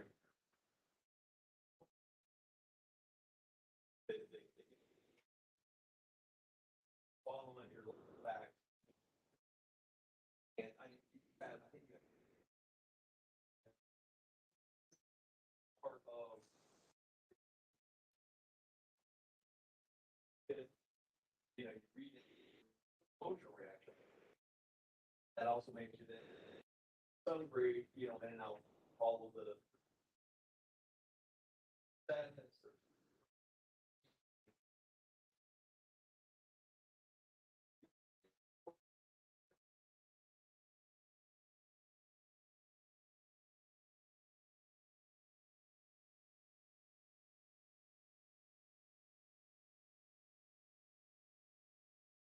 It is.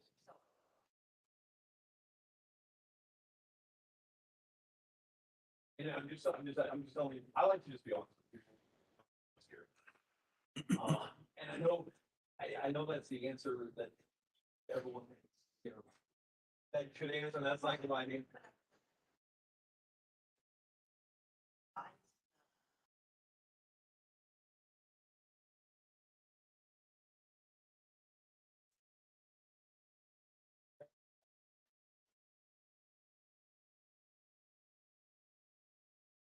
But in the longer part, it's not only. But at the beginning.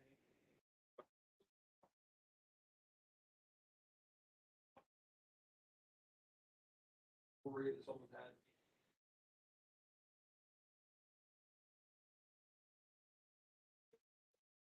I don't.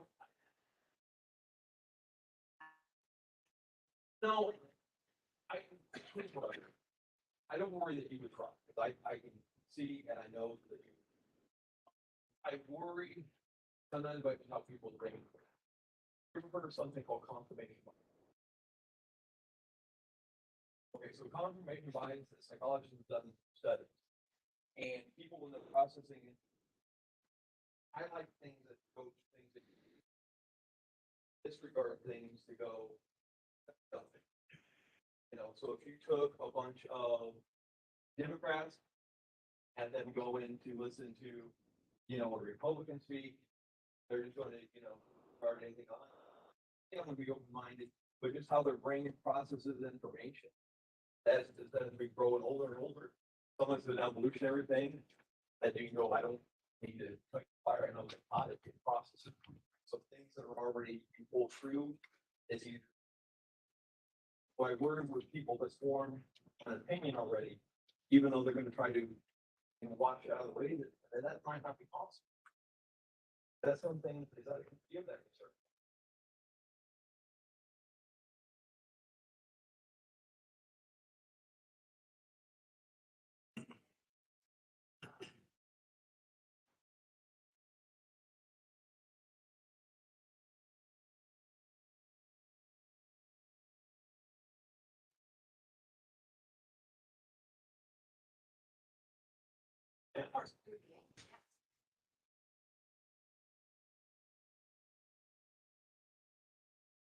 I mean, you know, everyone has moral values and or, you know, you could, emotions, you know, affect.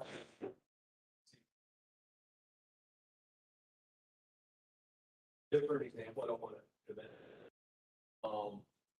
I love John Elway. And I've been in how we managed Broncos to the very end. And people tell me how horrible the GM is and everything like that. And I would fight and everything. And emotionally, even when he takes personal decisions, they get that confirmation. But I wanted to go that way. And so, I mean, it was an emotional thing enough for you that you actually, you can. We're searching for it. Yeah.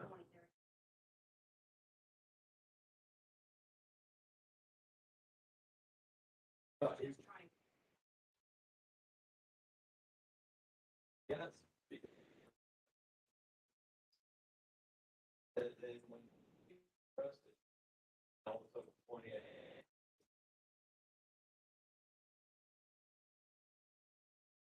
The whole way I bring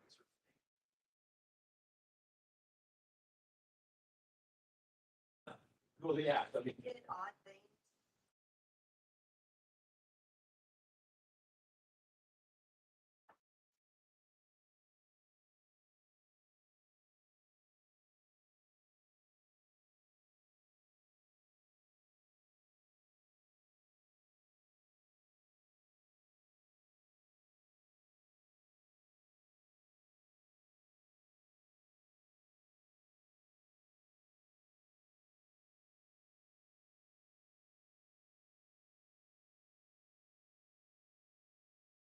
Paranormal 45, kind of, and I'm getting a little bit stronger.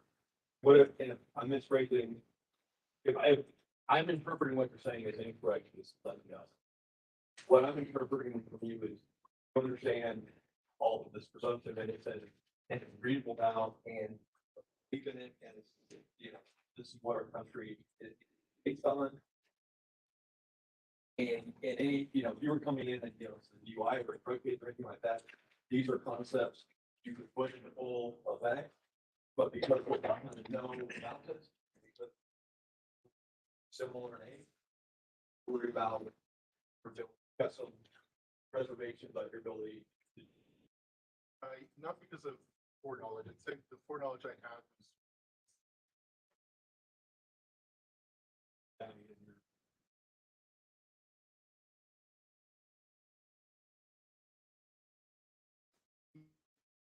trying to do it, but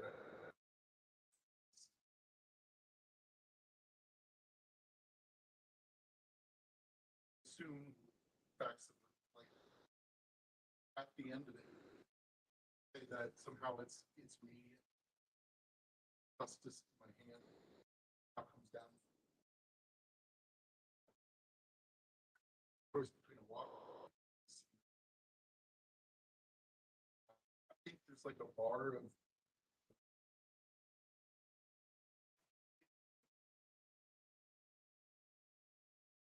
way, there's no possible way. All the other factors, reason, possible by.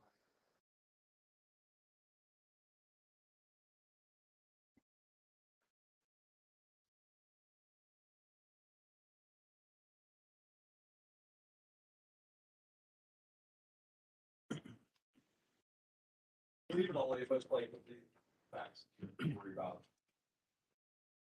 I mean, in. It reasonable down to the higher burden, like higher than. Likely than not. They have a strong belief. By the time. You wouldn't hesitate to act. So I've had to don't act.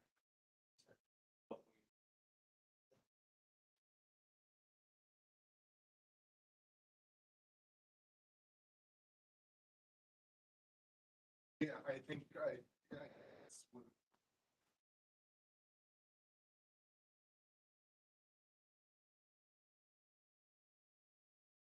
Like, I think regardless of what is like.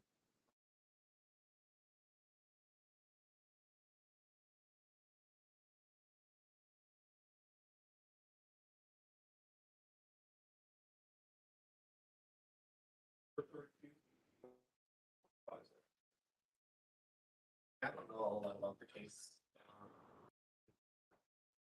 Okay, well, we're going around. Appreciate it, just kind of how to use it. Oh, man.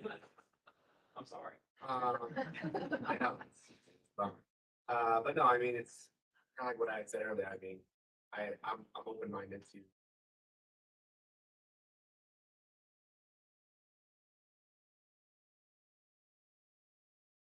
But you kids were upset. There's us, you know. Concern is being away from them. Okay. I'm involved with their high school soccer, Oh, college nice. soccer. Okay. It's just something I enjoy doing. That's probably going to be the hardest part. I coach like this, good, and I spread it. It's great. What do you think about? And say the drive that is a horrible crime and someone has to be held accountable. Overwhelming kind of, holding them to the burden. Maybe. Reservation that it could.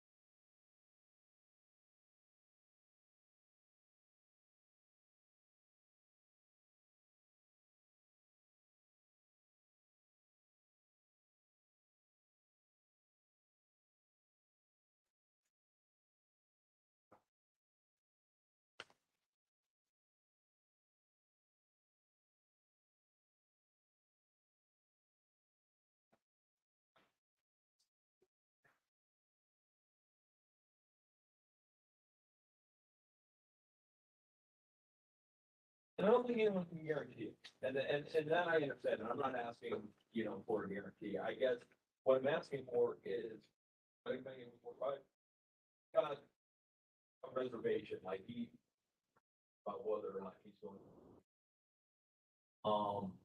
And I guess I'm gonna switch to the sports analogy here and just try to figure out where. If somebody wanted me to dunk basketball, then I can't do it. There's no way I can do it. I can practice, I can train, work on, and I'm not gonna. Somebody asked me to hit a 3-point shot, maybe 2 out of 10, I can hit.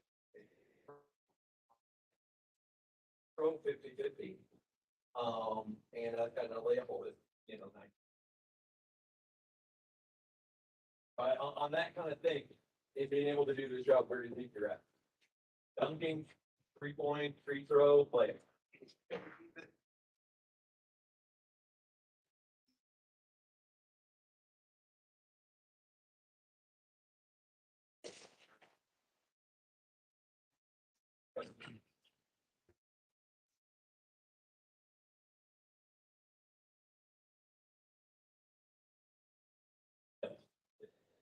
Yeah, I mean, we got our cards and I all we're after right now is this. Juror number 73 back there. What do you think about this? I haven't really heard it's either. I didn't follow it. Okay.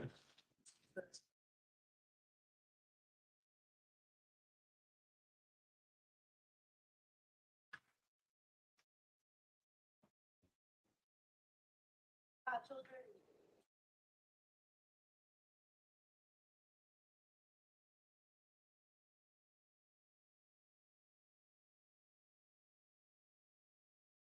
Uh, 71. 71. He's 72. Okay, 72.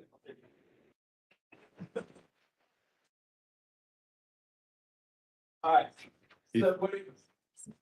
Oh, I'm sorry. He is 71. Sorry. Okay, so just let the record- Looking at the wrong one.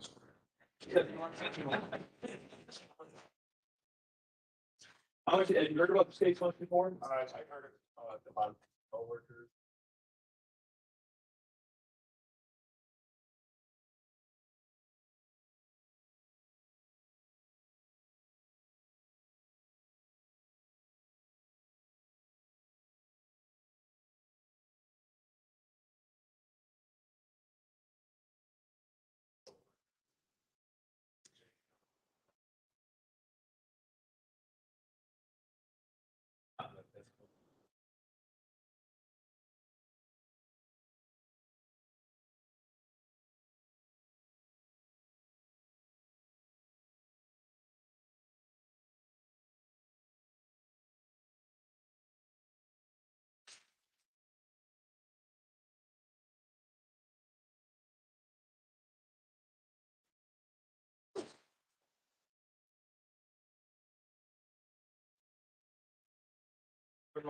I mean, it's. Hey, but, they say we don't have. I'm not gonna count it. I'm gonna do everything. But the burger represents that, so kind of like the same thing I talked about before. Assumption is so high that even if you have a strong belief. I don't think she would. Possible. Good from that kind of go for everything.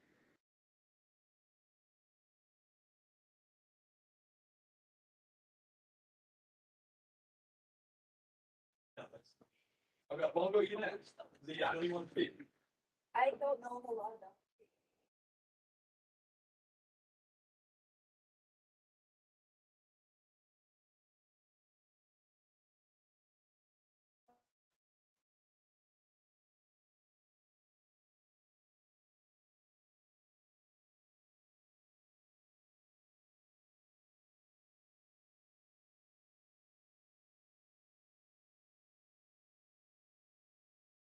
Okay. Well, and then.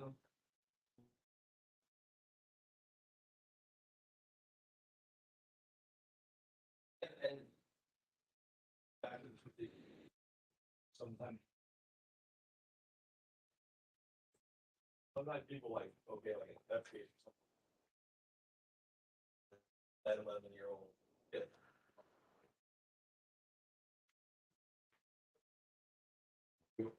if no one wants to, hopefully I'll do my job well enough that it, like I just. But if it's not, that's what the law requires. Um.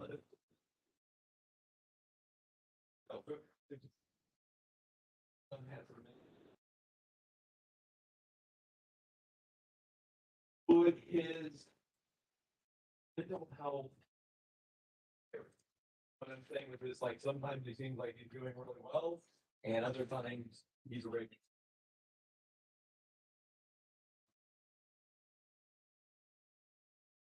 My brother,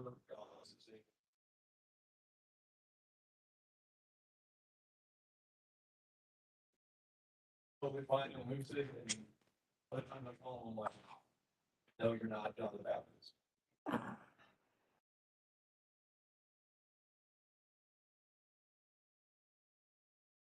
I think we're doing pretty well.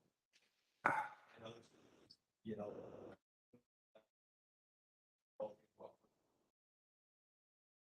And then what we're gonna be talking about. is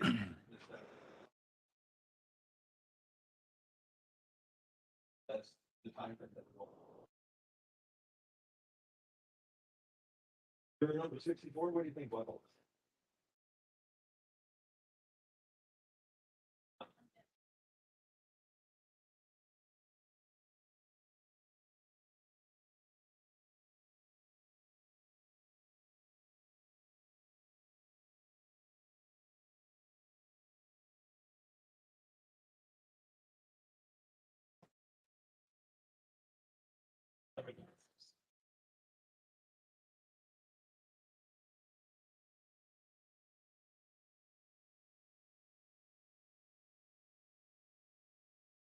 I'm gonna find a questionnaire about the not killed by reason of insanity.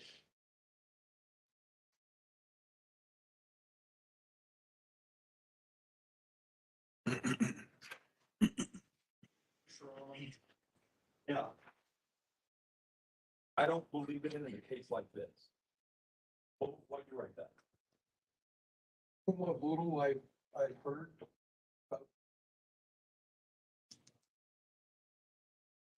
Some of these people wrote to me. I didn't tell us.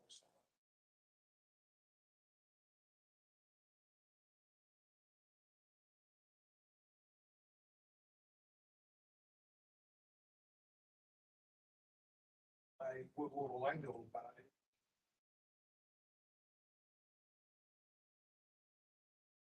Yeah.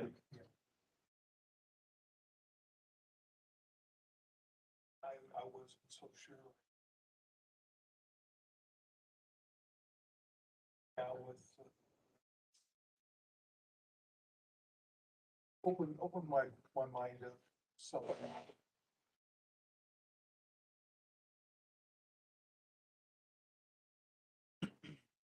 And I guess I'm a little concerned with the scenes. Let me say this, I mean, yes, we presume innocent. All the evidence is done, they could argue, could argue again, clearly. I mean. It is a lot of like the but that presumption maintains or throughout that. And if I'm misinterpreting, let me know. And remember, all we're asking for is the truth. What I'm kind of getting from you, and again, if I'm getting this wrong, is kind of came in here and thought insanity is a bunch of BS. And you heard the judge talk about much. You got to consider, you know, insanity. That sounds like a long way though from presuming that she'd be.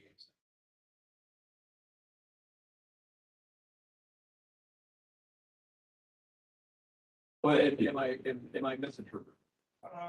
No, I think that's pretty good. Okay. But you consider it, but you would still be highly speculative of insanity as opposed to say self-defense. If we were saying self-defense, you look like no thing's wrong, but the type of guy who, you know, is down for self-defense. And that's something you wouldn't have a problem with, but insanity, you've got some inherent skepticism. Okay. Yeah, I'm gonna have to object. Can we approach? Yeah.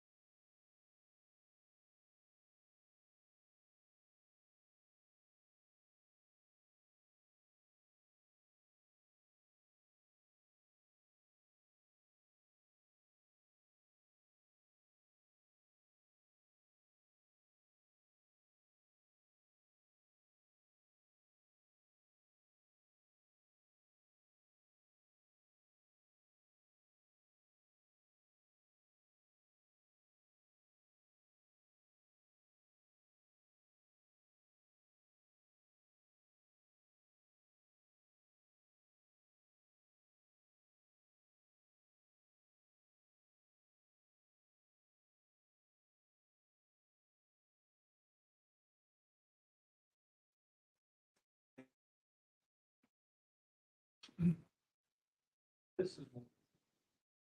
Insanity makes a presumption in a sense. Little tricky of a more of a tricky of a concept than other things. He's presumed innocence through according to everybody. There you go. Insanity is an affirmative defense, okay? And so for an affirmative defense, we don't just say not guilty by reason of insanity, you have to consider it. During the course of the trial, we are going to have to introduce some evidence of it. And help me introduce some evidence of it, she is presumed safe. Once we introduce evidence of it, then the burden on their table right here is to disprove it beyond a reasonable doubt. That makes sense. And what I worry kind of from what you said and providing a little bit about your facial expressions is if we were talking about self-defense, this is the concept that you're, because self-defense is the same way. We don't just go to self-defense and give self-defense instruction. We have to introduce some evidence that it was self-defense, and then they would have to disprove it. That makes sense. And what I'm getting from you is if this is self-defense, I'm down with this concept. But it's not guilt by reason of insanity, I'm pretty skeptical. This is where I would have to say yes. Okay.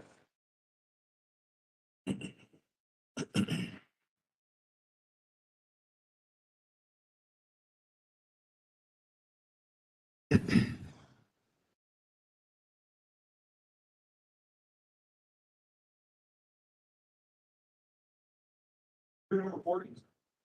What do you, yes, I know, sir. What do you think about this whole, like the insanity as an affirmative defense? What's your comment?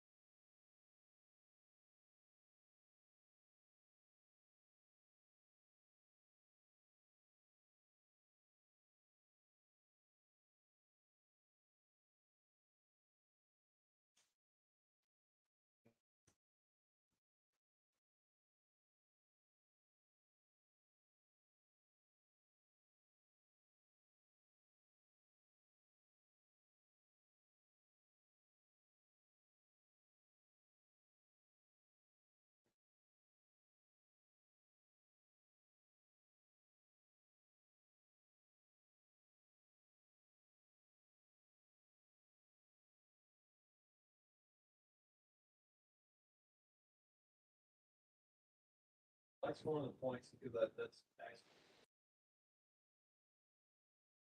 how this like, you know, whole game.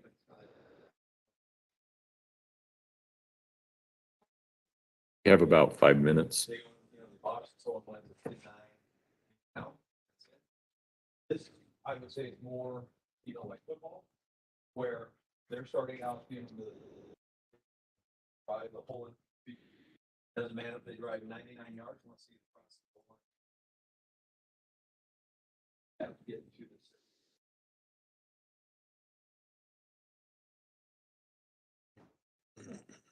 this. Okay. And it's every lawyer that this already.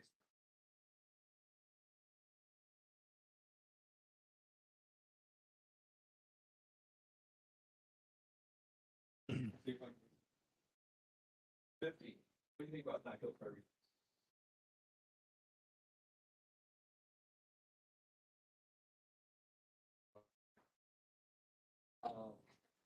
I don't have. I understand. The easiest way to make it out. Yes, I understand. Yeah, I think that's completely valid. So-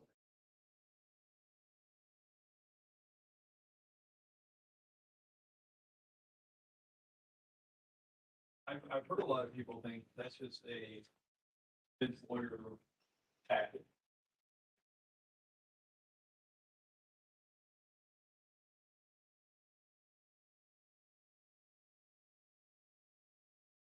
Yeah, I mean, is that a feeling that you have?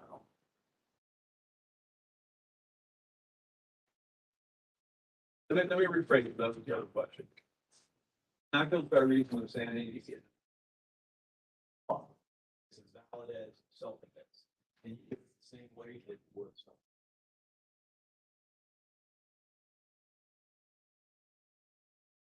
Five. No, I'm sorry, I didn't mean to ask. But you're 23, yeah, you're 23, that you're 24, sorry. Okay. What about, can you give not guilty by reason of insanity the same weight that you would give self-defense?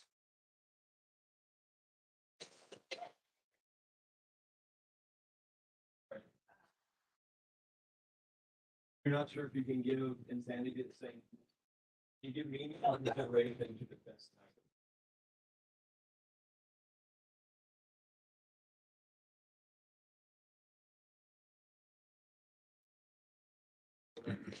And I'm thinking anyway, sorry,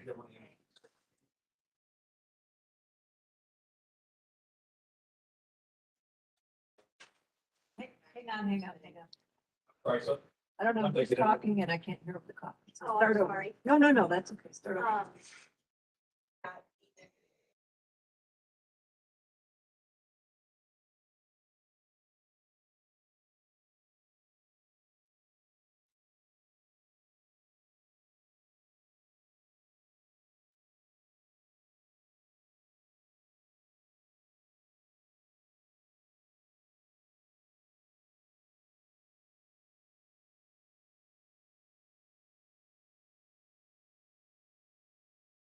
Thank you. Okay. I wanted to follow up with a couple of things.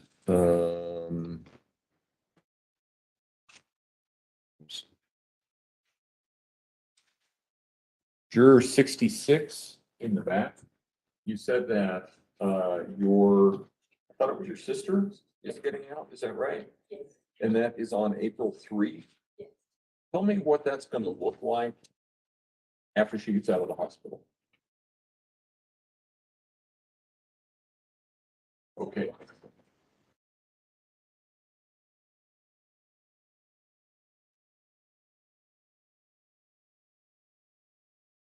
So she is, I don't want to pry too much. What happened? Oh, yeah, Barre, yeah. Okay. Okay, so, but she is supposed to be, is she no longer on the ventilator? Okay. And so they're rehabbing her, trying to get her to a place where they can discharge her. Yeah, she's in a rehab now.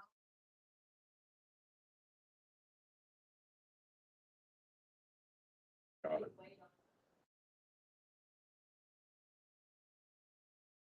Okay. Is she gonna have usage of her arms and hands? Got it.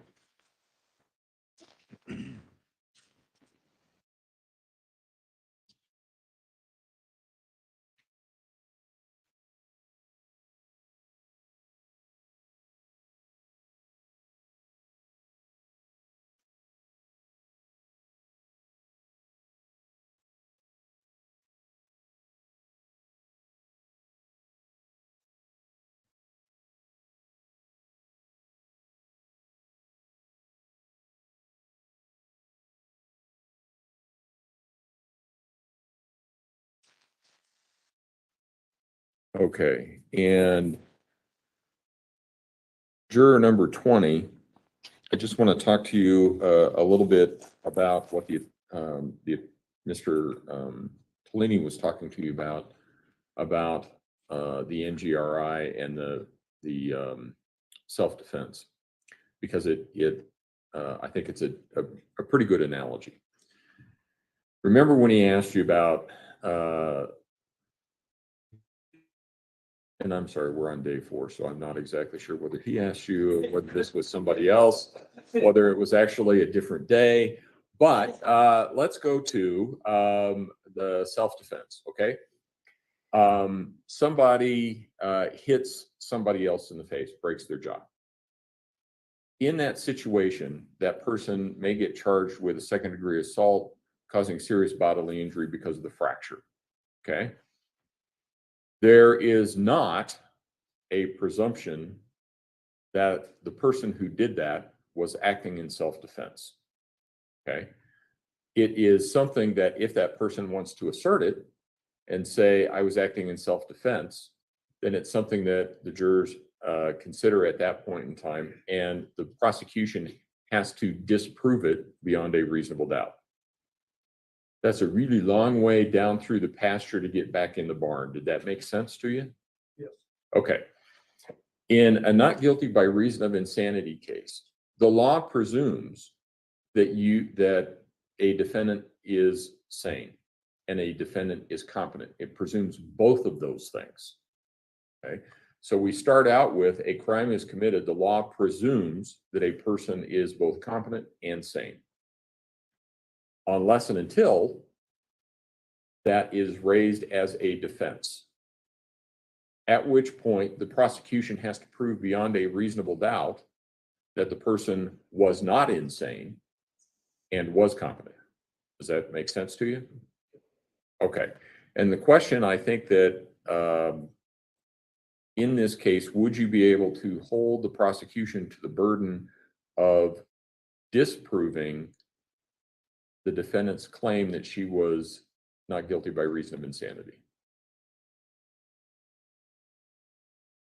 Only a lawyer could love that, because there's 2 negatives in there.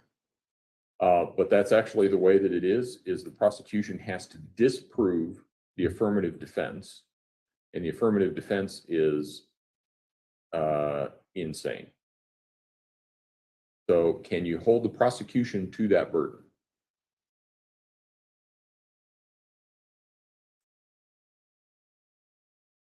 I want to say yes, but without having everything in front of, everything presented in front of me, I don't know.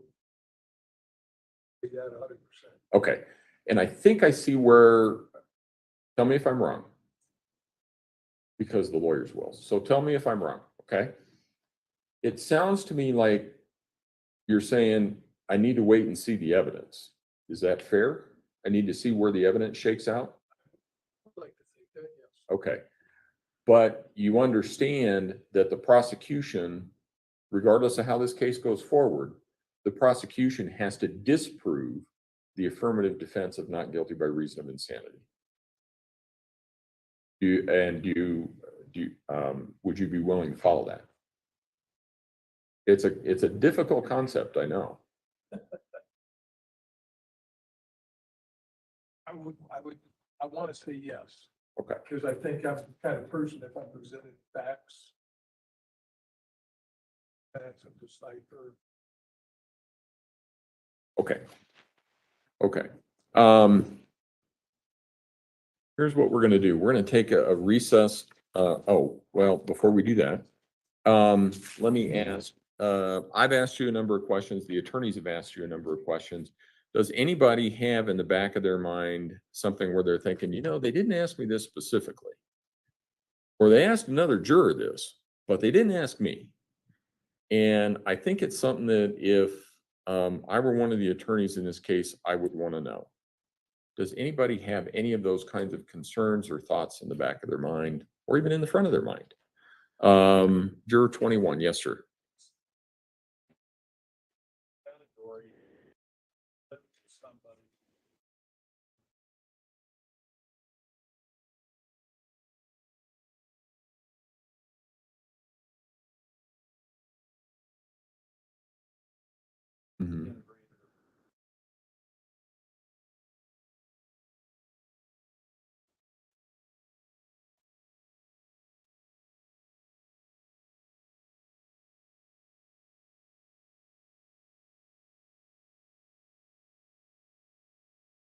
Sure.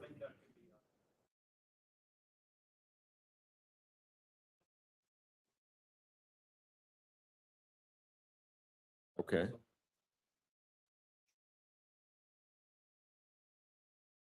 No, that's exactly the kind of thing that we're thinking about. So the question that I have for you, sorry. So the question that I have for you is, I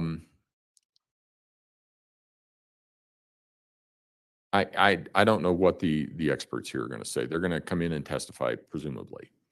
Would you be able to judge their testimony and apply their testimony to the facts in this case, whatever those facts are, and make a determination based on the facts in this case?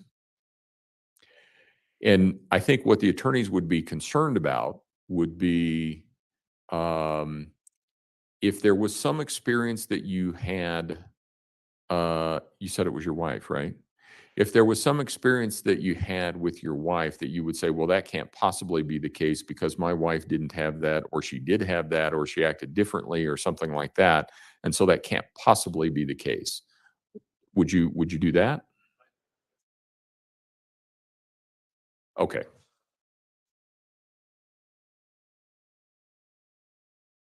Okay. That's what I was trying to find out.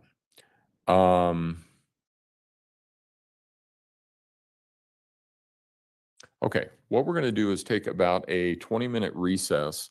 If I can have everyone back in the hallway at 10 after 3, and the plan will be to bring you back in here, and at that point in time, we'll excuse other people, and we will have instructions for the ones that remain. So with that, I'll rise for the jury, please.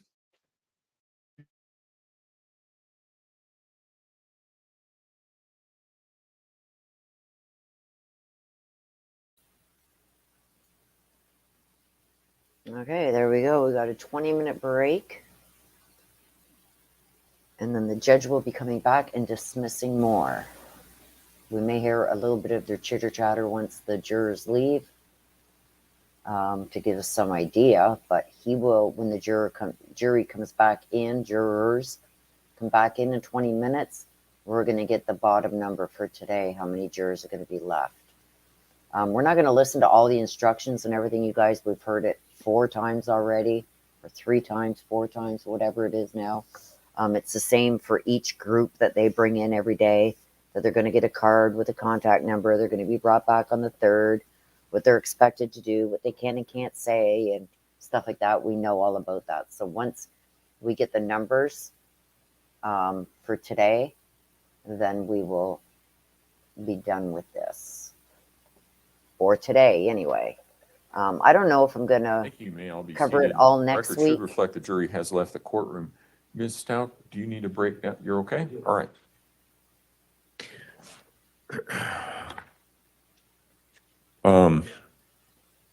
And this will help cut down on some. I intend to excuse 10. Okay. 10, 18, 53. There was somebody before that. 23,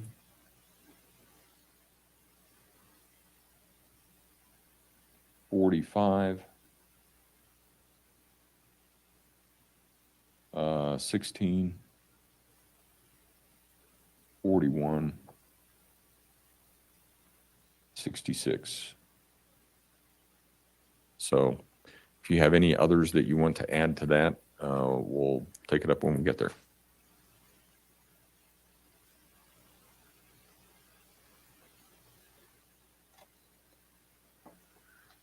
Oh.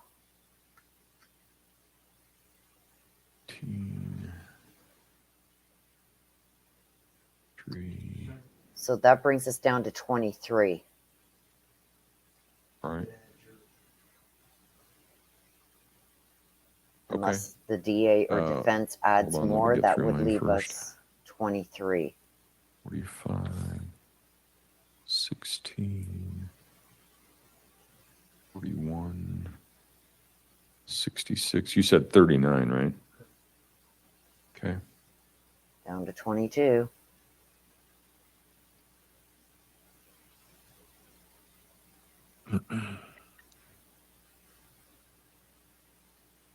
Well, 22 would work. It's better than the last 3 days. We only had 19 each of those days. And does the prosecution have anybody else that they wish to challenge for cause? Okay. Defense?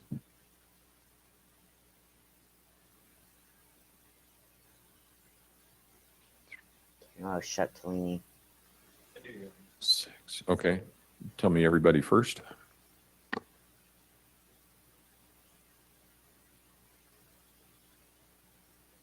Got 8,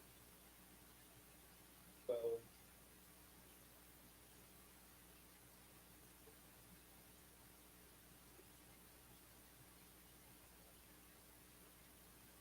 Okay, 8, 8, 8. Okay.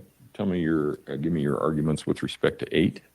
jury number 8, on his questionnaire, is there any specific type of case you not think needed to be verified? Child abuse? Answer number 21, if you've heard, seen, read, or discussed anything about this case, decide and then verify the verdict. I said no. I could try, but I'm not sure.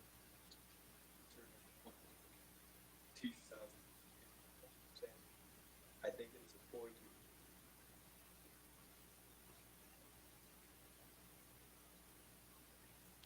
Prosecution?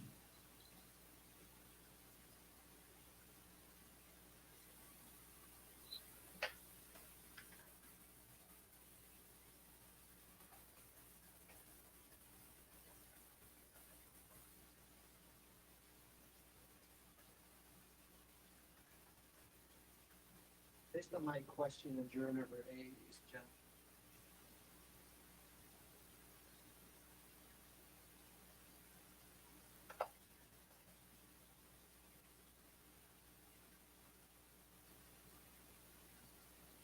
His hands. Perhaps I should be more specific. I believe he's like a near person.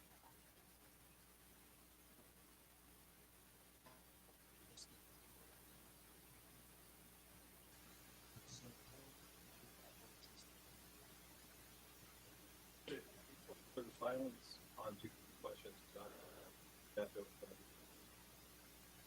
I understand that case law. We're going to move on to, I'm not going to rule on number 8 just yet. We're going to move to question or juror number 12. Yeah. His son-in-law works for Mr. Allen.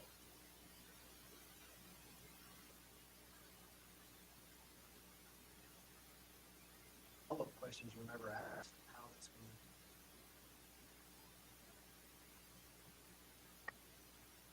Extra.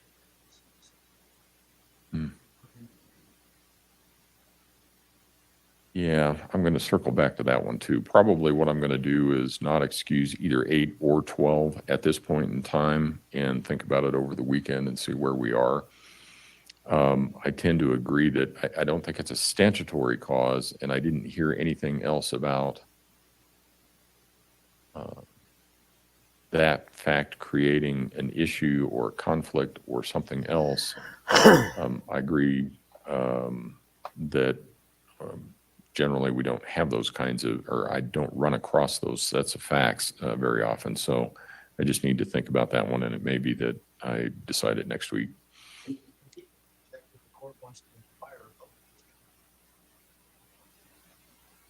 Oh, that's an idea. I may do that. Okay. I guess would object to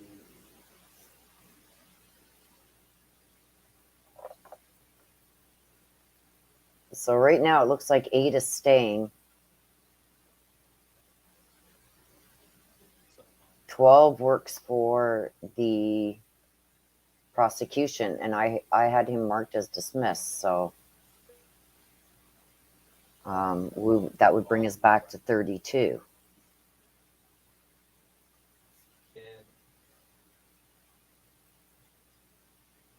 So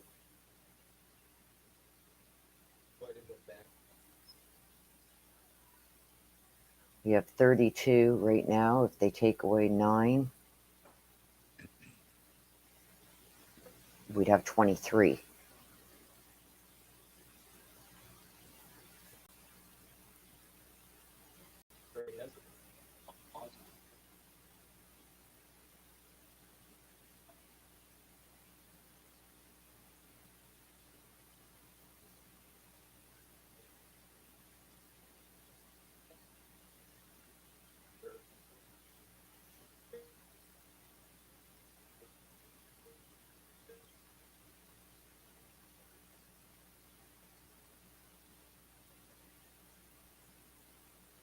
Nana talking about the woman.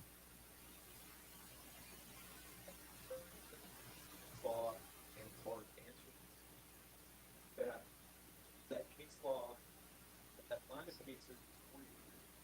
And I think they're still talking about number 12, who works, whose son-in-law or something works for the 4th Judicial District. They have an idea. So for what I know right now, 8 is still in. Coming into this, that this is not an insanity case and he's not going to plead. So he's trying to say, that I think, but regardless of what he's saying, on her ability to have an apartment. So that have the, is coming in and saying, yeah, I can follow what the court says. I don't think that's a guarantee of a new part of the juror when they're clear they've had their firm opinion. Prosecution?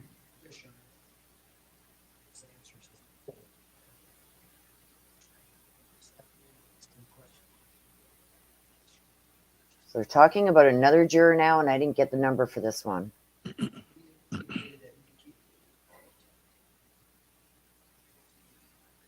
didn't ask him any questions. My job for him, I didn't need to go in and read them. Counsel asked me questions about, there's a presumption of sanity, which was so corrected himself. He came back and says, I have some skepticism. Say I couldn't do it. He says, I have some skepticism. Striking to the people is when the court pressed the issue again with me. Without the court asking, he said, I got to see some evidence. I got to see the facts. That's why I'm not 100% sure I can do it, because I haven't seen you, which is the right answer. He's got to wait and see, and I think he's another one that didn't appreciate what a plea of not guilty by the reason. Know that when you fill out the questionnaires. We would object for a challenge. Yeah, I'll deny the challenge for cause as to juror number 20. It seems to me, first of all, 20. I think that I addressed the issue when I first came back because it was something that I saw in the questionnaire. And like we have been seeing with a number of jurors, they have come back and said, you know, I didn't have the law before I filled this out. If you're asking me based on whether or not what was reported in the news, if I think that she was guilty, well, then yeah. If you're telling me what the law is and those sorts of things, oh, well, I didn't realize that. Yeah, I can follow the law. I can disregard these sorts of things. The other thing is that I think that the sanity issue is a difficult issue in part because I'm just doing this for the record, and I understand that the jurors are outside of the courtroom. Not guilty by reason of insanity is I did the act. It is an admission. I did the act. But there is a legal excuse for my actions. Technically, that's what an NGRI plea is. Now, I understand here that Ms. Stauch has the right, and she does have the right, just as every other defendant. She has the right to require the prosecution to prove beyond a reasonable doubt that she did the acts. But we're all taught in law school that the not guilty by reason of insanity is the acts were committed. I committed the acts. I just don't have the mens rea because of something else that is going on. And I think that the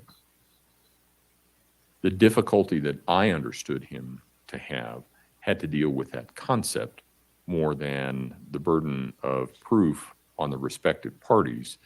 And Mr. Young is right. I mean, pretty much without prompting, he said, I'm just going to have to see how all of this shakes out, because I think he was having a difficult time with that concept.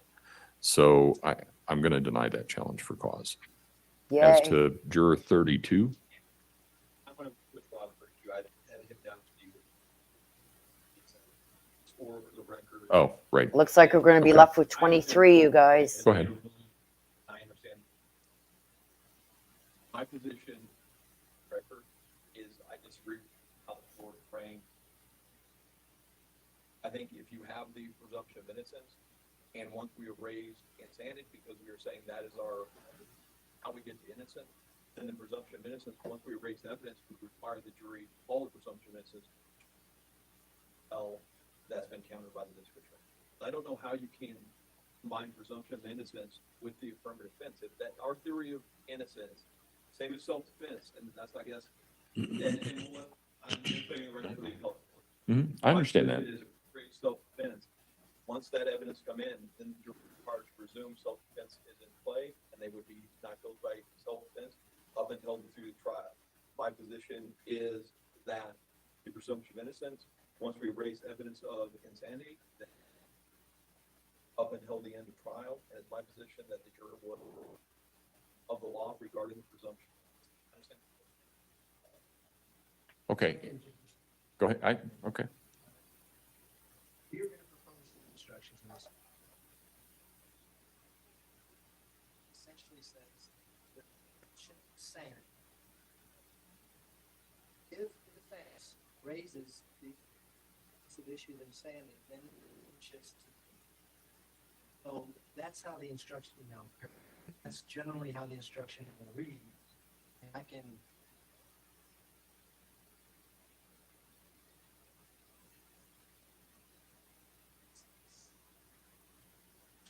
Well, I have the Colgy instructions in hand. This is from a case. It says the law presumes everyone to be sane. However, after some evidence of insanity is introduced, the burden of proof is upon to prove to the satisfaction of the jury beyond a reasonable doubt that the defendant was sane at the time of the commission.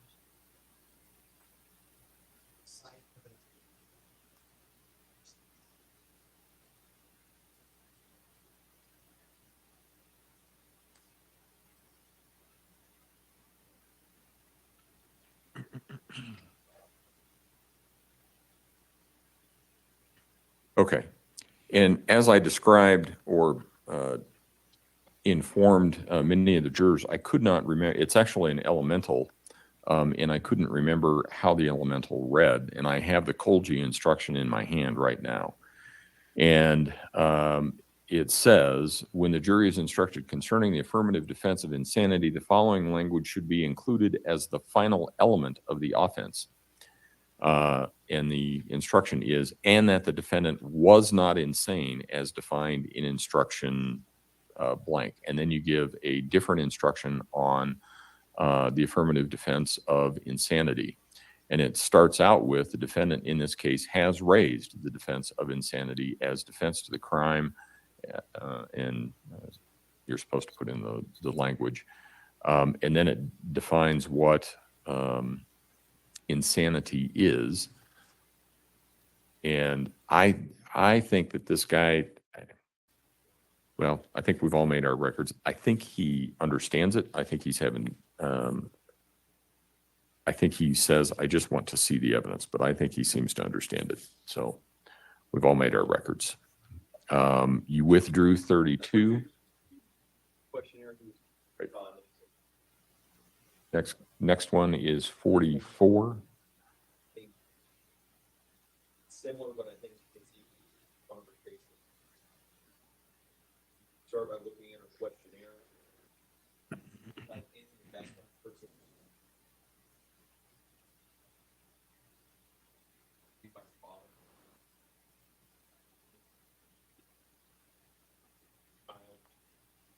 Then some pretty specific detail about what she remembers from trial publicity. And to answer number question 21, just no.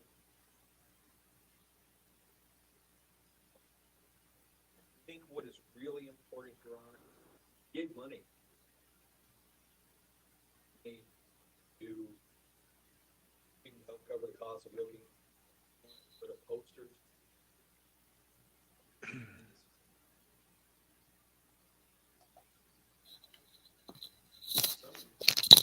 So, goodness, you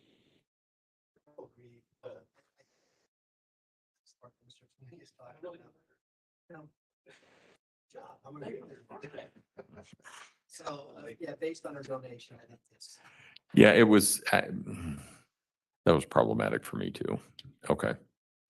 So juror 44 will also be struck, and then juror 57.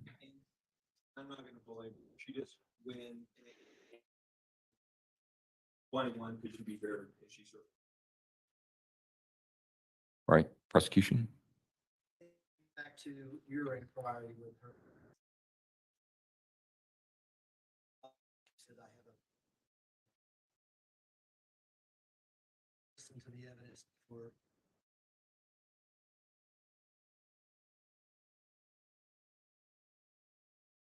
Well, I had an extensive, not extensive, I had a dialogue with her largely because of question 24. Because she's the one that said yes, no, and possibly. And so I had a question, or I had some discussion with her, and it seemed to me to be clear to her that she was not exactly sure, or that when she filled this out, she had not yet been instructed on the law, that she was able to set aside any preconceived notions, and that she would be able to look at this case based on the facts and law in this case and then make a determination. So I will deny the challenge for cause as to 57. I will further question jurors 8 and 12 in the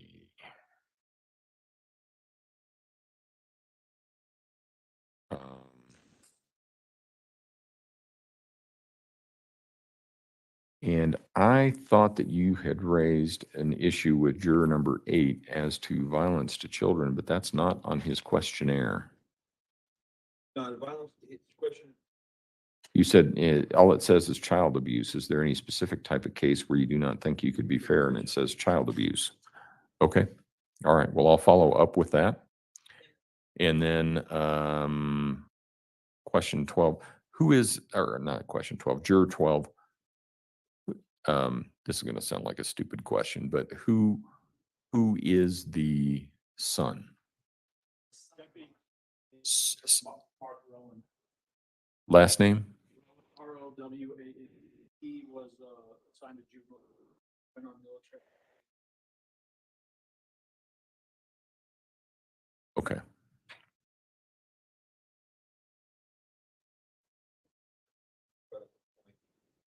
Maybe because my question is, I've got some issues with it. It crossed my mind. Crossed my mind. Sometimes I don't ask the best questions, but she seemed to not. No, I was watching it and I had the same. Okay, we'll just release her.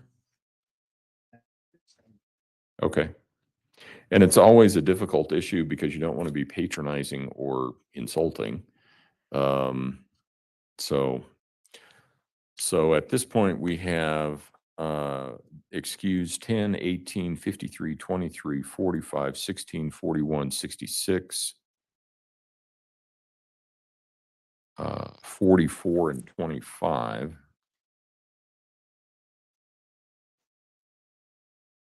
45 was mentioned earlier.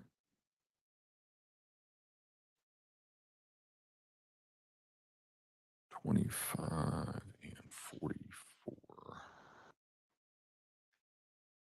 Okay. Just one more thing. Go ahead. Then of course, been further part of your number. Yes. I would object. Okay. Are you doing okay? Okay. All right. Let's go ahead and bring the jury back in.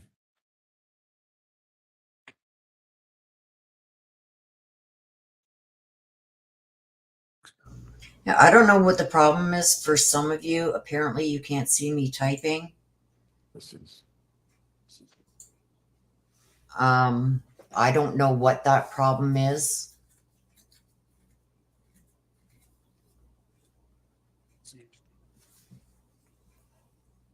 Because everybody else in chat can see me talking, but Deborah said she can hear me, but she can't see me.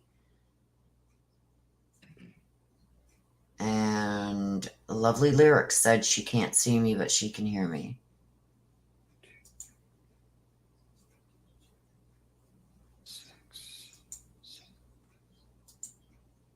So I don't know what the problem is, you guys.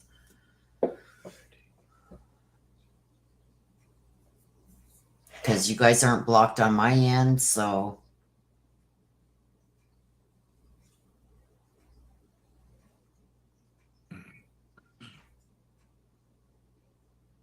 Because if I had you blocked, I wouldn't be able to see you guys typing.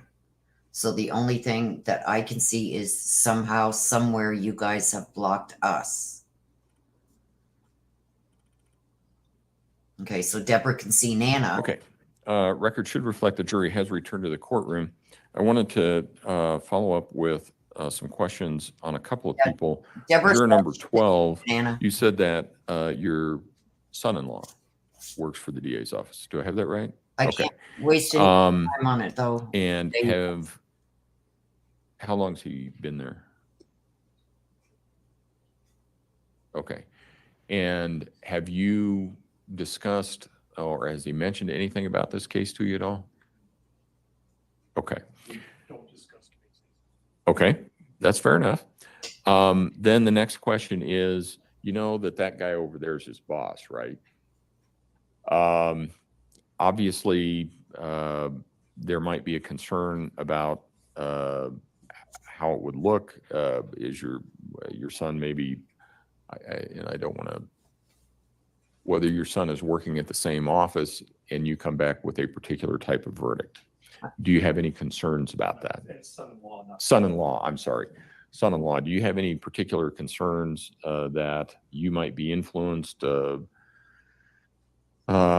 maybe think that you need to come back with a particular verdict so that it works out well or better for your son-in-law at the DA's office? I'm not saying that, Lovely. I'm just saying I don't know what it is.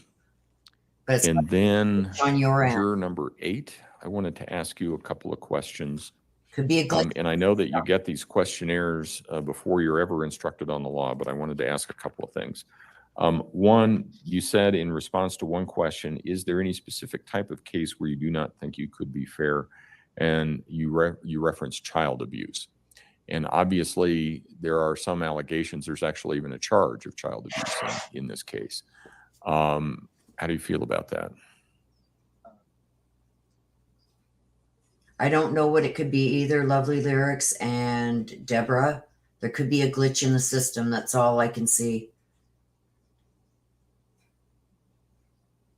So you might contact YouTube or something. Yeah, if you have live chat, make sure you have live chat selected at the top. Okay. Now, obviously, one of the issues would be from the defense standpoint is because this case does involve a child, and there's actually a charge of child abuse in this case. There might be a feeling that you would not be able to presume her innocent. Can you presume her innocent?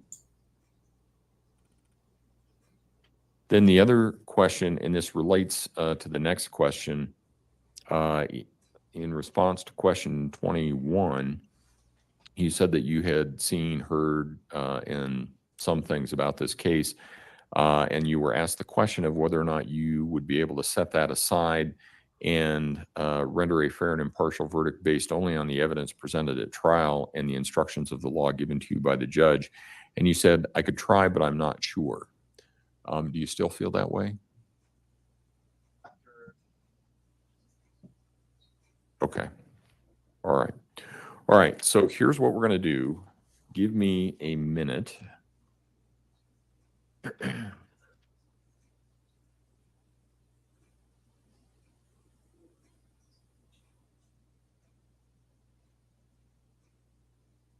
I've tried everything at my end. There's nothing more I can do here, you guys. I think it's just a glitch.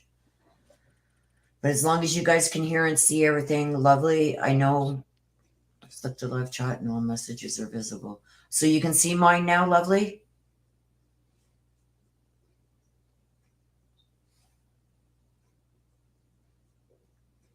Please tell me you can see me now. Okay, I'm typing something right now. I'm going to say glitch. If you can't see that, my dear, I don't know what else to say. Deborah, can you see what I just typed something. I can't keep going back and forth on this because I'm missing things that I should be paying attention to here.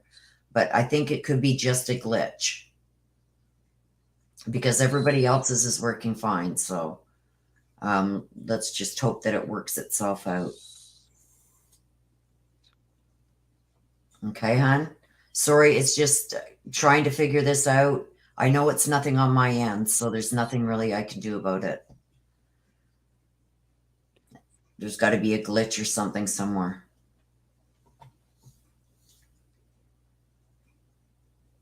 Okay, we're going to do this a little bit different. If council will approach, please. Oh no, it's going to mess us up.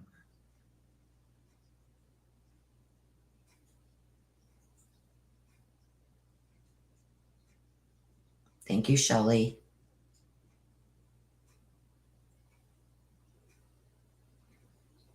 Yeah, everybody else can see me, lovely. So please, it's not, let's just drop it for now, please. Because it's not on my end. Hopefully, yes. Hopefully, hon, it's just temporary. But I don't want to fill the chat with this again. We've tried doing everything.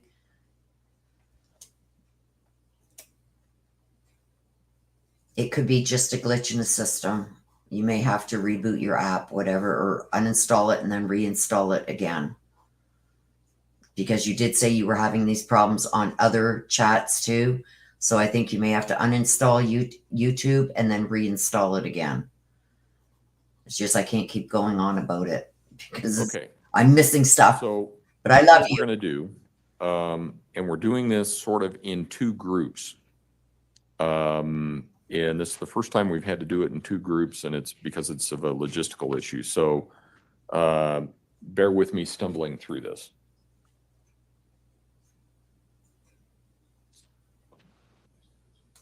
So what I'm going to do is announce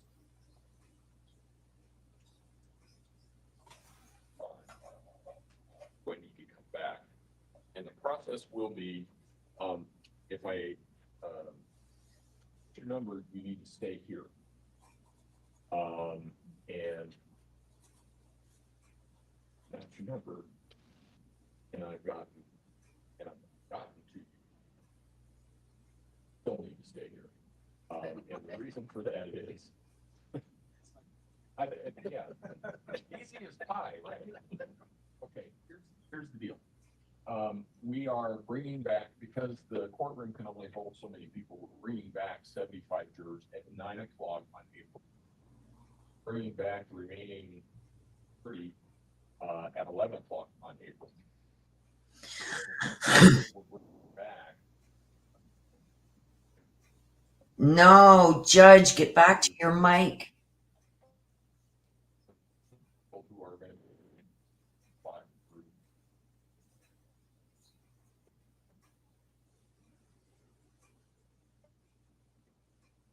and I haven't announced.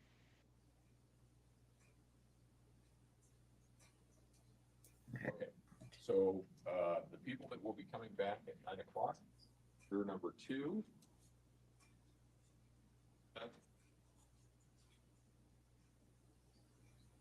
11, 12, 20.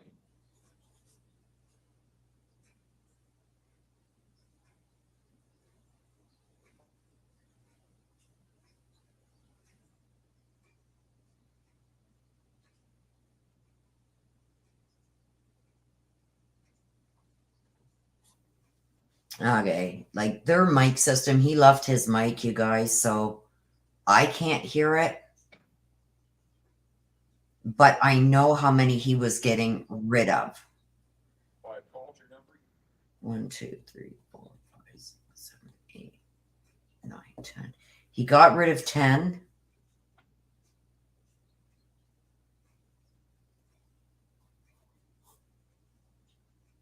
So we're left with 13 from today. Yeah, today is horrible. It's totally horrible. So let me see. So we had 57.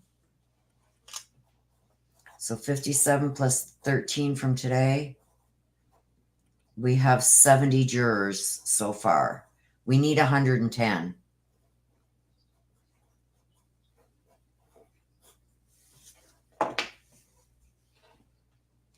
Yeah, you can't even see his thing going off here.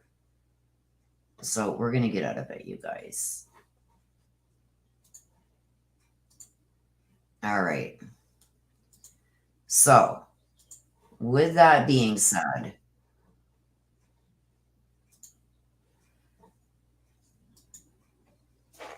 he let go of 10.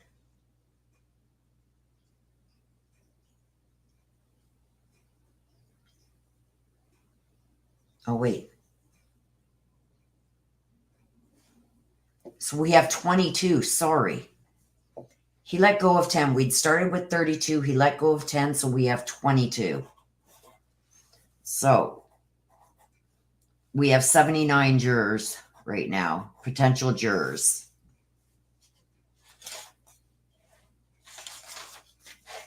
Let me just put over here potential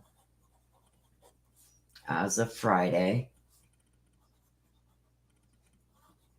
We have 79 jurors out of 110. So I think they're going to go at least 2 more days. So Monday and Tuesday. I got to cut an onion, so I'm trying to just wait. We're getting closer. Yes, we're getting closer. So we have 79 jurors out of 110. So I'm thinking by Tuesday, they should have the 110. I'm so sorry, you guys, about the audio. I mean, I can't control the audio that's coming out of the courtroom. It was just horrible today. Horrible. So yes, I will see you guys all who are going to come in for mini reads on Sunday, 11:30 a.m. I think it is. I start. But Sunday morning, 11 or 11:30 a.m. Eastern. I'll have the thumbnail up for it probably late Saturday, early Sunday morning. For those of you who want to come in, get your very own mini read. We do that every Sunday morning, health permitting. So if I don't see you guys before then, so if nothing pops off before then, I will see all you guys Sunday morning for the minis. So you guys can come on in, get your mini read if you want a mini read.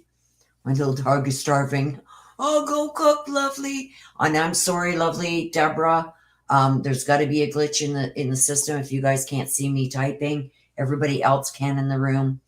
I'm sorry, I can't spend a lot more time on that because then I end up missing things that are being said that I can take. It's got to be a glitch. Try uninstalling your app and reinstalling it again. I know there's a lot of glitches going on right now.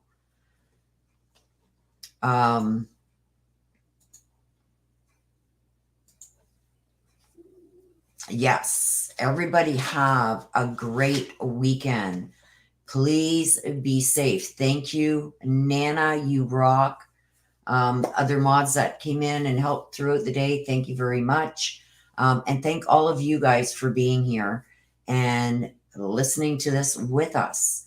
So if I don't see you tomorrow, I will see you guys Sunday morning for the live mini reads where you can get your very own mini read.